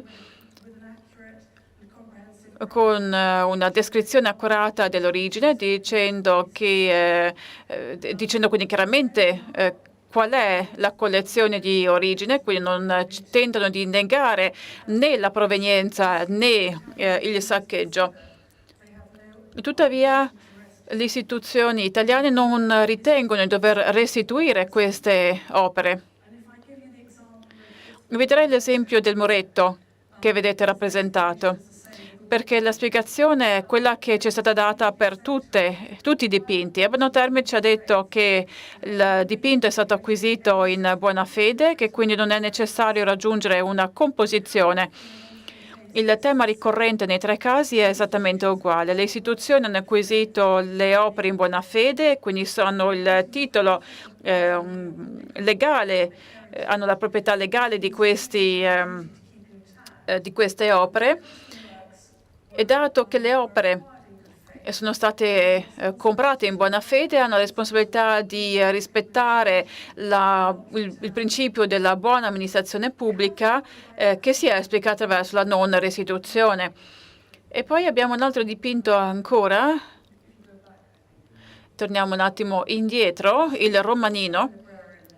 Anche questo nella Pinacoteca era conservato nella Pinacoteca di Milan, con Pinacoteca di Brera di Milano.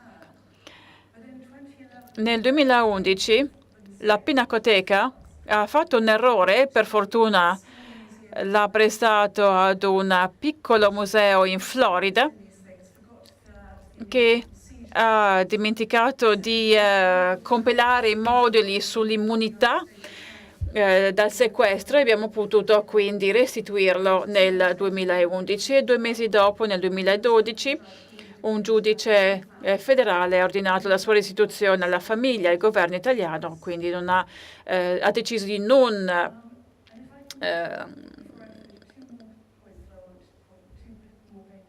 ricorrere contro questo giudizio.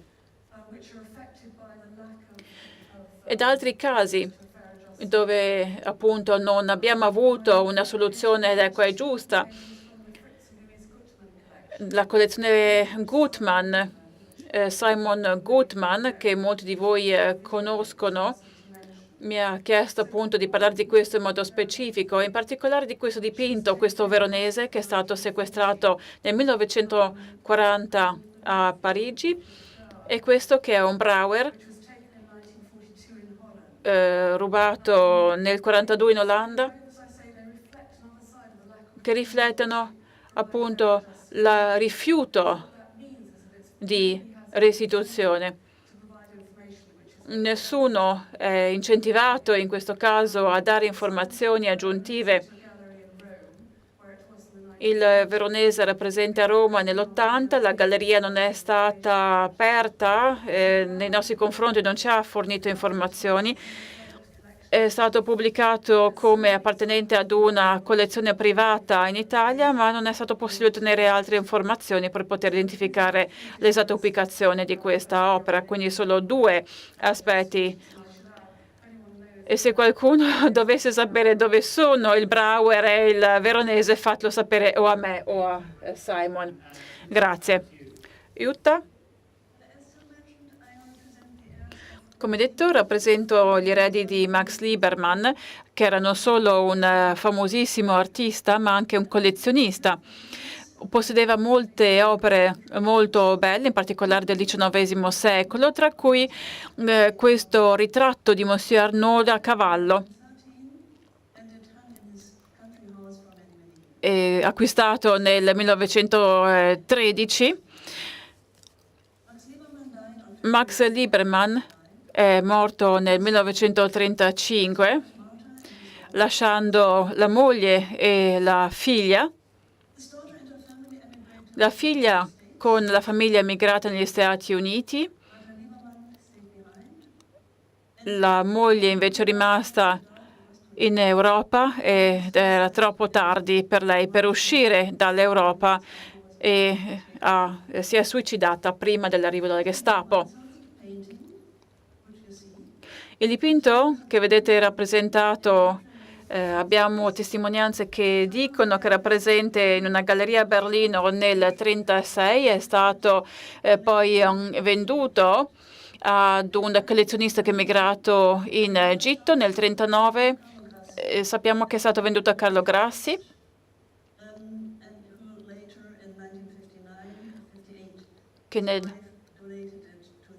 ed è stato poi donato nel 1958 alla Galleria di Arte Moderna a Milano, dove ancora oggi è conservato.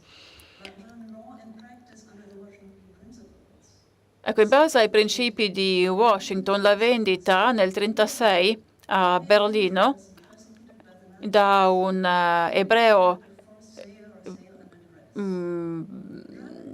perseguitato dai nazisti si configura come una vendita forzata. Ecco quindi che sorge l'obbligo morale di restituzione dell'opera o di trovare una soluzione con gli eredi legittimi. Ora, questo dipinto si trova in Italia nel 2011. Per la prima volta il patrimonio che rappresento ha scritto alla Civica Galleria d'Arte Moderna chiedendo informazioni sull'origine. Non ho ottenuto nessuna risposta. Ad un secondo tentativo, ad un paio di mesi dopo e poi a distanza di un anno, non ho ricevuto risposta. 2 anni fa ho cercato di contattarli nuovamente. La risposta che è stata data alla mia ultima richiesta non era del tutto completa, dato che non ha riconosciuto le esatte conseguenze dell'origine di questo dipinto. Quindi, dopo 2 anni di una corrispondenza positiva, abbiamo ottenuto risposta che è stato acquisito in buona fede e che quindi la Galleria d'Arte non si assume alcuna responsabilità. È così, forse, tuttavia è un dipinto che è stato trafugato sotto i principi di Washington. Dobbiamo quindi trovare un modo per riconoscere le origini, per trovare un modo per dare una soluzione alle controversie. Sono molto contenta che nella fase preparatoria di questo convegno c'è stata una comprensione della necessità di parlare. Sono molto contenta di vedere qui Paolo Satti, perché mi ha detto è importante che si parli. E forse quindi questo è un ottimo risultato per questo convegno. Ecco, parliamo invece di questo dipinto più tardi. E invece a te, Steve. Vi ringrazio innanzitutto per l'opportunità di parlare oggi in una delle sale più belle che abbia mai visto. Devo dire la verità, mi sono svegliato stamattina e vengo da Miami, una città circondata dall'acqua, e stamattina svegliandomi in questa città circondata dall'acqua è veramente, devo dire, un luogo bellissimo. Mi dicono che ho 10 minuti a disposizione.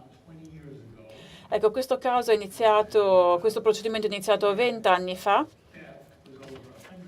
e il primo furto ha avuto luogo più di 100 anni fa. Ed è un caso veramente unico, perché non c'è una controversia di chi era la proprietà, perché abbiamo una fotografia, non so se viene mostrata, eccola qua, questa fotografia, che era in mostra in questo salotto tedesco, e quindi non abbiamo nessuna controversia sull'origine. Era decisamente un dipinto di proprietà dei Cassirer, ecco, una delle prime gallerie che ha promosso gli impressionisti.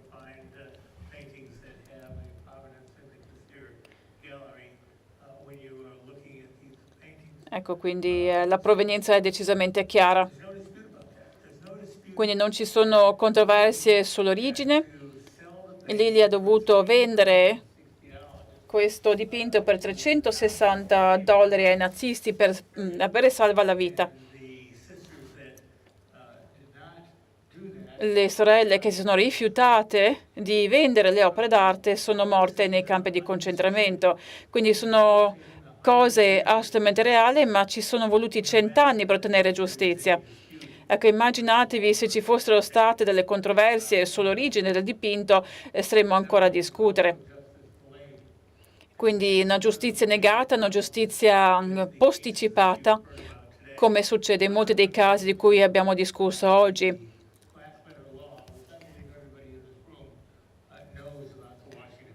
Ecco, tutti noi sappiamo cosa sono i principi di Washington, forse però ci sono delle cose di cui non avete mai sentito parlare prima, su cui è importante riflettere. Ed è il motivo per cui la famiglia Cassirer dovrebbe avere successo. 2 settimane fa, davanti alla Corte Suprema di Missouri, e sapete quanto difficile è che la Corte Suprema dia una risposta su qualsiasi argomento, tuttavia abbiamo avuto una risposta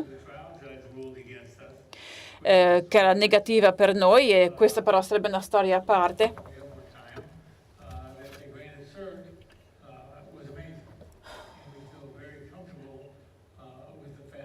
E devo dire che dovremmo vincere sotto qualsiasi circostanza. Innanzitutto questo dipinto era presente in California, riteniamo che dovrebbero quindi essere applicabili le norme e le leggi della California, e sappiamo che una questione molto importante è associata alla legge di riferimento, il luogo di giurisdizione. Abbiamo parlato di quanto potrei impiegare per raccontare tutto questo. Ecco, se guardiamo la Bibbia dice non rubare, e credo che quella dovrebbe essere l'inizio della nostra conversazione. Perché ci vuole così tanto in questi procedimenti legali guidati da autorevoli avvocati? Perché ci mettono così tanto? Perché i tribunali ci mettono così tanto a risolvere, e veramente è disturbante. Un'altra questione veramente molto importante riguarda lo Statuto delle limitazioni, che inizia con una notifica, deve cominciare con una notifica. La limitazione deve partire da una notifica. Un dipinto di Berend Thyssen, che piaceva così tanto, che era presente nella sua stanza da letto, e quindi pochi sapevano che di fatto che esistesse nella sua camera da letto, a meno che non vi fossero stati invitati. E poi l'applicazione della legge spagnola. In base alla legge spagnola abbiamo il periodo di incubazione, cosiddetto, e possiamo discutere di questo a lungo. Abbiamo la consapevole ignoranza della legge, ed è difficile, o meglio non è difficile, vedere l'origine, perché molto spesso basta girare il dipinto per vedere che i timbri e le etichette sono state eliminate e rimosse. Il Pissarro, di cui si era parlato prima, era uno dei dipinti che Hitler in particolare voleva possedere, perché voleva radicare qualsiasi traccia della cultura ebraica. Ho talmente tante bandierine rosse, cosiddette quindi segnalazioni,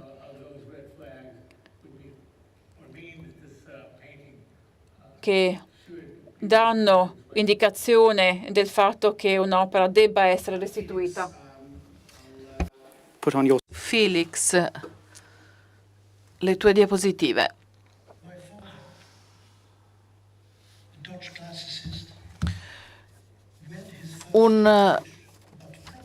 Era un ebreo con una moglie protestante. Ci troviamo nell'anno della Grande Guerra. La sua figlia Nina era nata all'Aia.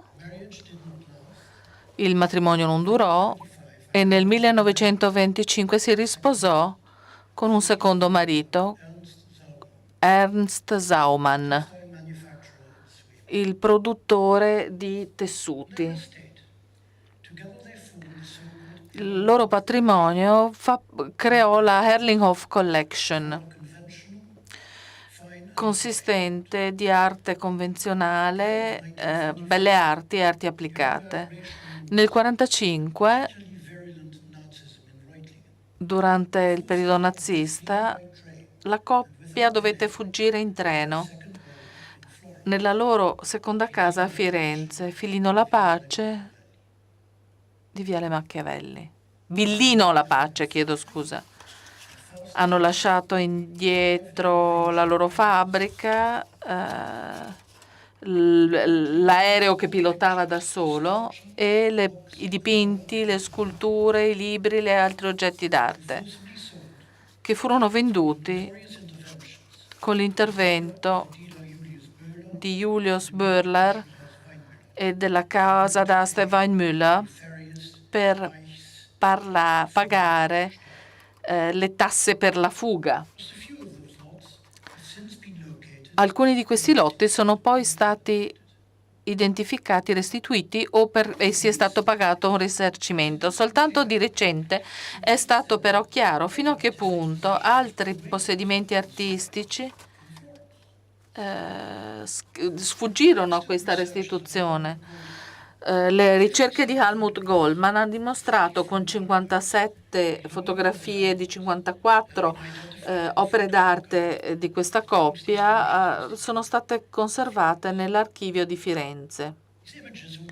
Queste immagini sono state date all'istituto da Il Zauman dal 28 al 37 come registro storico di quelle che erano le loro proprietà, in particolare non tutte a Firenze. 4 dei 44 opere sono state localizzate, 2 in mani private, una alla Thyssen-Bornemisza di Madrid e una opera sulla crocefissione venduta a Parigi nel 2015. Altre 2 nell'inventario del Musée National Récupération di Stato francese, recuperate dopo la Seconda Guerra Mondiale in Germania per essere restituite un giorno ai privati possessori in Francia o agli stranieri, alle proprietà straniere che vivevano in Francia. La Madonna del Latte,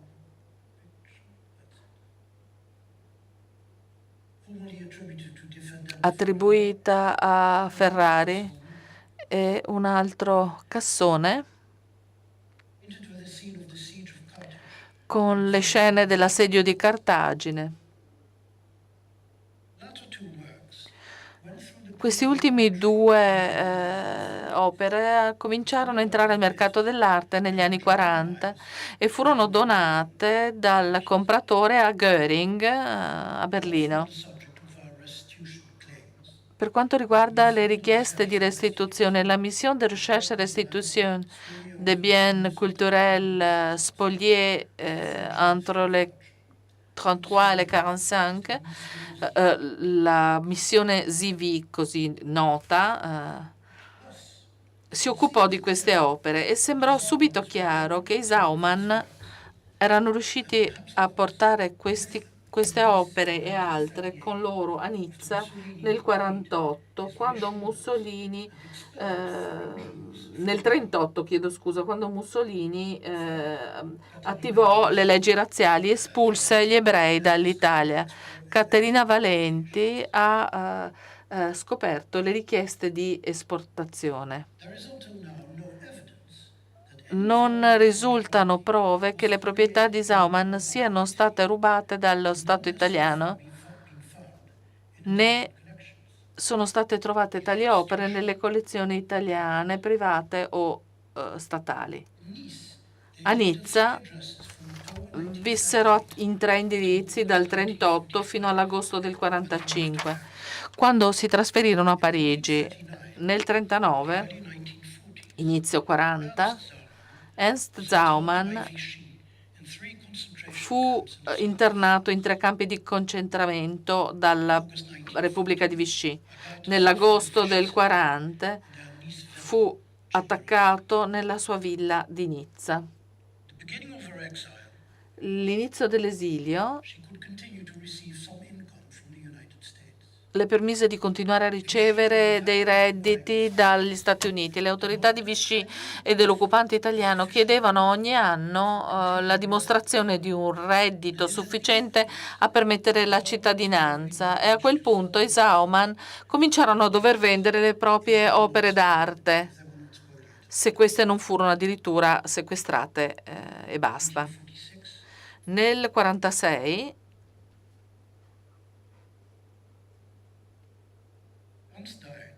Ernst morì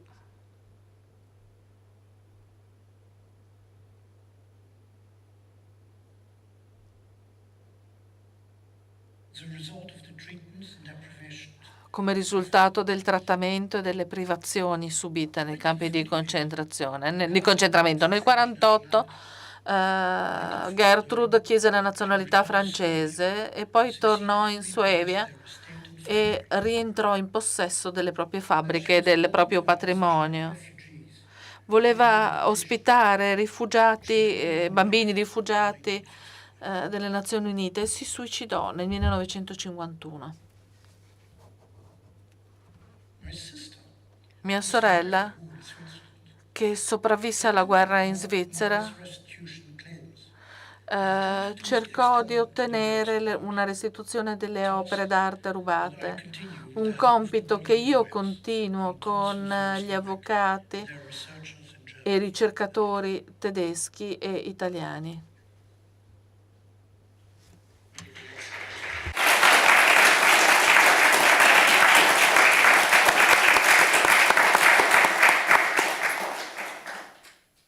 Thank you, Felix. Grazie Felix.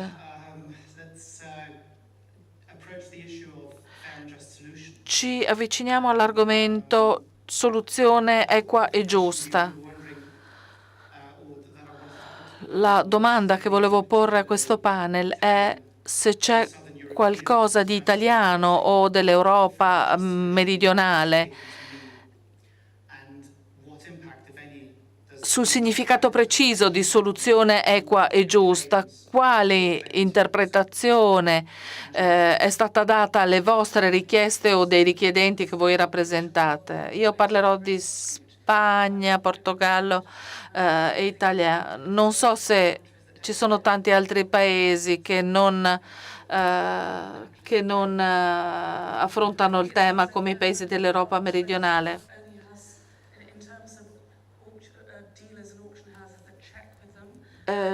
Ci sono controlli soltanto da parte delle case d'asta e dei mercanti, nessuno lo fa in Spagna e in Portogallo ed è difficile svolgere la due diligence se si tratti di opere rubate o sequestrate.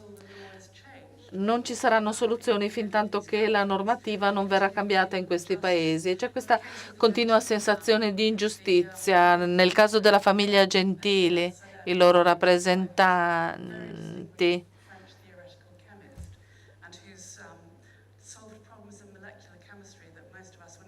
una persona che si occupa di chimica molecolare ha dovuto affrontare problemi che, nonostante la sua esperienza, sono stati irrisolvibili. Forse riusciranno a risolvere i suoi eredi.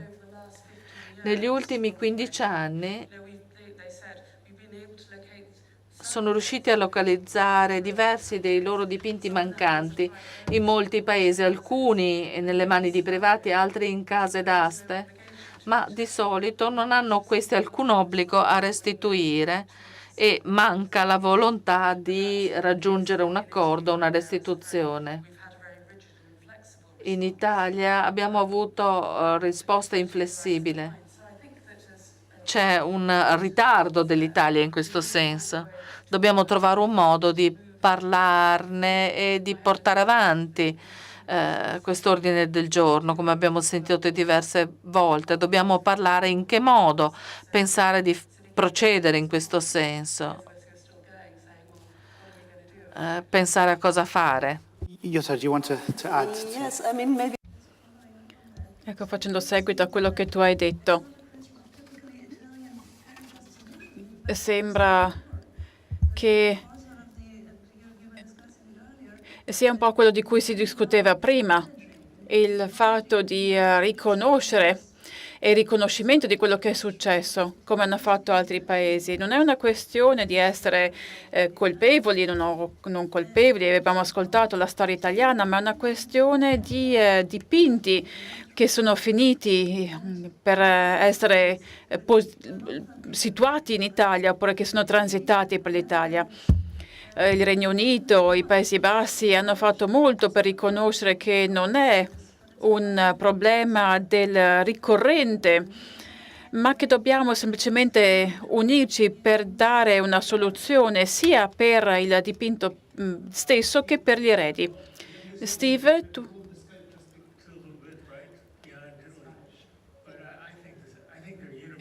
Io credo che qui dobbiamo pensare a principi universali e vorrei sottolineare il fatto che non si tratta solamente dei nazisti. Abbiamo parlato appunto dei nazisti. Io sono arrivato da Cuba nel 1961 e posso dirvi che quando è arrivato Castro e ha preso l'arte delle nostre famiglie, non ci ha sicuramente ricompensati e un giorno, in un futuro, sarà interessante vedere il risarcimento e come il mondo parlerà di queste opere che sono state saccheggiate e come verremo risarciti. E vediamo quello che succede oggi in Ucraina, in Uzbekistan, dove si potrà pensare che in un futuro ci saranno casi come questi di cui parliamo oggi. E quindi sarà interessante. Dobbiamo riconoscere che sarebbe sufficiente riconoscere che non è il proprio dipinto, non è proprietà di chi li ha in mano ora. Un accordo potrebbe anche essere semplicemente lo possiamo mantenere nel nostro museo e metteremo una targhetta in cui indichiamo l'origine. Quindi un riconoscimento che possa in qualche modo riconoscere quello che è successo. Perché non concordare almeno che questo dipinto è di proprietà di qualcun altro, anche se non riconosciamo di avere la responsabilità di un risarcimento? Non credo che dovremmo aspettare ancora 100 anni affinché questo succeda. Perché non gestire questo in un modo diverso? Immaginate quanto possa costare un procedimento in questo senso. C'è chi ha detto abbiamo aspettato 20 anni per ottenere giustizia, non dovrebbe volerci così tanto. Altre misure concrete, che cosa può essere fatto in particolare nel contesto del Mediterraneo italiano in particolare? Si è parlato della negoziazione. 15 anni fa abbiamo iniziato a negoziare con il governo italiano per permettere la restituzione. E devo dire che il governo italiano ha concordato dicendo che da un punto di vista morale era necessario recuperare le opere d'arte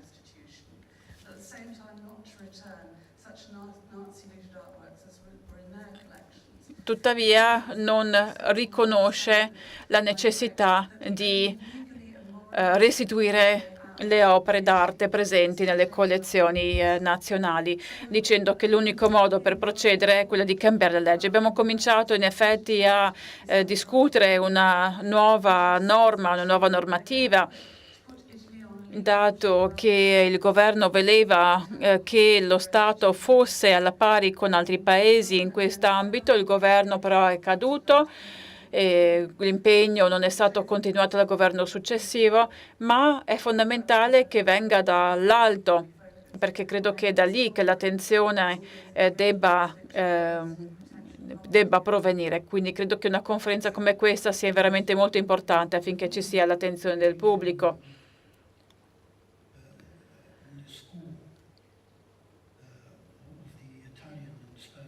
Ecco, per quanto riguarda l'eccezione spagnola e italiana, Ci sono due osservazioni molto generali che derivano dalla mia esperienza da biografo. Italia e Spagna hanno entrambi firmato il protocollo di Washington. Qualsiasi tentativo di restituzione può essere complicato da leggi sull'esportazione draconiane in entrambi i paesi, dato che in entrambi questi paesi e in parte anche in Francia l'arte privata viene comunque considerata un tesoro nazionale. Grazie, Jutta. La tua prospettiva invece? Per commentare questo che è stato detto, una delle cose buone che è emersa dalle leggi tedesche è questa attenzione che è stata data all'arte saccheggiata, alla restituzione. Il Comitato per la restituzione di cui oggi si è parlato, forse qualcuno qui potrebbe dare nuova vita a questo comitato, far sì che sia consapevole dei casi di cui abbiamo discusso oggi e che ci consenta in qualche modo di andare avanti e di magari fare pressioni al governo. Ecco, facendo seguito a tutto questo che hai detto, abbiamo una rete di comitati per la restituzione europee e mi domandavo se i comitati potrebbero invitare i membri del governo italiano alla prossima riunione della rete, perché credo che questo possa portare ad una maggiore consapevolezza su come gli altri paesi stanno agendo in quest'ambito e potrebbe quindi consentirci di andare avanti. Io mi sono spesso chiesto perché le convenzioni sui diritti umani delle Nazioni Unite non si applica anche in questo senso. Ecco, ci sono già tante questioni da discutere, ma ci sono tanti brillanti avvocati in questa stanza. Perché non utilizzare questo come motivo aggiuntivo per la restituzione delle proprietà? Non è un diritto umano che il diritto di non vedersi rubare le proprie proprietà?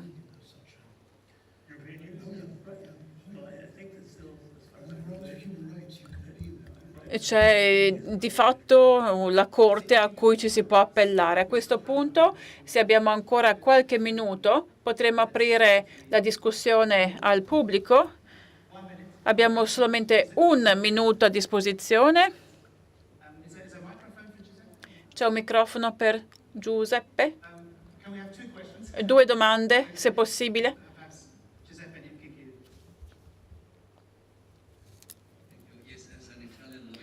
Come in qualità di avvocato italiano sono in imbarazzo e scandalizzato dal poco che ha fatto l'Italia, la posizione che avete rappresentato del governo italiano. E quindi è il momento per cambiare le leggi italiane. Il ministro è abbastanza sensibile alle questioni associate alla riforma. Abbiamo un nuovo capo del Dipartimento legale nel Ministero della Cultura, quindi credo che uno sforzo è richiesto per modificare la legge e per arrivare ad una soluzione più semplice appunto per questi beni saccheggiati per le opere che sono state vendute in modo forzato e la necessità appunto di restituire tali opere. Ecco, soprattutto quando il proprietario attuale è un'istituzione pubblica è inaccettabile. E quindi come avvocati che agiamo a livello internazionale e nel mondo dell'arte è fondamentale che la nostra voce sia ascoltata. Grazie Giuseppe. Avevamo un'ultima domanda.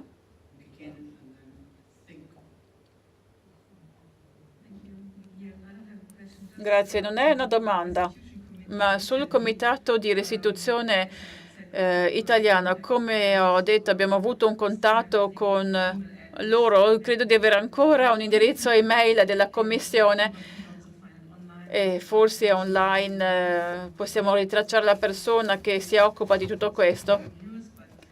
Come sapete la situazione è un po' diversa qui rispetto a voi. ad un certo punto il dipinto è stato cancellato dal registro dei beni saccheggiati, ma potrebbe essere utile scambiare informazioni per poter ottenere appunto maggiori informazioni su questo comitato, e forse qualcuno potrebbe darmi un contatto per il Carmen Thyssen Collection. Una delle opere della collezione Zaumann di cui si è parlato dovrebbe forse essere presente nella collezione appunto di cui ho appena parlato, quindi se qualcuno avesse un contatto per quella collezione potrebbe essere interessante. Grazie.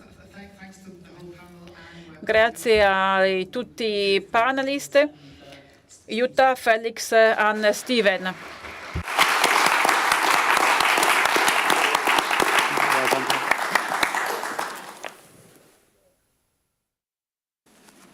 Thank you very much.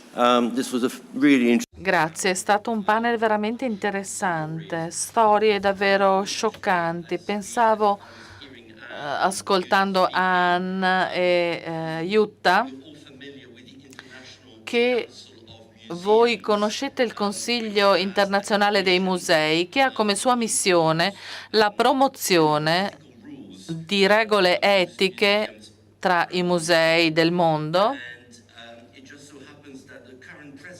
e l'attuale presidente dell'ICOM è un italiano, Alberto Garlandini, e potrebbe essere interessante approcciare il signor Garlandini, raccontargli la situazione, perché credo che l'ICOM dovrebbe fare qualcosa in proposito. Now, I'm very happy to introduce our fourth. Sono felice di presentare il quarto panel della giornata. Il titolo del panel è Ricerche sulla provenienza, metodi e relazioni sul campo. Il moderatore è il dottor Fürstmeister, che abbiamo sentito già prima. Gli passo il microfono subito. Grazie. Per risparmiare tempo potrei cominciare subito mentre avvengono gli altri allestimenti tecnici. Stiamo ascoltando sviluppi importanti da questa mattina, e dato che abbiamo ancora un minuto fin tanto che allestiscono i microfoni, vorrei soltanto dire qualcosa a commento. Noi come gruppo in questa stanza e anche tra il nostro pubblico a casa siamo il livello medio di professionisti. Abbiamo un livello apicale, governi e legislatori. Noi non scriviamo le leggi, operiamo con le leggi esistenti, ma dato che si tratta di un gemellaggio tra esperti giuridici e storici dell'arte, abbiamo punti di vista diversi, e credo sia importante basarci e condividere le informazioni. Questo è il contributo che la storia dell'arte può fare per dare il suo contributo. Ma quando parlo di livello intermedio, mi chiedo chi sia l'agenzia di applicazione dei principi di Washington o della dichiarazione di Teresina. Manca la possibilità di implementare ciò che è stato raggiunto dal punto di vista morale o legislativo. Ed è questo il punto difficile da affrontare, perché va al di là della nostra competenza, ma è qui che ci porta questa discussione. A questo punto sono felice di presentare rapidamente i nostri relatori. Parliamo di ricerca di provenienza, metodi e relazioni sul campo. Vorrei insistere sul fatto che ci troviamo nel campo dell'arte e storia dell'arte, ma si tratta sempre di informazioni, di proprietà, di entità e proprietà di un artefatto, un processo che dovremo scoprire un passo alla volta. ben diverso da quello di 15 anni fa. Abbiamo adesso il mondo digitale collegato alle informazioni e anche questo ha un suo ruolo. Abbiamo deciso di avere un primo giro di interventi. Non continueremo come una conversazione, ma avremo diversi discorsi uno dopo l'altro. Inverto l'ordine. Amelie Ebbinghaus a sinistra, che comincia, dell'Art Loss Register di Londra, farà un breve intervento e poi passeremo a un altro intervento. Cercherò di essere il più rapido possibile, così che si possa alla fine discutere con il pubblico nella stanza. Amelie, prego.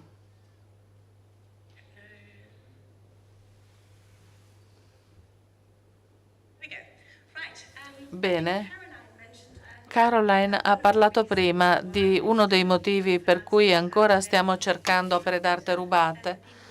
È che le persone oggi non sono migliori rispetto a quelle precedenti, soltanto abbiamo delle risorse che non avevamo.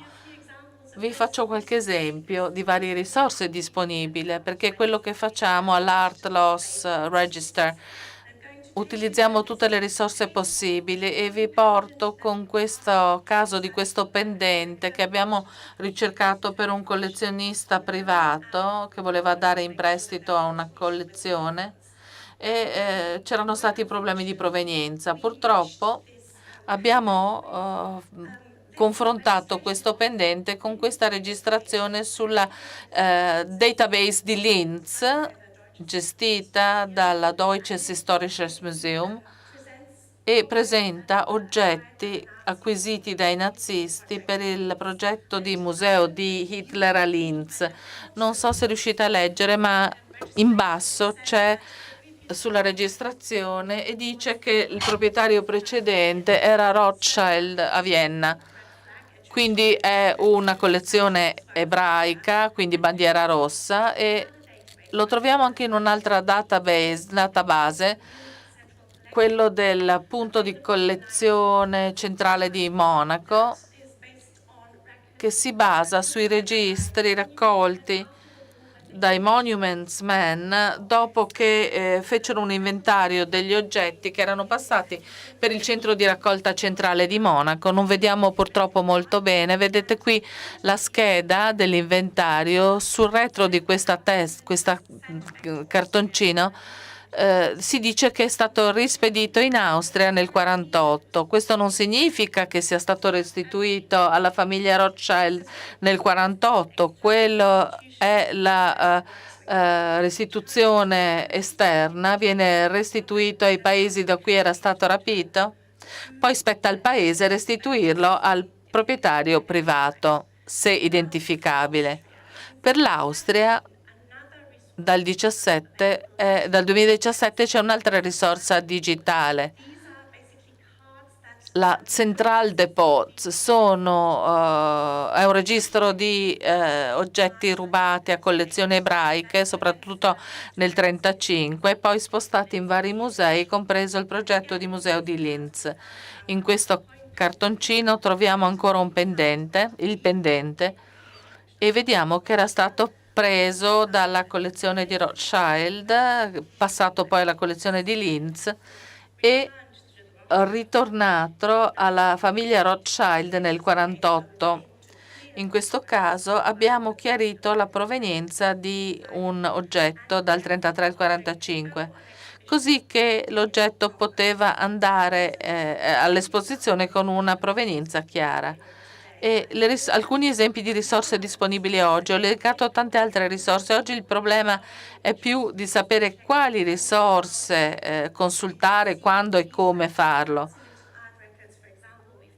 Abbiamo l'Art Loss Register dal 90, i registri della polizia, Nazi Looted Art Record, altri registri come quelli della Fondazione Zeri. Tutte queste sono risorse che noi controlliamo quando controlliamo un certificato. La maggior parte di queste risorse sono gratuite e accessibili facilmente per chiunque. Perché è importante? Volevo farvi due esempi per concludere. Il primo è Cugliez-de-Poix di Pizarro, sequestrato durante un'esposizione in Francia, venduto a un collezionista americano che fu poi restituito ai proprietari ebrei, Simon Bauer, e di recente venduto. E il sequestro avrebbe potuto essere evitato. Prima di richiedere l'immunità dal sequestro, bisogna identificare la provenienza di un'opera d'arte. Se la provenienza è confermata ed è un'opera sicura, questo rende l'opera più facilmente spostabile tra le diverse mostre. E lo stesso vale per la vendita di opere d'arte. Un quadro di Max Liebermann, identificato come opera d'arte rubata negli anni 30 dalla famiglia di Dagobert David. Si è trovato una soluzione venduta per il doppio del suo valore, della stima del suo valore. È un quadro bellissimo che aveva una storia triste e felice, una felice soluzione alla fine. Quello che importa è il valore. E con questo passo la parola al prossimo relatore. Sono lieto, dopo questa prima panoramica che vi introduce le opportunità, la necessità di effettuare la ricerca, passiamo a Christian Huemer, che vede, che ci rappresenterà il punto di vista del mercato dell'arte e della ricerca condotta negli ultimi 10 anni, dove vedremo quindi appunto la ricerca fatta dal mercato e ci darai qualche idea di quello che viene fatto. Grazie. Grazie dell'invito. Come detto, non sono ricercatore delle origini delle opere, tuttavia mi occupo dell'infrastruttura della ricerca e della comprensione di come possiamo di fatto effettuare le ricerche. Quindi in questa breve sessione vorrei parlare dei big data. Ecco, non so bene come spostarmi in avanti sulle slide. Ecco fatto. Solo 15 anni fa organizzavo una piccola conferenza alla Getty Research Institute appunto sulla ricerca negli archivi, sulle opere saccheggiate dai nazisti. E quindi non poi tanto tempo fa, ricordatevi che veramente eravamo agli inizi delle ricerche, 10 anni dopo la firma dei principi di Washington, e forse non si sa che c'è una clausola veramente molto importante per gli archivi, perché dice che gli archivi devono essere aperti ed accessibili. Questo è un punto veramente fondamentale su cui abbiamo lavorato a livello globale in modi diversi. Nel 2008 abbiamo visto l'avvio del database digitalizzato delle opere saccheggiate a Parigi, l'inventario delle confische di Linz. Tutte queste attività sono cominciate proprio in quegli anni e ci ha portato a domandare come possiamo noi contribuire come istituto che ha degli archivi piuttosto ampi alla ricerca sulle origini. Ecco, dalla ricerca è emerso che abbiamo sviluppato un sistema dove abbiamo cercato di digitalizzare tutti i cataloghi delle aste fatte nell'epoca nazista, quindi dal 1933 al 1945. Un lavoro che sembra facile, ma di fatto molto sfidante, perché in generale i documenti di ricerca sono situati in biblioteche, in archivi in tutto il mondo. Ecco, questi sono i partner della partnership che abbiamo creato in Germania. Come vedete, già solo in Germania sono diversi. Abbiamo creato una database sulla base della bibliografia, dato che non sapevamo dove fossero in realtà ubicati tutti i cataloghi. I cataloghi sono stati scansionati ad Heidelberg, abbiamo scansionato in tutto 3.000 cataloghi per questo periodo di 15 anni, quindi 2.000 pagine, documenti acquisiti digitalmente. Questa presentazione della biblioteca di Heidelberg online. Questo è un esempio molto importante della vendita dei beni di Fischer nel 1937 a Lucerna. E vedete un autoritratto molto famoso di Van Gogh. Ecco, in Getty abbiamo fatto un passo in più. La digitalizzazione è una parola che dice tutto e nulla, perché può essere semplicemente un documento PDF online, ma i dati possono essere strutturati in modo da facilitare la ricerca. E abbiamo quindi fatto uno sforzo aggiuntivo di editing del documento, del processo proveniente dal processo di scansionamento e di acquisizione digitale fatta da Heidelberg, e con una indicizzazione, con l'aggiunta di informazioni in più, in modo da ottenere e avere a disposizione dati aggiuntivi, come ad esempio i prezzi, che se non altro che normalmente non sono disponibili nei cataloghi, quindi devono essere ottenuti questi dati altrove. E questo registro contiene almeno in parte anche queste informazioni. Come potete vedere, in questo caso l'acquirente il prezzo di acquisto. Quindi un database digitalizzato ma arricchito. Ecco, interessante, come detto, guardare un po' i numeri: 3.000 cataloghi digitalizzati con 250.000 registri sulle provenienze. In una seconda fase abbiamo deciso di contemplare anche il mercato prima del periodo di interesse canonico, dove abbiamo 6.000 cataloghi e 500.000 registri indicizzati. Ecco, e quindi vediamo il numero totale in fondo alla pagina. Quindi questa è solamente una base di dati. Come ha detto Amelie, ci sono moltissime altre fonti. Indica inoltre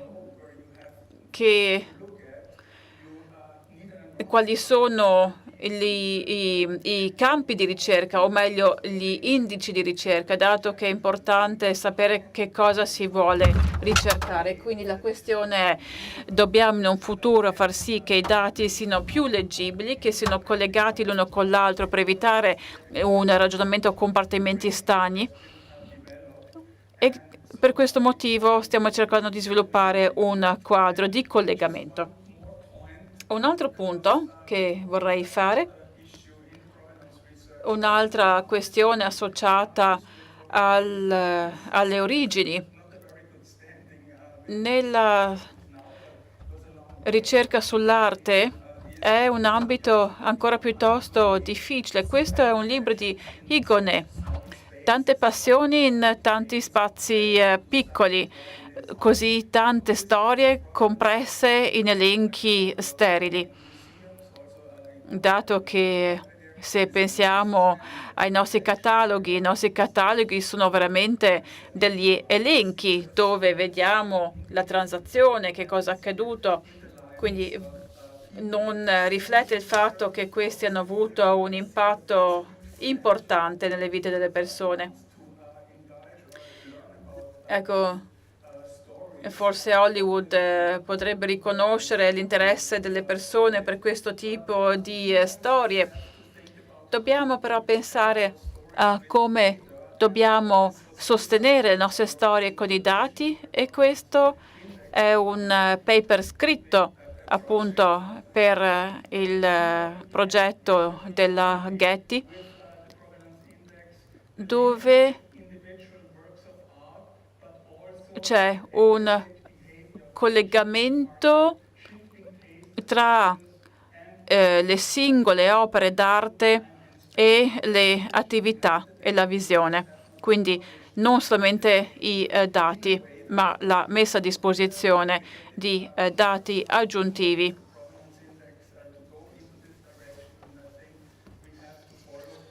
E dobbiamo, appunto, lavorando nel nostro museo per creare una strutturazione più facilmente consultabile dei dati. Che cosa si potrà fare? Si potranno visualizzare i dati. Ho parlato del flusso degli oggetti culturali. Questo è un progetto che è iniziato. Qui abbiamo una ricerca fatta per un dipinto. Se mappiamo solamente un dipinto non si ottengono molte informazioni, ma se noi mappiamo diverse cose, migliaia di cose che siano oggetti o persone, otteniamo un diagramma come questo, dove potete vedere che abbiamo 230.000 indici, e questo ci potrà consentire di vedere altre storie, la gente che non sono stati rappresentati ad oggi. E ritorno appunto con questa immagine finale che ci fa vedere la macchina del tempo. La macchina del tempo Time Machine è un progetto molto importante che dovrebbe diventare, spero, un Time Machine Europe. Grazie. Bene, abbiamo anche bisogno, credo, di affrontare le informazioni di tracciamento. Credo che questo sia... Abbiamo parlato del lato restituzione, che è importante, risultato del processo, ma bisogna mettere in pratica le informazioni. In un certo senso, questo riguarda la ricerca fondamentale. Bene, ho adesso il piacere di presentare, non serve che la presenti, Caterina Hulsvialenti, che ha avuto l'idea di organizzare un evento ponte, direi, un ponte Italia-Germania, ma non solo, anche tra discipline diverse. Prego. Parlerò adesso un po', per qualche minuto, della ricerca sulla provenienza. E quello che Christian ha già detto, ci sono tanti attori sul mercato dell'arte e mi concentrerò su questo. Come abbiamo visto nei pannelli precedenti, le opere spesso passano attraverso mani, attraversano i confini e prendono vie inaspettate per i movimenti o le attività di un individuo o di un mercante o di persone che sono dovute fuggire. Quindi il processo di ritracciare una provenienza associa individui e attori diversi, collezionisti, mercanti d'arte, mediatori, diplomatici o politici. Attualmente questi individui spesso sollevano questioni e abbiamo difficoltà a identificarli. A volte abbiamo soltanto un nome in una provenienza che solleva dei dubbi e richiede ulteriore ricerca in una galleria o una collezione. Un'etichetta sul retro di un dipinto, di un documento può parlare di un nome sensibile. Negli ultimi anni abbiamo cominciato a far luce sul grande numero di attori che sono stati in qual modo associati all'attività di furti nazisti in Europa per ricostruire reti di mercanti, attività di business e le opere d'arte. Per esempio, l'Università Tecnica di Berlino, in collaborazione con l'Istituto Nazionale di Storia dell'Arte di Parigi, gestisce attualmente un progetto molto interessante sugli attori sul mercato francese dell'arte durante l'occupazione tedesca. Vi illustrerò adesso perché anche nel caso del mercato dell'arte italiana ci sarebbero bisogno di simili ricerche che darebbero grandi benefici. Quello che vediamo qui è un permesso di esportazione emesso dall'Ufficio Monumentale Austriaco di Vienna nell'estate del 1938. Possiamo capire da questo documento che un certo Benno Geiger ha inviato 4 opere d'arte da Vienna a Milano. Abbiamo anche il ricevente, la società di spedizione, la Fratelli Gondrad, e una breve descrizione delle opere. Possiamo identificare un dipinto, La violenza, The Rape of Europe, un altro Venetian Fall Festival, Carnevale, e poi c'è un dipinto di una ragazza e una quarta opera che è il ritrovamento della Sacra Croce. Geiger dava valore ad ogni opera d'arte, sembra aver cambiato tali valori. Quello che manca è l'artista, che rende l'identificazione delle opere d'arte più difficile. Perché questo documento mi preoccupa? Prima di tutto per il nome di chi lo firma, Benno Geiger. Alcuni lo conoscono perché siamo a Venezia. Benno Geiger è stato allevato e ha trascorso qui la maggior parte della sua vita. Questa lettera, il suo patrimonio è preservato alla Fondazione Giorgio Cini ed è importante per le traduzioni di letteratura italiana, anche per le sue pubblicazioni nel settore della storia dell'arte, come ad esempio i saggi sul pittore barocco Alessandro Magnasco. Ma c'è anche un altro modo di arrivare all'argomento. Ci fa suonare un campanello perché è stato associato al commercio illecito d'arte derivante da furti nazisti sia in Austria che in Italia. Ad esempio, dopo una ricerca fatta dopo la Seconda Guerra Mondiale dal governo americano, è stato indagato il ruolo di Benno Geiger nel commercio d'arte nazista e più di recente il suo nome è apparso alcune volte in pubblicazioni che riguardano espropriazioni di patrimoni ebraici a Vienna nel 1938, e allo stesso tempo in cui Geiger faceva domanda di questo permesso d'esportazione per Milano, faceva altre 2 richieste d'esportazione. Come vediamo, la loro destinazione non è Milano, quanto piuttosto il quartier generale nazista a Monaco, dove queste opere d'arte sarebbero diventate parte della collezione privata di Hitler. Le ricerche hanno dimostrato che questi 2 permessi di esportazione consistevano di opere d'arte di proprietà ebraica che Geiger aveva aiutato a identificare ed espropriare da collezionisti d'arte ebrei a Vienna. I 60 acquarelli erano risultato della cosiddetta Altaktion, la furto generale di opere d'arte dell'artista Rudolf Jakob von Alt e di 3 dipinti di Waldmüller che venivano dalla collezione Bloch-Bauer. Quindi, se 2 su 3 permessi di esportazione riguardavano opere d'arte espropriate illegittimamente, credo sia giusto pensare che anche l'opera d'arte di Milano avesse la stessa provenienza delle altre. E se è così, dove sono finite?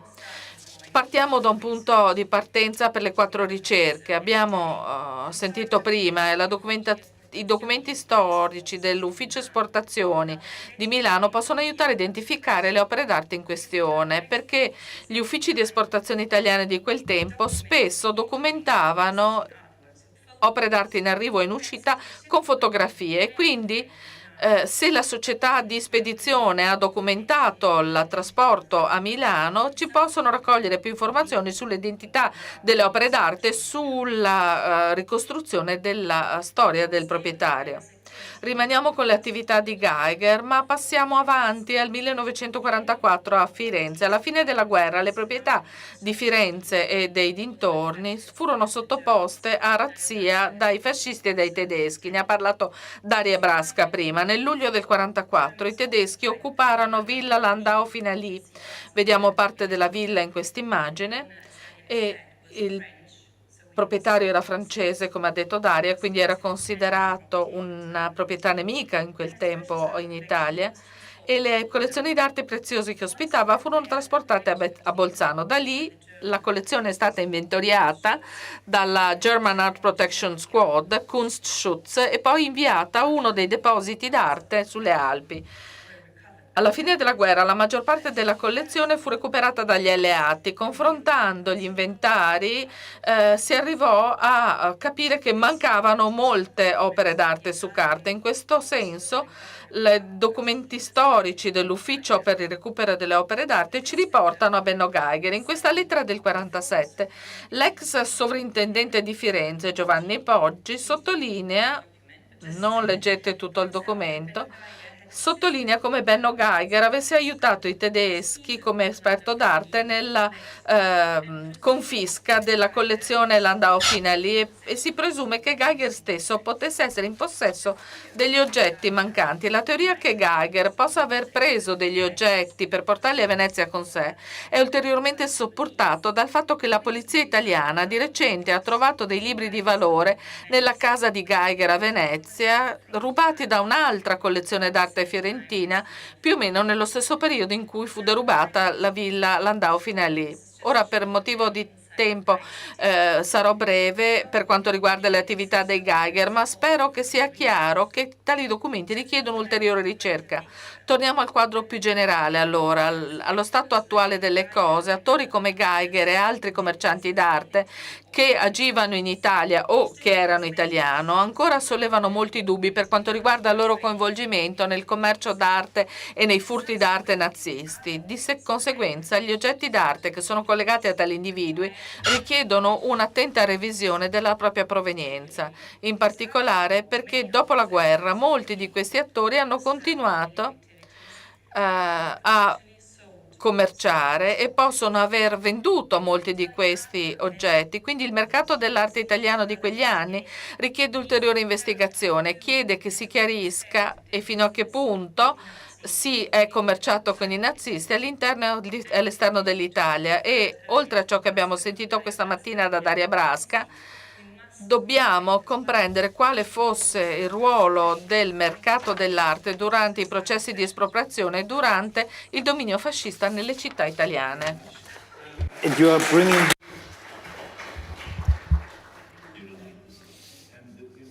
Grazie per averci parlato della questione della complicità di cui non avevamo ancora parlato. Sono lieto ora di passare avanti perché rimaniamo nell'ambito sì del mercato dell'arte. Ecco, Caterina tuttavia ha potuto lavorare sulla Villa Rigoni. Sono molto contenta di averla qui. Lei è professoressa all'Università di Udine. Prego.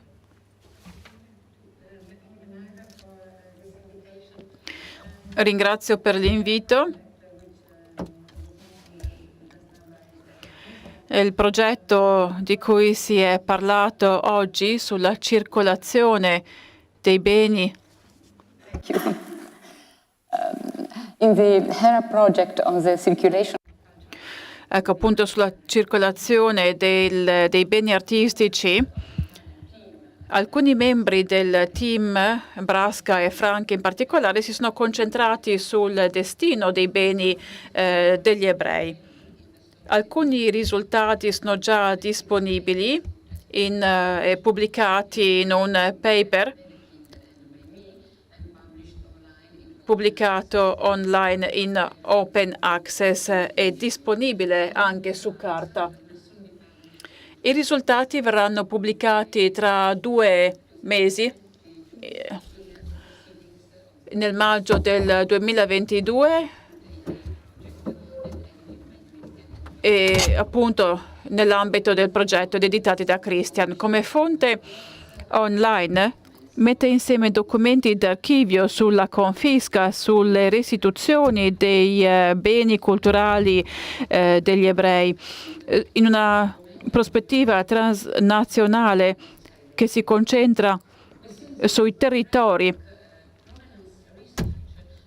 La ricerca dell'origine ha avuto un ruolo molto importante e talvolta ha prodotto dei risultati molto specifici. Tuttavia la ricostruzione degli itinerari, degli spostamenti nella proprietà delle opere d'arte è stato strumentale ad una nuova comprensione dei processi di trasferimento relativamente alle motivazioni, alle circostanze, ai meccanismi di potere, alle traiettorie assunte da oggetti e da persone, le conseguenze di tutto questo.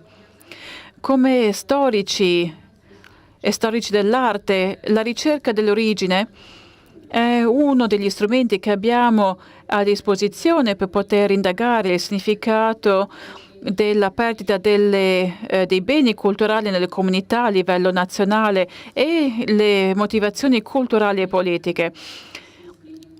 Processi che portano a reinterpretazioni.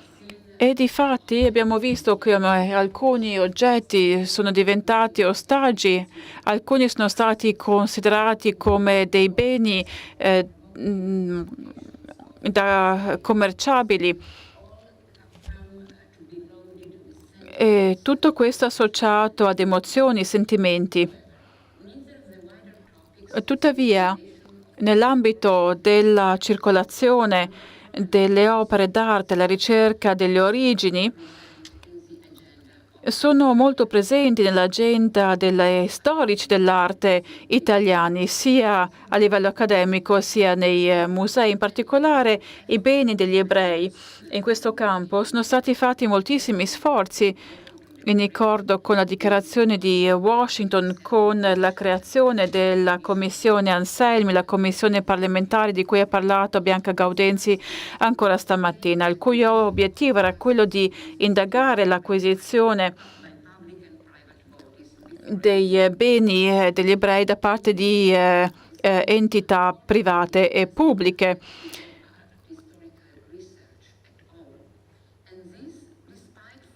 Tutto questo a prescindere dalle premesse favorevoli che erano state fatte, perché da un lato la Commissione ha raccolto molti documenti degli archivi di alcune sovrintendenze locali, sottolineando quindi l'importanza di questo tipo di documento. D'altra parte, invece, ha riconosciuto nelle conclusioni che deve essere fatto ancora molto nell'ambito delle restituzioni delle proprietà degli ebrei,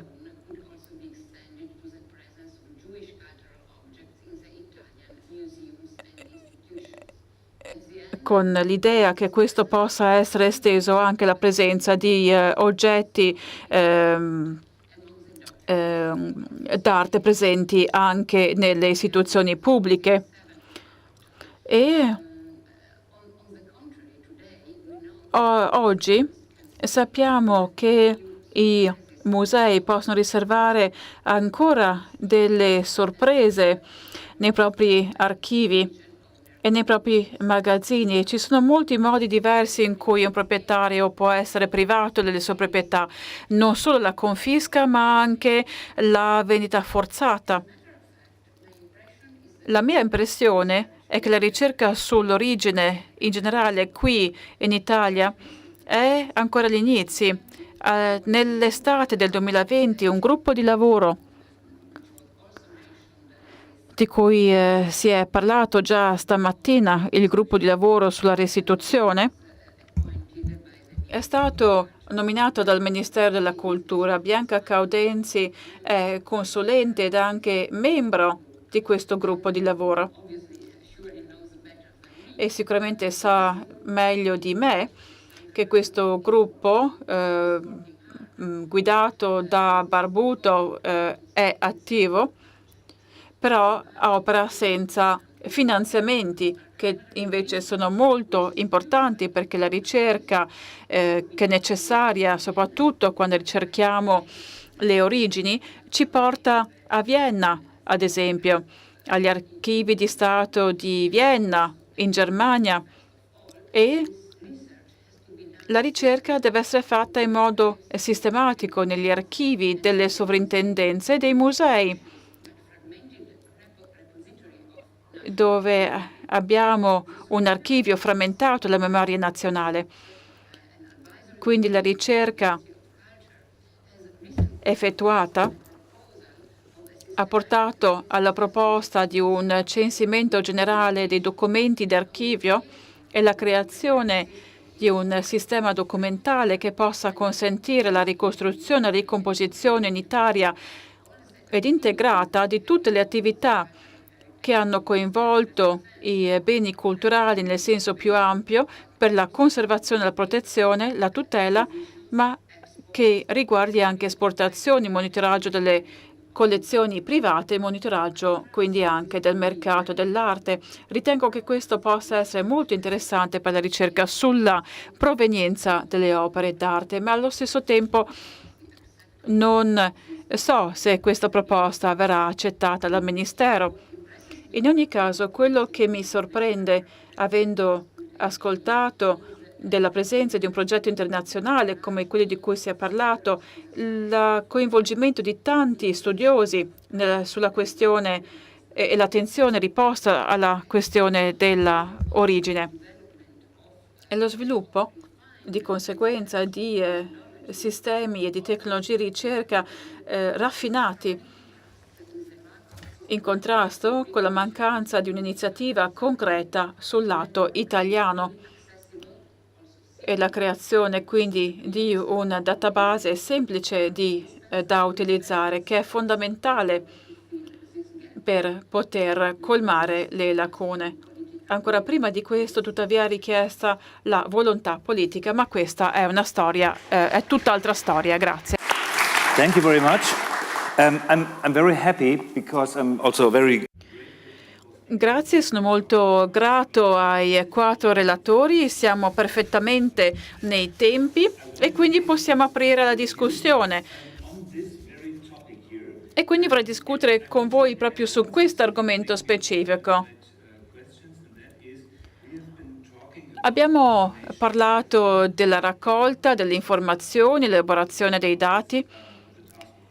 Questo era l'obiettivo di questo panel, ma c'è un'altra dimensione interessante che dovrebbe essere discussa, ovvero il momento in cui noi pubblichiamo i dati, quei dati diventano accessibili da punti di vista diversi. Quindi la situazione in cui ci troviamo, siamo in una caverna, abbiamo una torcia, girando la torcia non riusciamo a vedere questi database che ci consentono quindi di identificare le cose. È un lavoro che chiamerei di crowdsourcing delle informazioni. Nel momento in cui i musei pubblicano i lavori online, diventano accessibili, possiamo lavorare con le informazioni e questo è stato dimostrato anche attraverso i database presentati. È qualcosa che consente un controllo perché appunto le informazioni sono state rese pubbliche e quindi è una forza. Avendo detto questo, vedo una mano alzata. Prima domanda dal pubblico.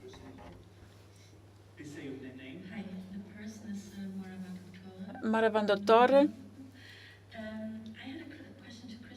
Una domanda per Christian relativamente alla data Autobahn di cui si parla dal 2017, da che è stato introdotto, dice che è in via di elaborazione. Il problema è il finanziamento o le risorse insufficienti in termini di persone? Noi abbiamo raccolto tantissimi dati, talmente tanti dati che i nostri stessi sistemi non riescono più a gestirli. Quindi come possiamo far sì che questi dati diventino pubblici? La domanda era per Christian. La prima domanda. Dal punto di vista della Getty Institute, il collegamento attraverso un sistema di open data è stato creato a partire dal 2015-2017, era un progetto triennale, non è ancora stato completato né è stato pubblicato, ma è abbastanza avanzato, dovrebbe essere reso pubblico a breve. Deve ovviamente essere adottato anche da altre istituzioni. Mi spaventa l'idea delle risorse richieste. Hanno convertito 2 milioni di registri in questo modello di dati che ha richiesto la pulizia dei dati per poterli inserire e temo che istituzioni più piccole con finanziamenti inferiori avranno bisogno di tempistiche molto più lunghe di quelle che abbiamo utilizzato noi. Tuttavia è una questione molto importante. è un sistema concettualmente già prestabilito.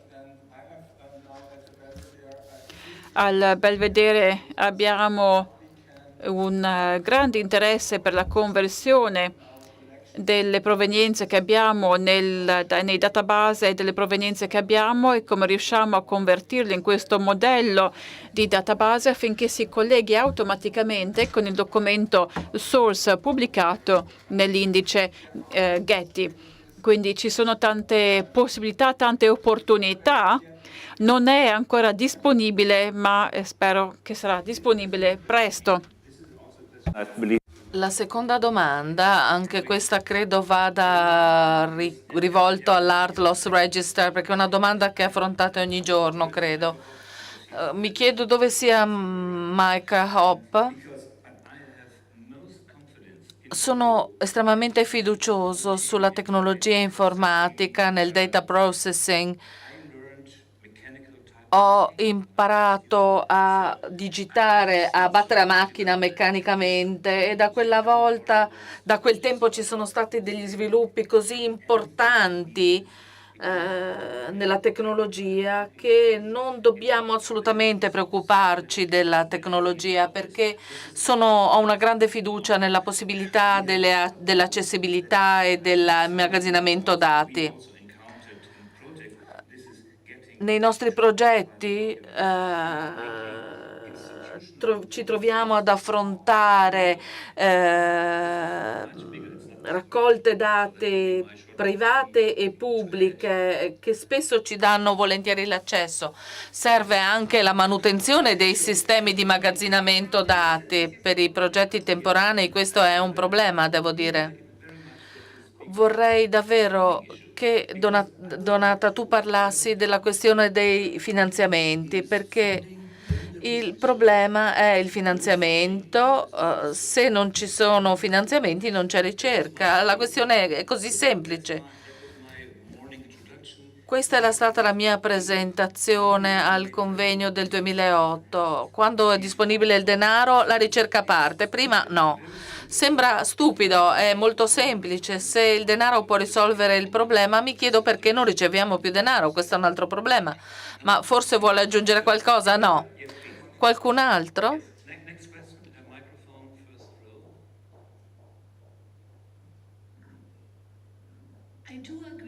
Sono d'accordo con lei, Christian, sul fatto che è difficile, perché a volte lavorare, avventurarsi in questi database è davvero complesso e pesante, ma non soltanto ci servono soldi, ma anche una nuova generazione di ricercatori e specialisti, perché la nuova generazione è una generazione digitale come noi non siamo stati, sono più giovani, più veloci e hanno il DNA per la ricerca che noi non abbiamo, e questo è quello che sta davvero cambiando davvero le cose. Dobbiamo guidarli, le persone come voi li devono guidare sul come evitare il silenzio, perché questo rende la ricerca più veloce. Ci servono workshop, lezioni, incontri su come fare praticamente ricerca. È una questione importante. L'affrontiamo anche al Belvedere per avere più persone che portino la conoscenza di storia dell'arte, ma anche portino le best practice, la maggiore esperienza possibile sul come preparare i dati, su come pubblicarli. E queste persone ci sono già.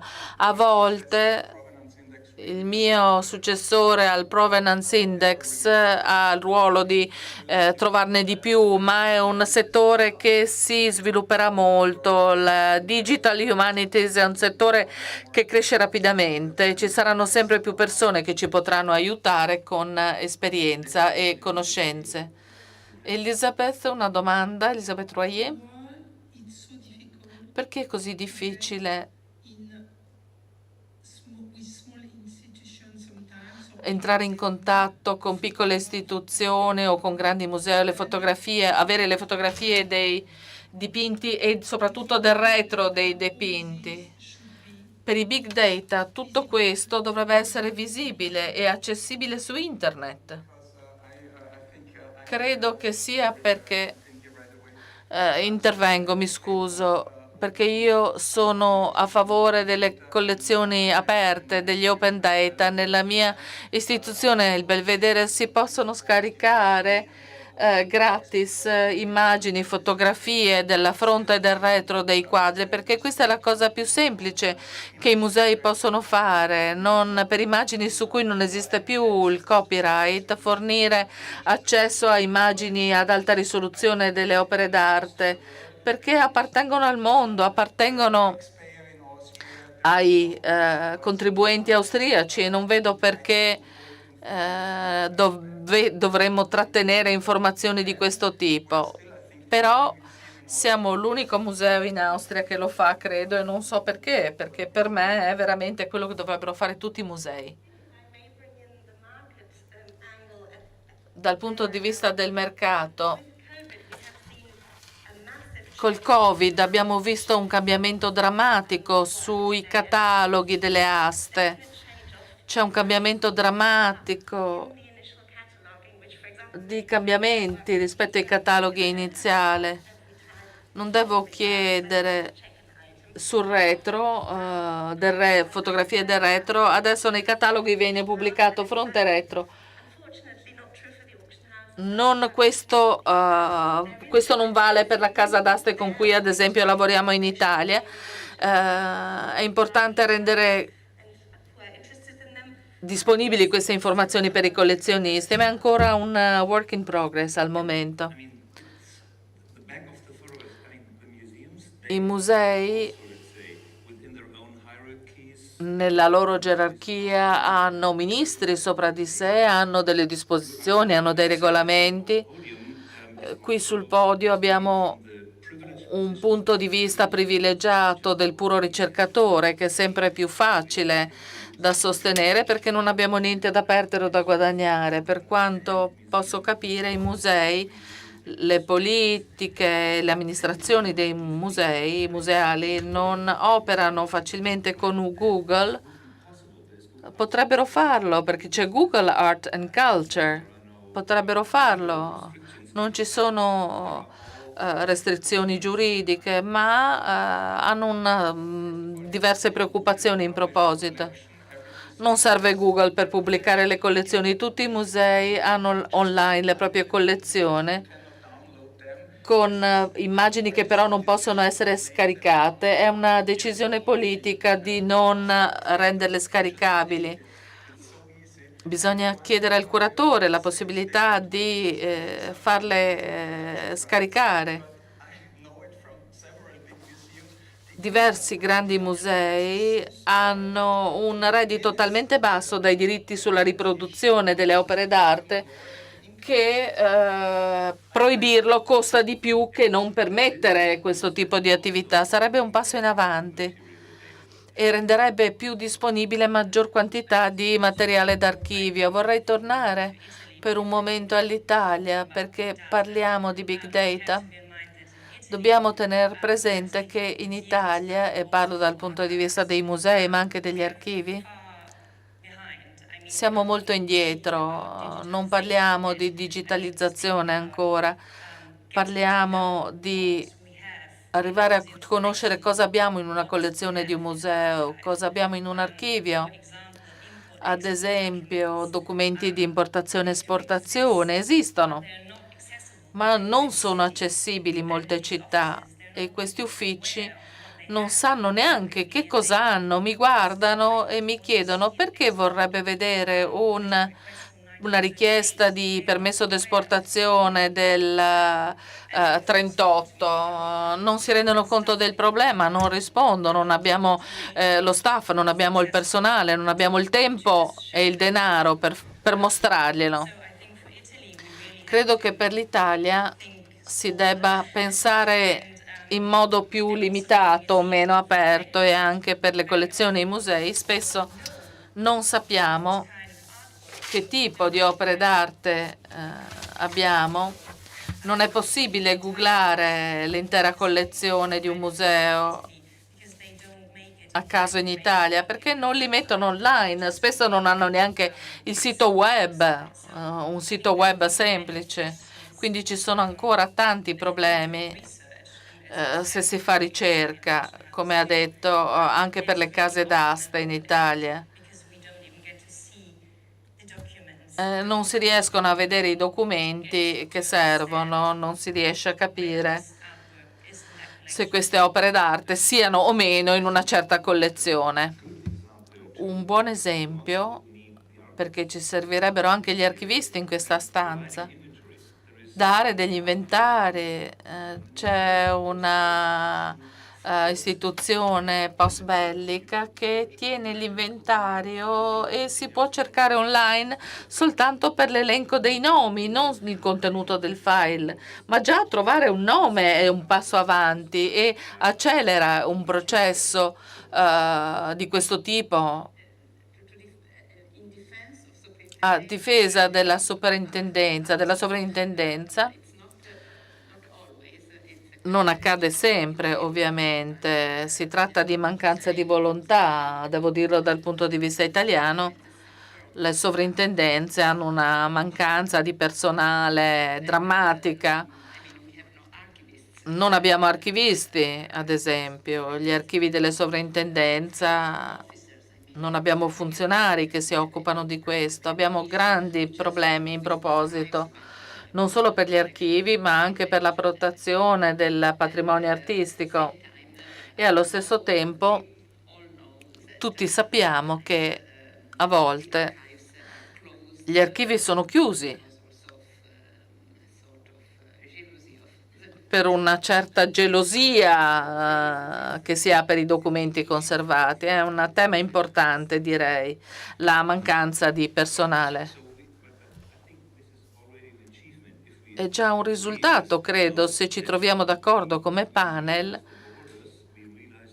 su quali siano i confini, su quali siano gli ostacoli e se riusciamo a avere qualche idea su come superarli. Alcuni di questi ostacoli sono troppo grandi perché richiedono finanziamenti, personale, tutte cose che noi non siamo in grado di fornire. Noi possiamo soltanto fornire idee e abbiamo descritto l'idea di cosa si potrebbe fare. Detto ciò, se non ci sono altre domande, no, ancora.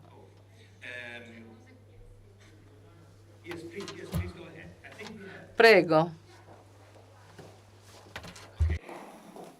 So who is going to...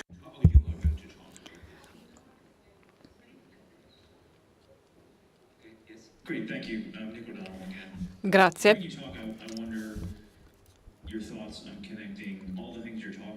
Ecco, come si può collegare tutto questo o come riusciamo a creare un collegamento tra tutte le cose di cui abbiamo discusso e i giovani?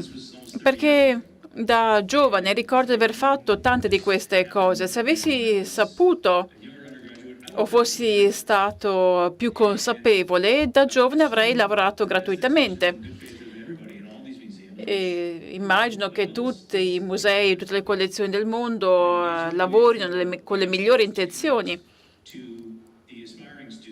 Quindi perché non pensare di divulgare tutte queste informazioni tra gli studenti? Perché molto spesso basterebbe tirare la linea per capire esattamente quali sono le origini. Decisamente una sfida. Abbiamo studenti del primo anno che assumiamo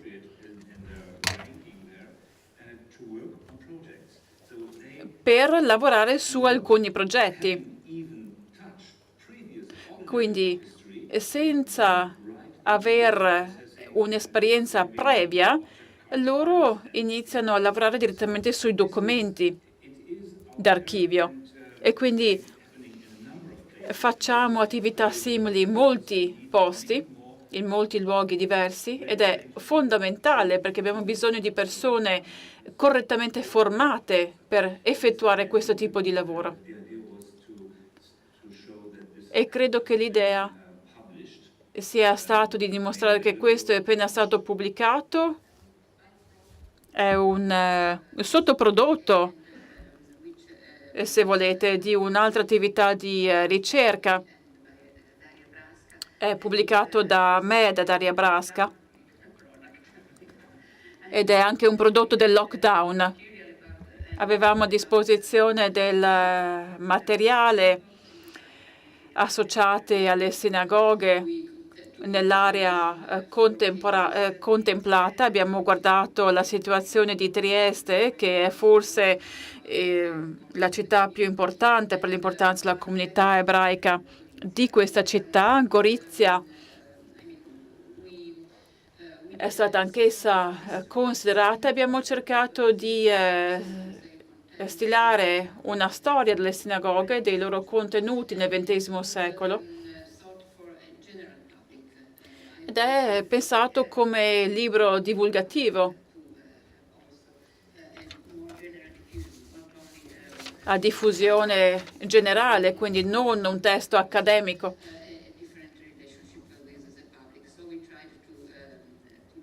Abbiamo quindi cercato di creare questo sito internet appunto per divulgare la storia di queste 3 sinagoghe. Grazie. Grazie molte, ringrazio tutti i panelist. Grazie. And now we're rushing for the coffee break. E adesso abbiamo il coffee break. Grazie.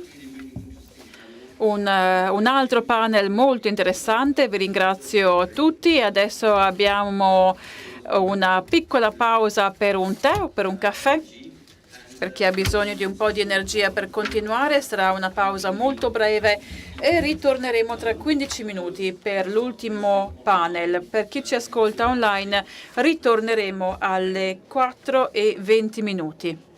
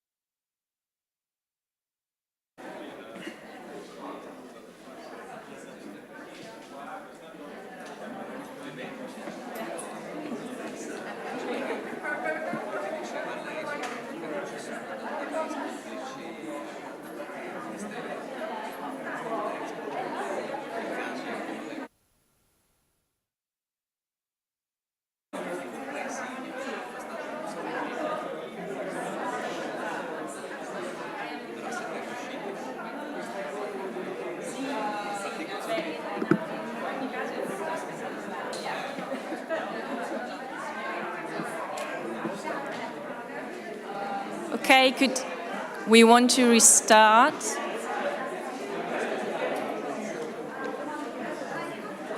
Everyone, if you can just please sit down, we are going to resume now.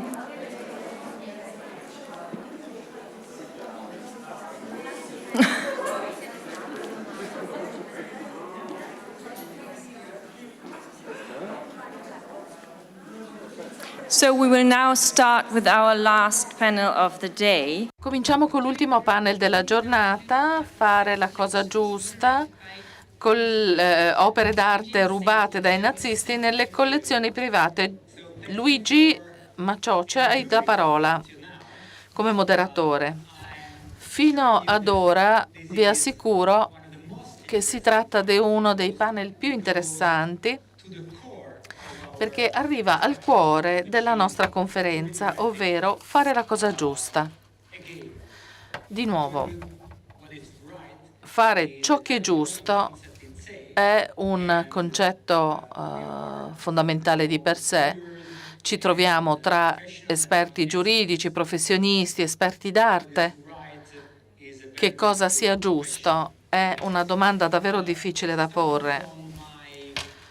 Cominciando all'estrema sinistra, alla mia estrema sinistra, abbiamo Richard Aronowitz, un autore di romanzi, un esperto dell'espressionismo tedesco e della restituzione. Fino a poco tempo fa è stato a capo di una società di restituzione a Londra. Ha diversi motivi per essere qui. La sua madre proveniva da una famiglia ebrea polacca, fu perseguitata durante l'Olocausto. Friederike von Brühl è partner della Kehlen L. Gates, ufficio di Berlino. Si occupa di una vasta gamma di questioni giuridiche, dal copyright al diritto commerciale, e ha un motivo per essere qui perché ha un master in storia dell'arte. Quindi con una doppia qualifica ha un motivo aggiuntivo per partecipare a questa conferenza. Alla mia destra abbiamo Isabel von Klitzing, chiedo scusa per la pronuncia. Isabel è un'esperta legale d'arte e ha trascorso la sua intera carriera occupandosi di trovare la provenienza di opere d'arte in consulenza artistica. Questo è il nome del suo studio che ha fondato nel 2003 ed era una senior researcher per Sotheby a Londra. Isabel è un esperto legale d'arte per questo argomento. Non serve che ripresenti Pierre Valentin, anche se Pierre è un esperto legale d'arte, insegna alla Business School per quanto riguarda l'arte a Beirut, in Libano, e ha anche lui diversi motivi per essere presente qui. Lascio a Isabelle e Pierre che presentano alcune diapositive. L'importanza della ricerca sulla provenienza e delle soluzioni negoziali. Grazie Luigi. Nei prossimi 20 minuti Isabella ed io ci concentreremo sullo scenario ipotetico di un collezionista privato che eredita delle opere acquisite tra gli anni 30 e gli anni 90 da aste d'arte e da mercanti d'arte di alto profilo. Il nostro collezionista, diciamo, abbia un consulente artistico che lo istruisca sul fatto che molte di queste opere d'arte sono parte del database noto come Art Loss Committee, che si occupa di arte razziata, di opere d'arte razziate. non ne ha mai sentito parlare, si arrabbia e poi diventa depresso perché è passato tantissimo tempo da quando queste opere d'arte sono state richieste indietro, non c'è nessun ricorrente che si presenta e non sa cosa fare.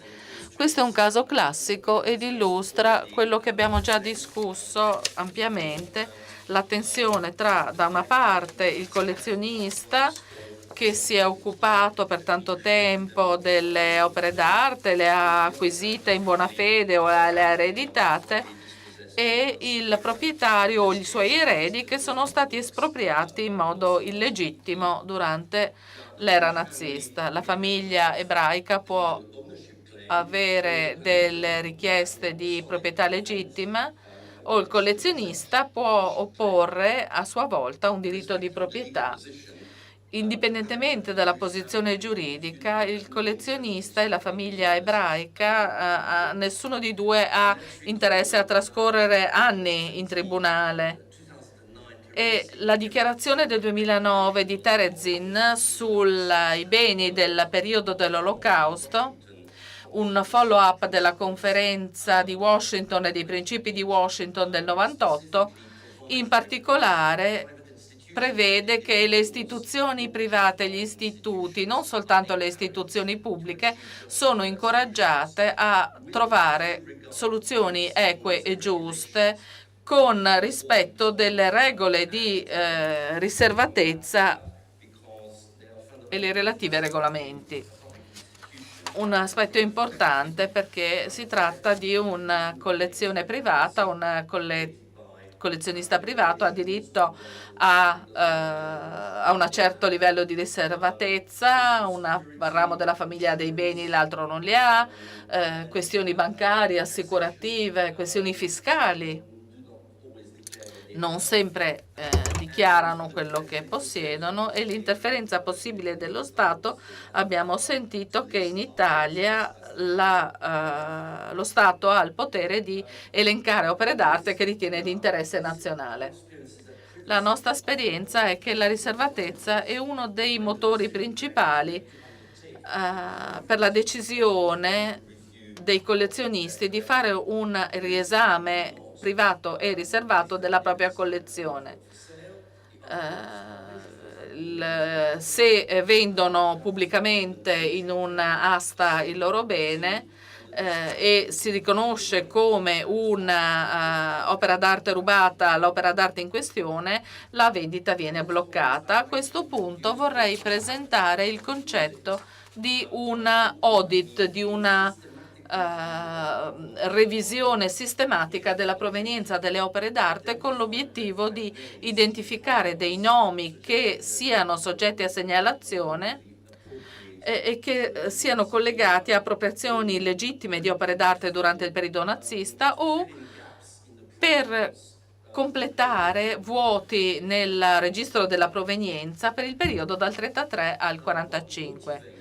Quello che dà motivazione ai collezionisti a fare questa audit della propria collezione, se il collezionista vuole trasferire alla generazione seguente la collezione, potrebbe non voler trasferire opere d'arte problematiche alla generazione seguente. Se il collezionista vuole mettere in vendita delle opere d'arte, anche in questo caso il rischio è che le opere d'arte finiscano oggetto di una richiesta di restituzione con pubblicità non voluta o per fare un prestito o un dono di una collezione d'arte a un'istituzione pubblica per la reputazione delle famiglie industriali che spesso viene danneggiata dall'associazione al regime nazista. Alcuni hanno cercato di mettere a posto il registro raccontando una storia per quanto apertamente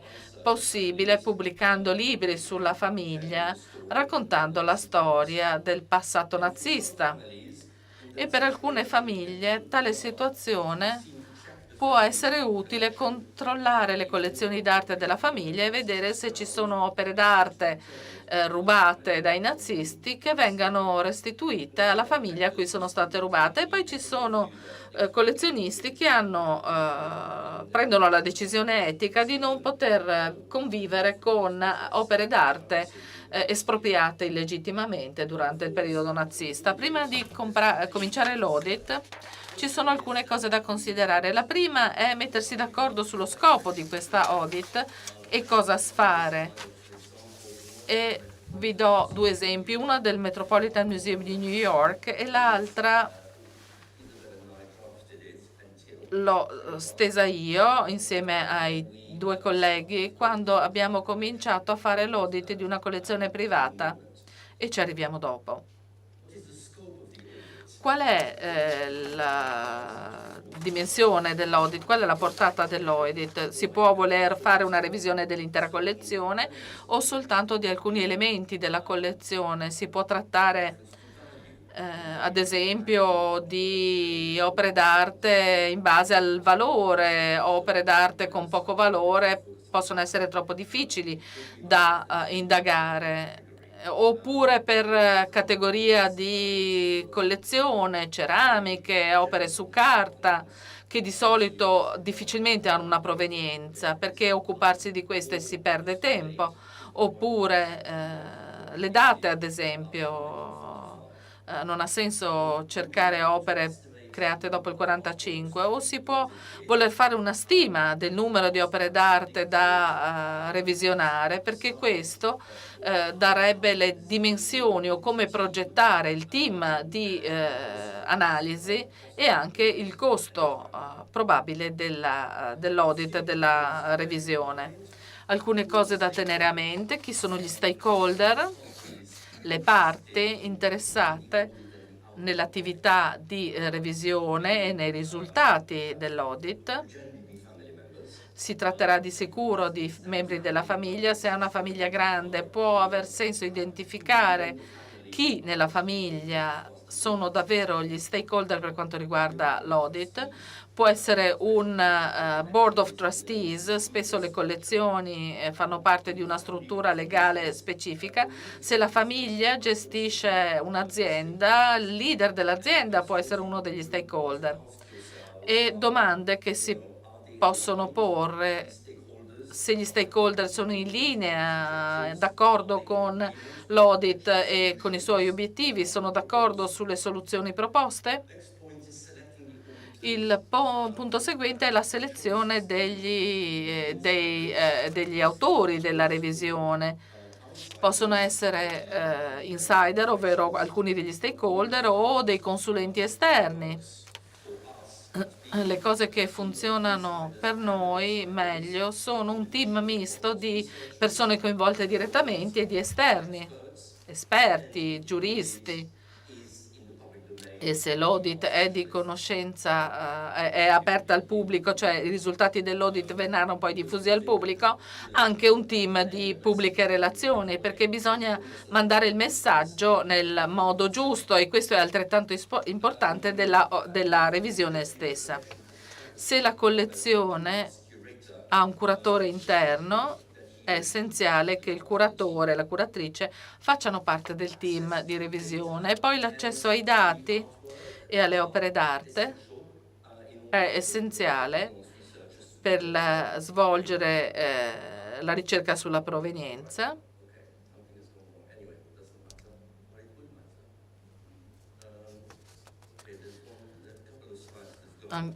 Sono sparite un paio di diapositive. Quello che volevo mostrarvi è il retro di un dipinto con tantissime etichette, ma abbiamo già visto retro di diverse opere prima. La riservatezza, una questione fondamentale per i collezionisti privati, e il problema è se tenere riservata la revisione o se è nell'interesse della famiglia diffondere il fatto che questa revisione, questo audit venga eseguita e i dati che ne emergono. Documentare l'attività di revisione, perché la ricerca ha valore se si dà una provenienza certa per un'opera d'arte, il suo valore aumenta. Se si riempiono i gap, i vuoti in un periodo di vita dell'opera tra il 33 e il 45, la credibilità della revisione, se si vuole mostrare cosa si è fatto, come, perché, cosa si è concluso.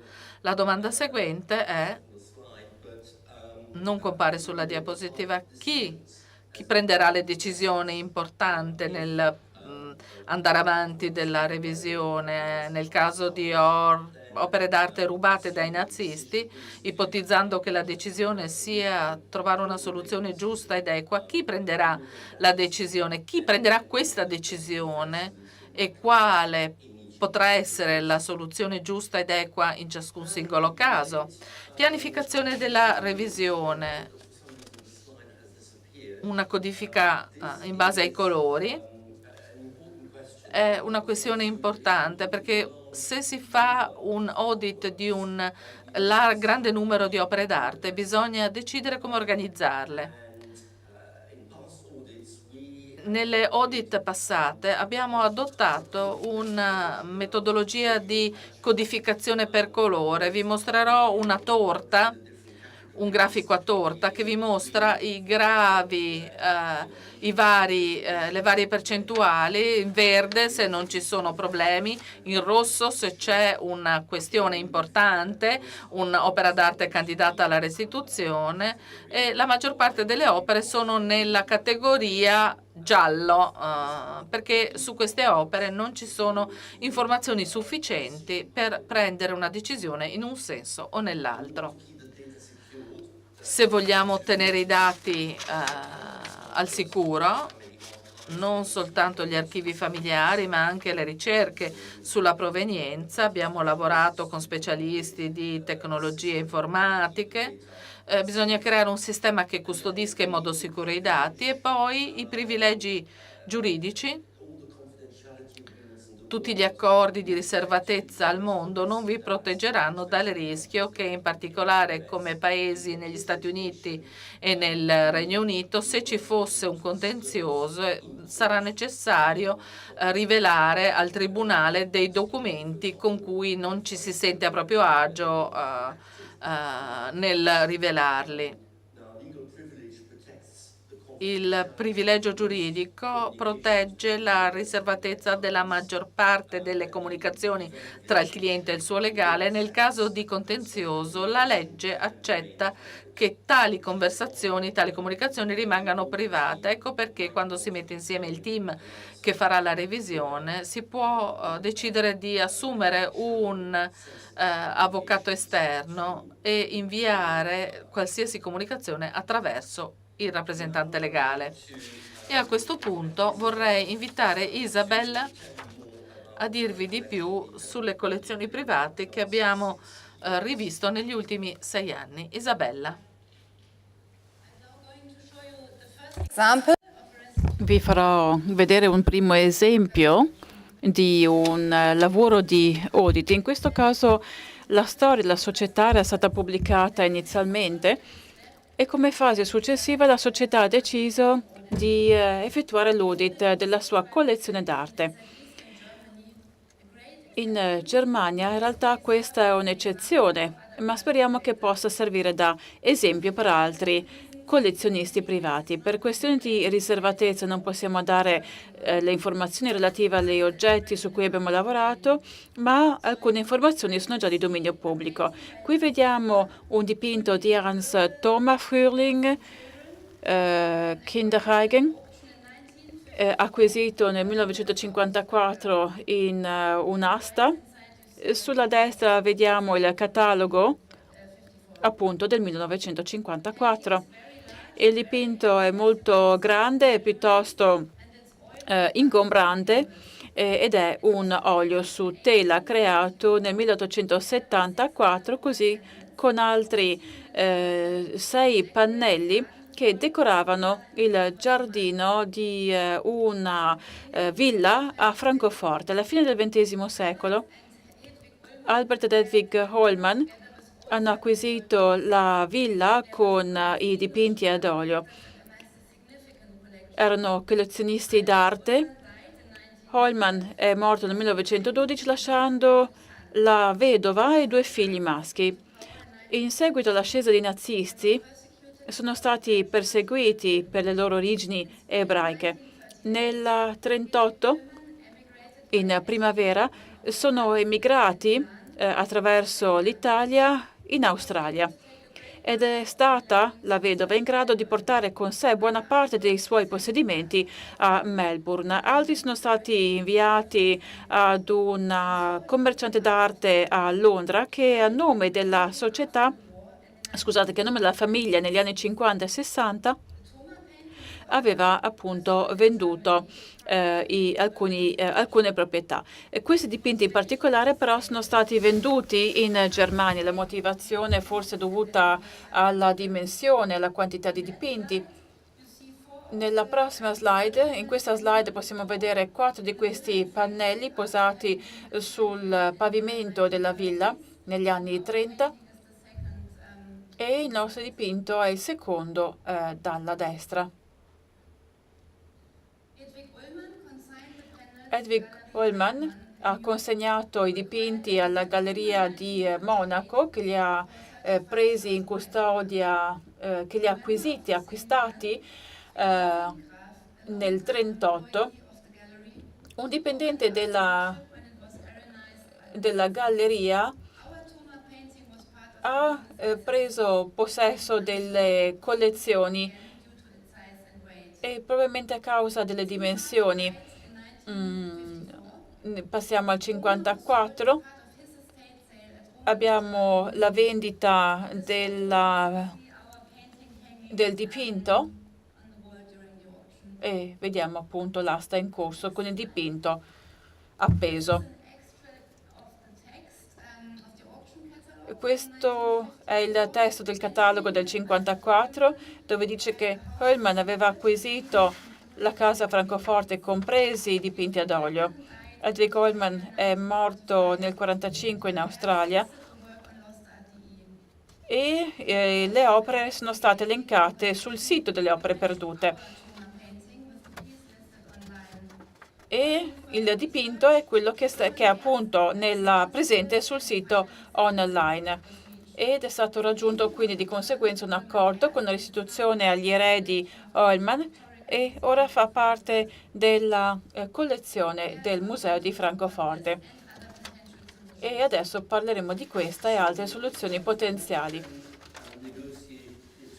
La soluzione negoziata, che aspetto può assumere?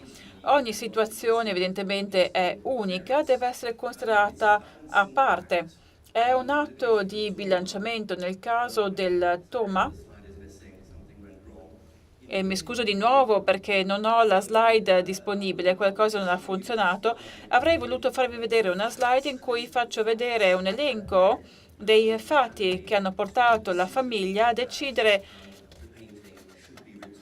di restituire il dipinto alla famiglia originale, ovvero agli eredi. La signora Ullmann aveva venduto il dipinto in Germania durante il periodo nazista, era una donna ebrea, era fuggita dal nazismo e non era molto chiaro se di fatto avesse raccolto, avesse ottenuto il denaro, avesse incassato il denaro della vendita. E c'erano già altri esempi di restituzione alla famiglia Ullmann.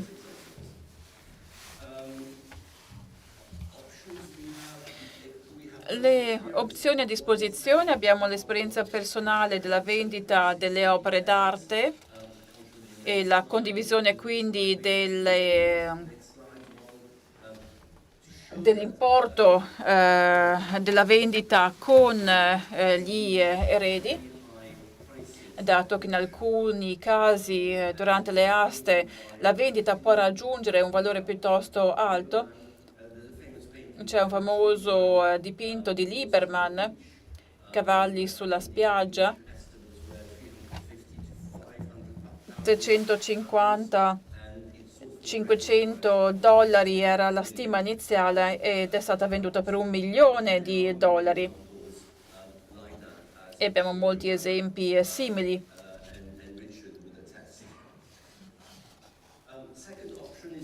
La seconda opzione è quella di tenere l'opera d'arte e di risarcire finanziariamente gli eredi, oppure di restituire le somme agli eredi, giustificato talvolta se vi è evidenza del fatto che la famiglia originaria avesse venduto l'opera d'arte e che avesse ottenuto un valore di mercato equo e che avesse in effetti incassato l'ammontare pattuito.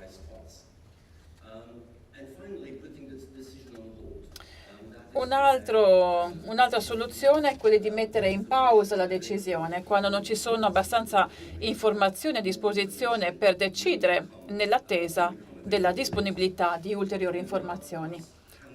E ora restituisco la parola ad Isabel, che ci darà un esempio di un'opera d'arte dove gli eredi sono stati risarciti e l'opera invece è stata mantenuta dal collezionista. Questo è il nostro secondo esempio. È una tazza del XVII secolo. Ecco, bere da questo calice ci rende molto ubriachi perché dobbiamo bere il contenuto fin tanto che girano ancora le pale, quindi è un'operazione un po' difficile.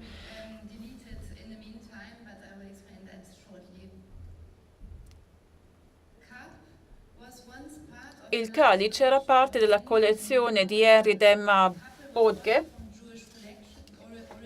di origine ebraica, era un bancario,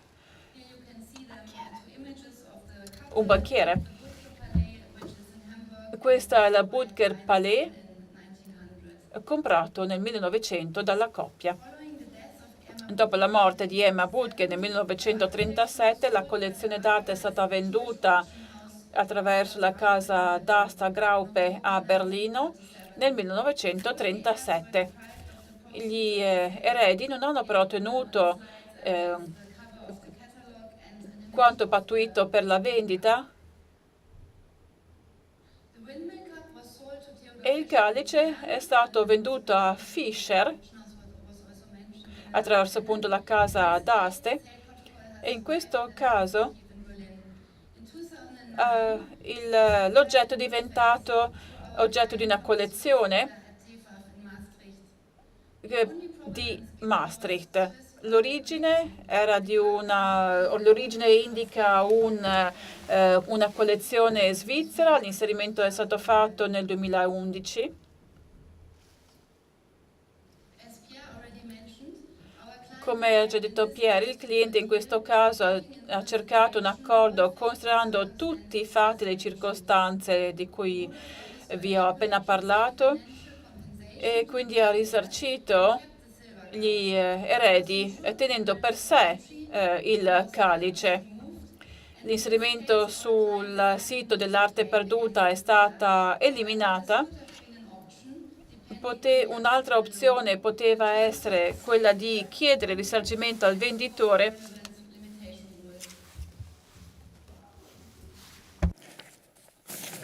We're close to the end.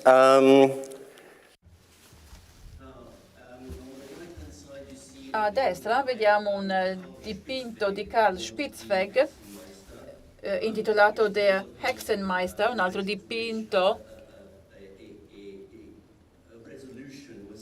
per il quale è stata negoziata una soluzione. In questo caso era importante identificare chi erano gli eredi legittimi. In questo caso la situazione era la seguente. Il collezionista voleva restituire l'opera alla famiglia di Bendo il legittimo proprietario da cui era stato rubato, ma la domanda era a quali discendenti doveva essere restituito. Alla morte di Bendel in un campo di concentramento, le sue proprietà passarono alla moglie, non avevano figli e l'albero genealogico era abbastanza complesso e solo dopo tanti anni si sono ottenuti i documenti necessari che confermassero a chi doveva essere restituito il dipinto. E questo è il secondo nostro esempio che ci dà un'idea del prezzo di un dipinto con un'origine chiara. E giungo alle conclusioni.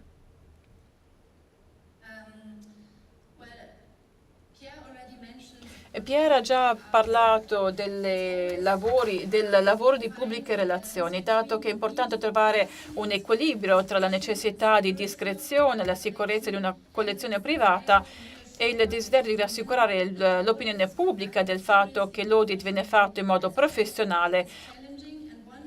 È una vera e propria sfida che contempla anche le questioni associate alla privacy. Se una collezione privata decide di rendere pubbliche il proprio audit, la gestione della stampa è fondamentale, dato che tutte le attività associate alla restituzione di opere attrae l'attenzione del pubblico.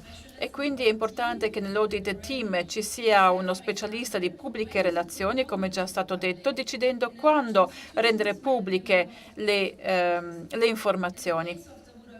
Nel caso della collezione August Oetker è stato deciso di non rendere immediatamente pubblica la notizia per evitare costrizioni di tempo. La strategia quindi è stata gestita nel momento in cui un articolo francese parlava dell'origine dubbia di alcuni oggetti d'argento che erano stati esibiti messi in mostra a Tolosa. Questo ha portato quindi ad una informazione appunto che poi è stata pubblicata nella stampa e se vediamo i titoli risulta piuttosto chiaro la differenza tra la misteriosa collezione Oetker alla dichiarazione più secca sulla dimostrazione al mondo di cosa si può fare con l'arte rubata dai nazisti. Diventa una modalità per rimuovere qualsiasi dubbio sull'origine delle collezioni d'arte. Questo è importante perché il valore della collezione può aumentare. L'audit deve essere progettato in base alle necessità specifiche del cliente ed è importante capire le implicazioni dei possibili risultati se viene riscontrato che alcune opere sono state trafugate. È importante trovare l'equilibrio giusto per la propria collezione tra il desiderio di rassicurare la pubblica opinione sulla professionalità dell'audit e la privacy del collezionista. E diventa più facile trovare e ritrovare le opere d'arte grazie appunto a attività di audit. Molti di questi casi non ci danno risultato che è o bianco e nero. In molti casi il risultato deve essere considerato in modo molto differenziato a seconda delle circostanze. Cerchiamo tuttavia di assicurare che tutte le decisioni prese siano coerenti con le linee guida interne della collezione. Grazie. Thank you, Isabelle and Pierre. Grazie Isabella e Pierre per averci dato alcuni esempi brillanti dell'esperienza reale. Ora, sullo stesso approccio, ovvero un approccio di risoluzione dei problemi, Richard, diciamo che sono un collezionista italiano, il signor Epifanio Agnelli Mazzanti vien dal mare, più o meno noto. Ho una grande collezione e voglio vendere un pezzo della mia collezione. Ho dubbi sulla provenienza, anche se il mio avvocato italiano mi dice: vai avanti, nessuna preoccupazione, perché l'hai avuto per più di 20 anni e non ci sono controversie sulla proprietà. Voglio vendere il pezzo, vengo da te e ti chiedo: e allora quale sarebbe il tuo suggerimento? Cosa fare? Il mio primo suggerimento sarebbe capire quali sono i dubbi, quanto siano seri, che tipo di dubbi siano, se riguardino il periodo 33-45, se sono legittimi, se l'opera d'arte è stata venduta in stato di necessità, se non è stato posto rimedio all'ingiustizia, se la situazione giuridica dell'attuale proprietario, quale sia. Nelle case d'aste a livello internazionale abbiamo i principi di Washington per parlare di risarcimenti e di compensazione. Non raccomanderei di nascondersi dietro alla legge, perché i casi che abbiamo sentito oggi ci mostrano la posizione di tante istituzioni nel mondo che sicuramente non suggeriscono, nel caso di oggetti d'arte, di nascondersi dietro alla legge. Suggerireste di aprire il caso al pubblico con un'agenzia di pubbliche relazioni, come suggeriva Isabelle? Lavorando a Sotheby, quello che abbiamo fatto per le restituzioni lì è stato utilizzare il nostro approccio prudente, da 2.000 sterline fino a 20 milioni di sterline, per valori dai 2.000 ai 20 milioni di sterline. Ci siamo sempre occupati dei casi irrisolti relativi al periodo 33-45, ne avevamo circa 10 ogni anno. Alcuni richiedevano ulteriore indagine attraverso ricerche sui Monuments Men e altri agenti che si occupavano di restituzioni, raramente parlando. In questi anni non ho mai trovato dei privati che si volessero nascondere dietro alla legge. Il nostro dipartimento esperti ci permette di trovare i primi collegamenti con il proprietari dell'opera d'arte. Sono lo stesso tipo, Federica, ma adesso ho scoperto con mia grande tristezza che il mio pezzo è registrato nel database delle opere d'arte perdute tedesche.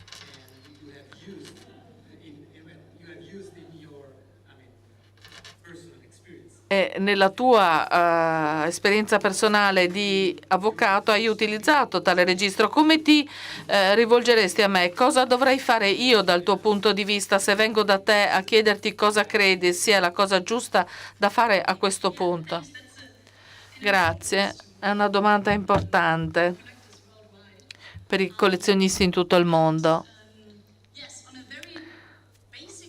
A livello di base, per darti un background dal punto di vista di un avvocato in Germania, per coloro di voi che non hanno lavorato con questo database, è un database tenuto in Germania dalla fondazione Lost Art, Arte Perduta, e ne abbiamo sentito diverse volte, altre volte oggi.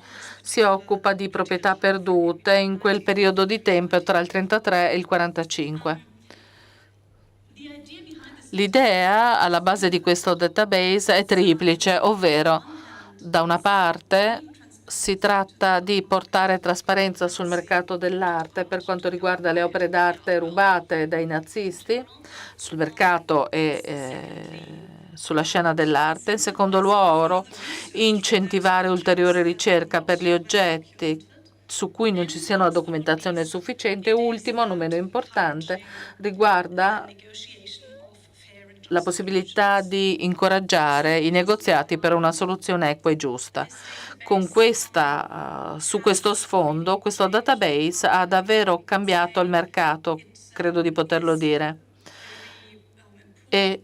ed è parte importante della due diligence per qualsiasi casa d'aste o per qualsiasi mercante d'arte o per chiunque voglia agire in buona fede sul mercato dell'arte. Il fatto che un'opera d'arte sia registrata in questo database è sicuramente un allarme sulla difficoltà a vendere questa opera sul mercato normale.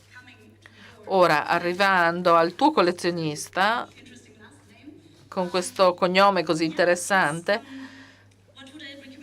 quello che gli suggerirei, prima cosa gli direi lei ha un problema, non può ignorarlo, deve fare qualcosa in proposito, deve trovare di più sulla questione per determinare una strategia adeguata. Quindi cosa fare per trovare di più sull'argomento? La prima cosa da fare è rivolgersi a coloro che hanno registrato questo articolo sul database dell'arte perduta e che documentazione avessero per supportare la registrazione. Si esamina questa documentazione insieme ai propri consulenti e sulla base di questo si decide una posizione.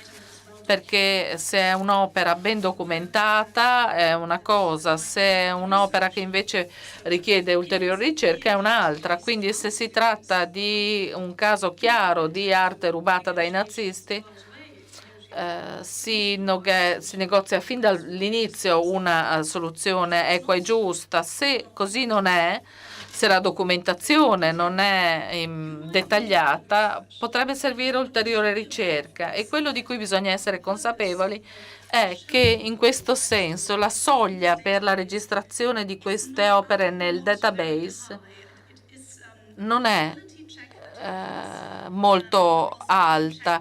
C'è un controllo di plausibilità che può essere più severo di quanto fosse all'inizio, quando fu creato il database, ma rimane possibile registrare gli oggetti se ci sono sospetti, ma anche se non c'è alcuna certezza, perché sappiamo che fa parte del problema il fatto che non ci sia una documentazione adeguata per questi oggetti d'arte. E una delle idee alla base della creazione di questo database è proprio incoraggiare ulteriore ricerca. Quindi ci sono molti articoli su cui non c'è molto di più che un sospetto e serve molta maggior documentazione. Ora, per un caso pratico da condividere con voi, una esperienza della mia pratica reale, Isabel ed io abbiamo lavorato insieme per qualche anno, fino a poco tempo fa. Si trattava di un collezionista che era nella situazione del tuo collezionista italiano, non era italiano, era un collezionista internazionale che si era reso conto che in questo database c'era un'opera della sua collezione, un dipinto di Max Liebermann, una donna che appendeva la biancheria, che stendeva la biancheria. Guardando le prove fornite al registro, ci rendemmo conto rapidamente che si trattava di un lavoro non ben documentato, la documentazione era carente e c'era un vuoto di provenienza tra il 31 e gli anni 80. E in questo periodo mancava qualsiasi ulteriore notizia su cosa fosse accaduto al dipinto. La cosa chiara era fin dall'inizio che nel 31 l'opera era appartenuta a una famiglia che negli anni seguenti avrebbe subito fughe, perdite e persecuzioni, circostanze tipiche della storia di questo periodo. Era la posizione da cui partivamo. Il collezionista fu consigliato da noi di prendere una posizione che io incoraggerei a diversi collezionisti e lo consiglierei anche al collezionista italiano se lavorasse a un caso di questi poco documentati. Mi disse: non voglio avere nella mia collezione arte rubata dai nazisti, mi rendo conto che c'è un'opera nella mia collezione in questo database, ci sono pochi documenti, devo trovare di più, devo finanziare le ricerche perché si possa trovare la verità. E questo è quello che abbiamo cominciato a fare. Isabelle e io l'abbiamo aiutato a svolgere la ricerca sulla provenienza. Io ho fatto la parte legale, avevamo un altro membro del team, Isabelle Creus, che ha svolto le ricerche sulla famiglia perché c'erano diversi componenti coinvolti nella ricerca. C'erano varie strade che sono finite in un nulla di fatto, ma la strategia di ricerca di Isabelle ha dato risultati e questo particolare lavoro di Max Liebermann non era stato rubato dai nazisti. La famiglia che lo possedeva dovette fuggire dalla Germania, andarono in Svizzera, in Francia e alla fine a San Francisco, e l'opera era stata trasportata dalla famiglia a San Francisco ed è rimasta nella famiglia fino agli anni 1980, inizio degli anni 90. Allora perché era stata registrata nel registro delle opere d'arte perdute? Perché a volte in situazioni come questa c'era stato un divorzio in famiglia, una parte della famiglia aveva perso contatti con il resto della famiglia e quelli che avevano registrato l'opera non erano in contatto con la moglie divorziata che se l'era portata via, quindi semplicemente la famiglia aveva perso notizie dell'opera ed è per questo era stato segnalato al registro delle opere d'arte perdute, non in cattiva fede, ma per una mancanza di conoscenza. E con questo progetto di ricerca sulla provenienza siamo riusciti a trovare questa storia e identificare le circostanze del ritrovamento. Alla fine, sulla base di questo progetto di ricerca sulla provenienza e delle informazioni ottenute, abbiamo fatto cancellare l'opera d'arte dal registro dell'arte rubata, dell'arte perduta, e altri articoli, altri oggetti d'arte furono eliminati dal registro per lo stesso motivo. L'opera di Liebermann, che adesso è riconosciuta ufficialmente nella collezione del nostro cliente ed è esposta in un museo. In un certo senso è stata una conclusione fortunata. Questo dovrebbe davvero incoraggiare i collezionisti a non nascondersi, a non rimanere zitti, non accettare vuoti di provenienza. Alla fine non aiuta nessuno la mancanza di informazione, se ci sono incertezze nessuno ne beneficia. Il vuoto di conoscenze sulla provenienza va affrontato, bisogna trovare la verità e questo va a beneficio di tutti, grazie alla trasparenza e alla onestà storica. In linea di massima il messaggio per il collezionista privato è: non nascondete la testa sotto la sabbia, se avete dubbi cercate di svolgere quantomeno la ricerca, di saperne di più, perché non fa bene a voi e alla vostra collezione soltanto, ma a tutto il mondo dell'arte. So che è tardi, ma vorrei chiedere se ci sono domande, una o due. Prego. Thank you. Bartartoli, berlinese. Concordo con quanto ha detto Federica sulla strategia, l'approccio, non solamente per ragioni morali, ma anche per questioni finanziarie, perché alla fine un lavoro che non ha un'origine certa non può essere venduta o facilmente venduta. E dobbiamo pensare, come è stato detto, anche ai propri figli. Vogliamo lasciare ai figli una collezione d'arte con delle lacune? Potrebbe essere un peso molto grande per le famiglie. Il secondo punto di cui hai parlato, concordo pienamente con questo, quindi è fondamentale effettuare le indagini e la ricerca. Anche io ho seguito un caso in cui un dipinto era registrato e di fatto era stato esportato dalla Germania al Regno Unito,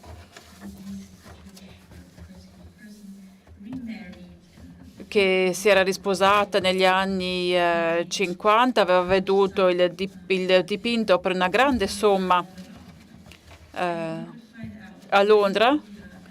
Abbiamo guardato i registri del commerciante d'arte e abbiamo finalmente trovato il suo nome, ma con il nome da sposata, e quindi abbiamo potuto certificare che il dipinto non era stato rubato. Ovviamente l'erede era rimasto deluso, però la cosa fondamentale è che ci fosse un registro di tutto quello che era successo.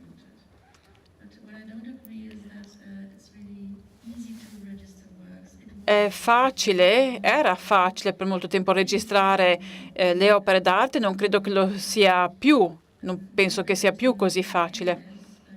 Quando si rappresentano degli eredi e i clienti sono appunto, i clienti sono gli eredi delle vittime, non è più così semplice, ci sono stati dei problemi con il database.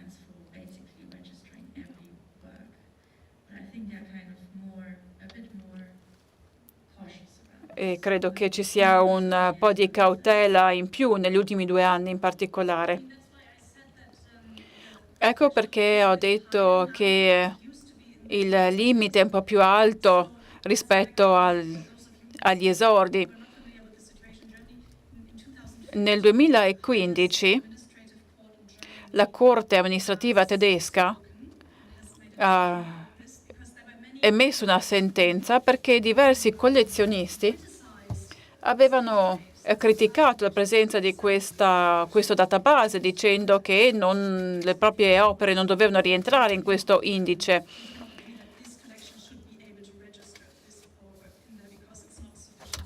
Dato che adducevano problemi associati alle evidenze. Ecco, la sentenza della Corte tedesca ha detto che la Fondazione per l'Arte può liberamente definire i criteri di inserimento nel database e quindi che la pratica della Fondazione per l'Arte perduta poteva continuare. Il dibattito si è un po' calmato nel frattempo, però ci sono state queste grandi discussioni che credo abbia reso più sensibile la Fondazione per l'Arte perduta relativamente a queste questioni, capendo anche il punto di vista dei collezionisti. Ovviamente ci deve essere la possibilità di effettuare dei controlli, però la discussione riguarda il livello da cui si può e si deve partire. Anche se può essere un po' più difficile oggi, le opere che erano già presenti nel database forse non avevano incontrato gli stessi ostacoli che forse affrontano le opere d'arte oggi, la registrazione.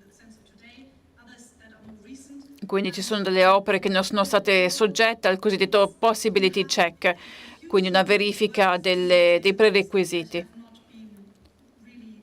E quindi ci sono molte opere che non sono mai state verificate nel dettaglio, ed è l'obiettivo un po' di questo database. Isabella ed io abbiamo lavorato insieme proprio per dimostrare quali sono i meccanismi del database, per far vedere che funziona, affinché i collezionisti capiscano che di fatto esiste questo problema e che deve essere risolto. Abbiamo un'ultima domanda. Volevo solo fare una domanda a Pierre. La questione della cancellazione dell'opera d'arte dal registro dopo la composizione. Si può quindi alla fine, una volta risolta la situazione, o cancellare l'oggetto dal registro oppure aggiungere una nota. Credo che per trasparenza converrebbe mantenere l'oggetto nel registro e so che i collezionisti molto spesso chiedono che venga cancellato del tutto. Però mi domando, e soprattutto in alcuni casi particolari, tra 20 anni nessuno si ricorderà che c'è stata una composizione, forse la generazione successiva dirà noi vorremmo ricorrere per ricercare quest'opera d'arte perché nel frattempo tutti hanno dimenticato che cosa è successo negli anni 50, negli anni 60 e tra 20 anni nessuno saprà quello che è successo oggi. E quindi volevo capire qual è la vostra posizione. Capisco il motivo per cui viene richiesta la cancellazione da parte dei collezionisti, ma non so se sia a loro beneficio.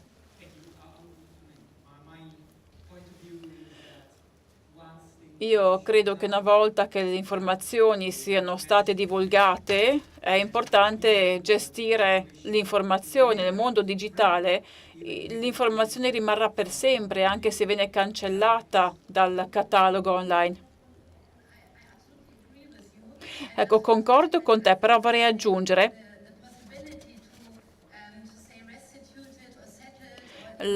che esiste la possibilità di dire di aggiungere che un oggetto è stato restituito.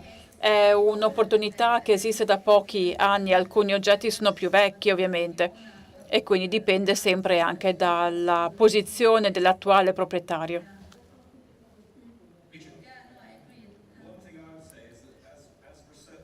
Io aggiungerei che così come i ricercatori lamentano il fatto che non esiste un archivio cartaceo, da un punto di vista ricerca l'assenza e la cancellazione ci porta ad un altro problema associato alla mancanza di informazioni utili in futuro. Abbiamo una ultimissima domanda.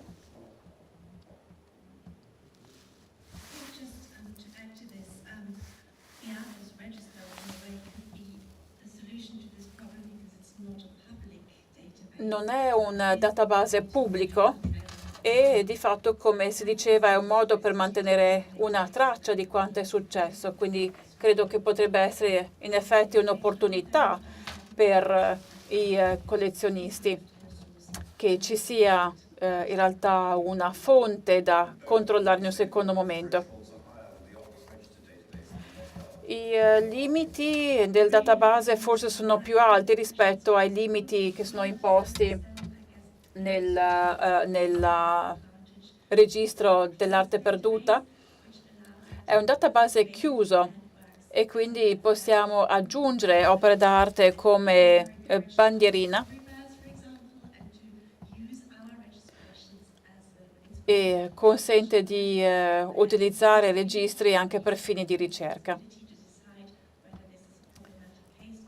Dipende poi dal ricercatore segnalare se è un caso problematico oppure no. Ma il team di ricerca vostro è più grande rispetto a quello dell'archivio dell'arte perduta? Credo proprio di sì. Quindi forse viene fatta più ricerca. Ringrazio tutti, credo che Pierre si stia alzando proprio per fare le conclusioni di questa conferenza. This is the end of our... Siamo giunti alla conclusione della conferenza. Spero che abbiate trovato informazioni utili, interessanti, emozionanti e che porterete a casa con voi delle informazioni, tutte queste informazioni. E questo mi porta a ringraziare i nostri bravissimi relatori. Our generous sponsor. i nostri sponsor che sono stati così generosi, BSF, Constantin Cannon, Stone Age Fleming DH Office. Ringraziamo l'Ateneo Veneto per averci ospitati in questa stanza così bella. Ringrazio inoltre chi ci ha sostenuto, Katie della Sprenger, che è stata bravissima come amministratrice. Ringrazio le interpreti e ringrazio tutti voi per essere venuti e per aver partecipato. Un'ultima informazione: la conferenza è stata registrata, spero almeno che sia stata registrata, e dovreste avere l'opportunità di vederlo sul sito dell'Ateneo Veneto, così come anche su YouTube. Mara, che è presente tra il pubblico, mi informa che per chi è interessato è stato prenotato un tavolo per 25 persone, la cena alle 7:30 all'antica trattoria Posta Vecchia. Quindi se non avete null'altro da fare a cena, potete unirvi a noi. Grazie, buona serata.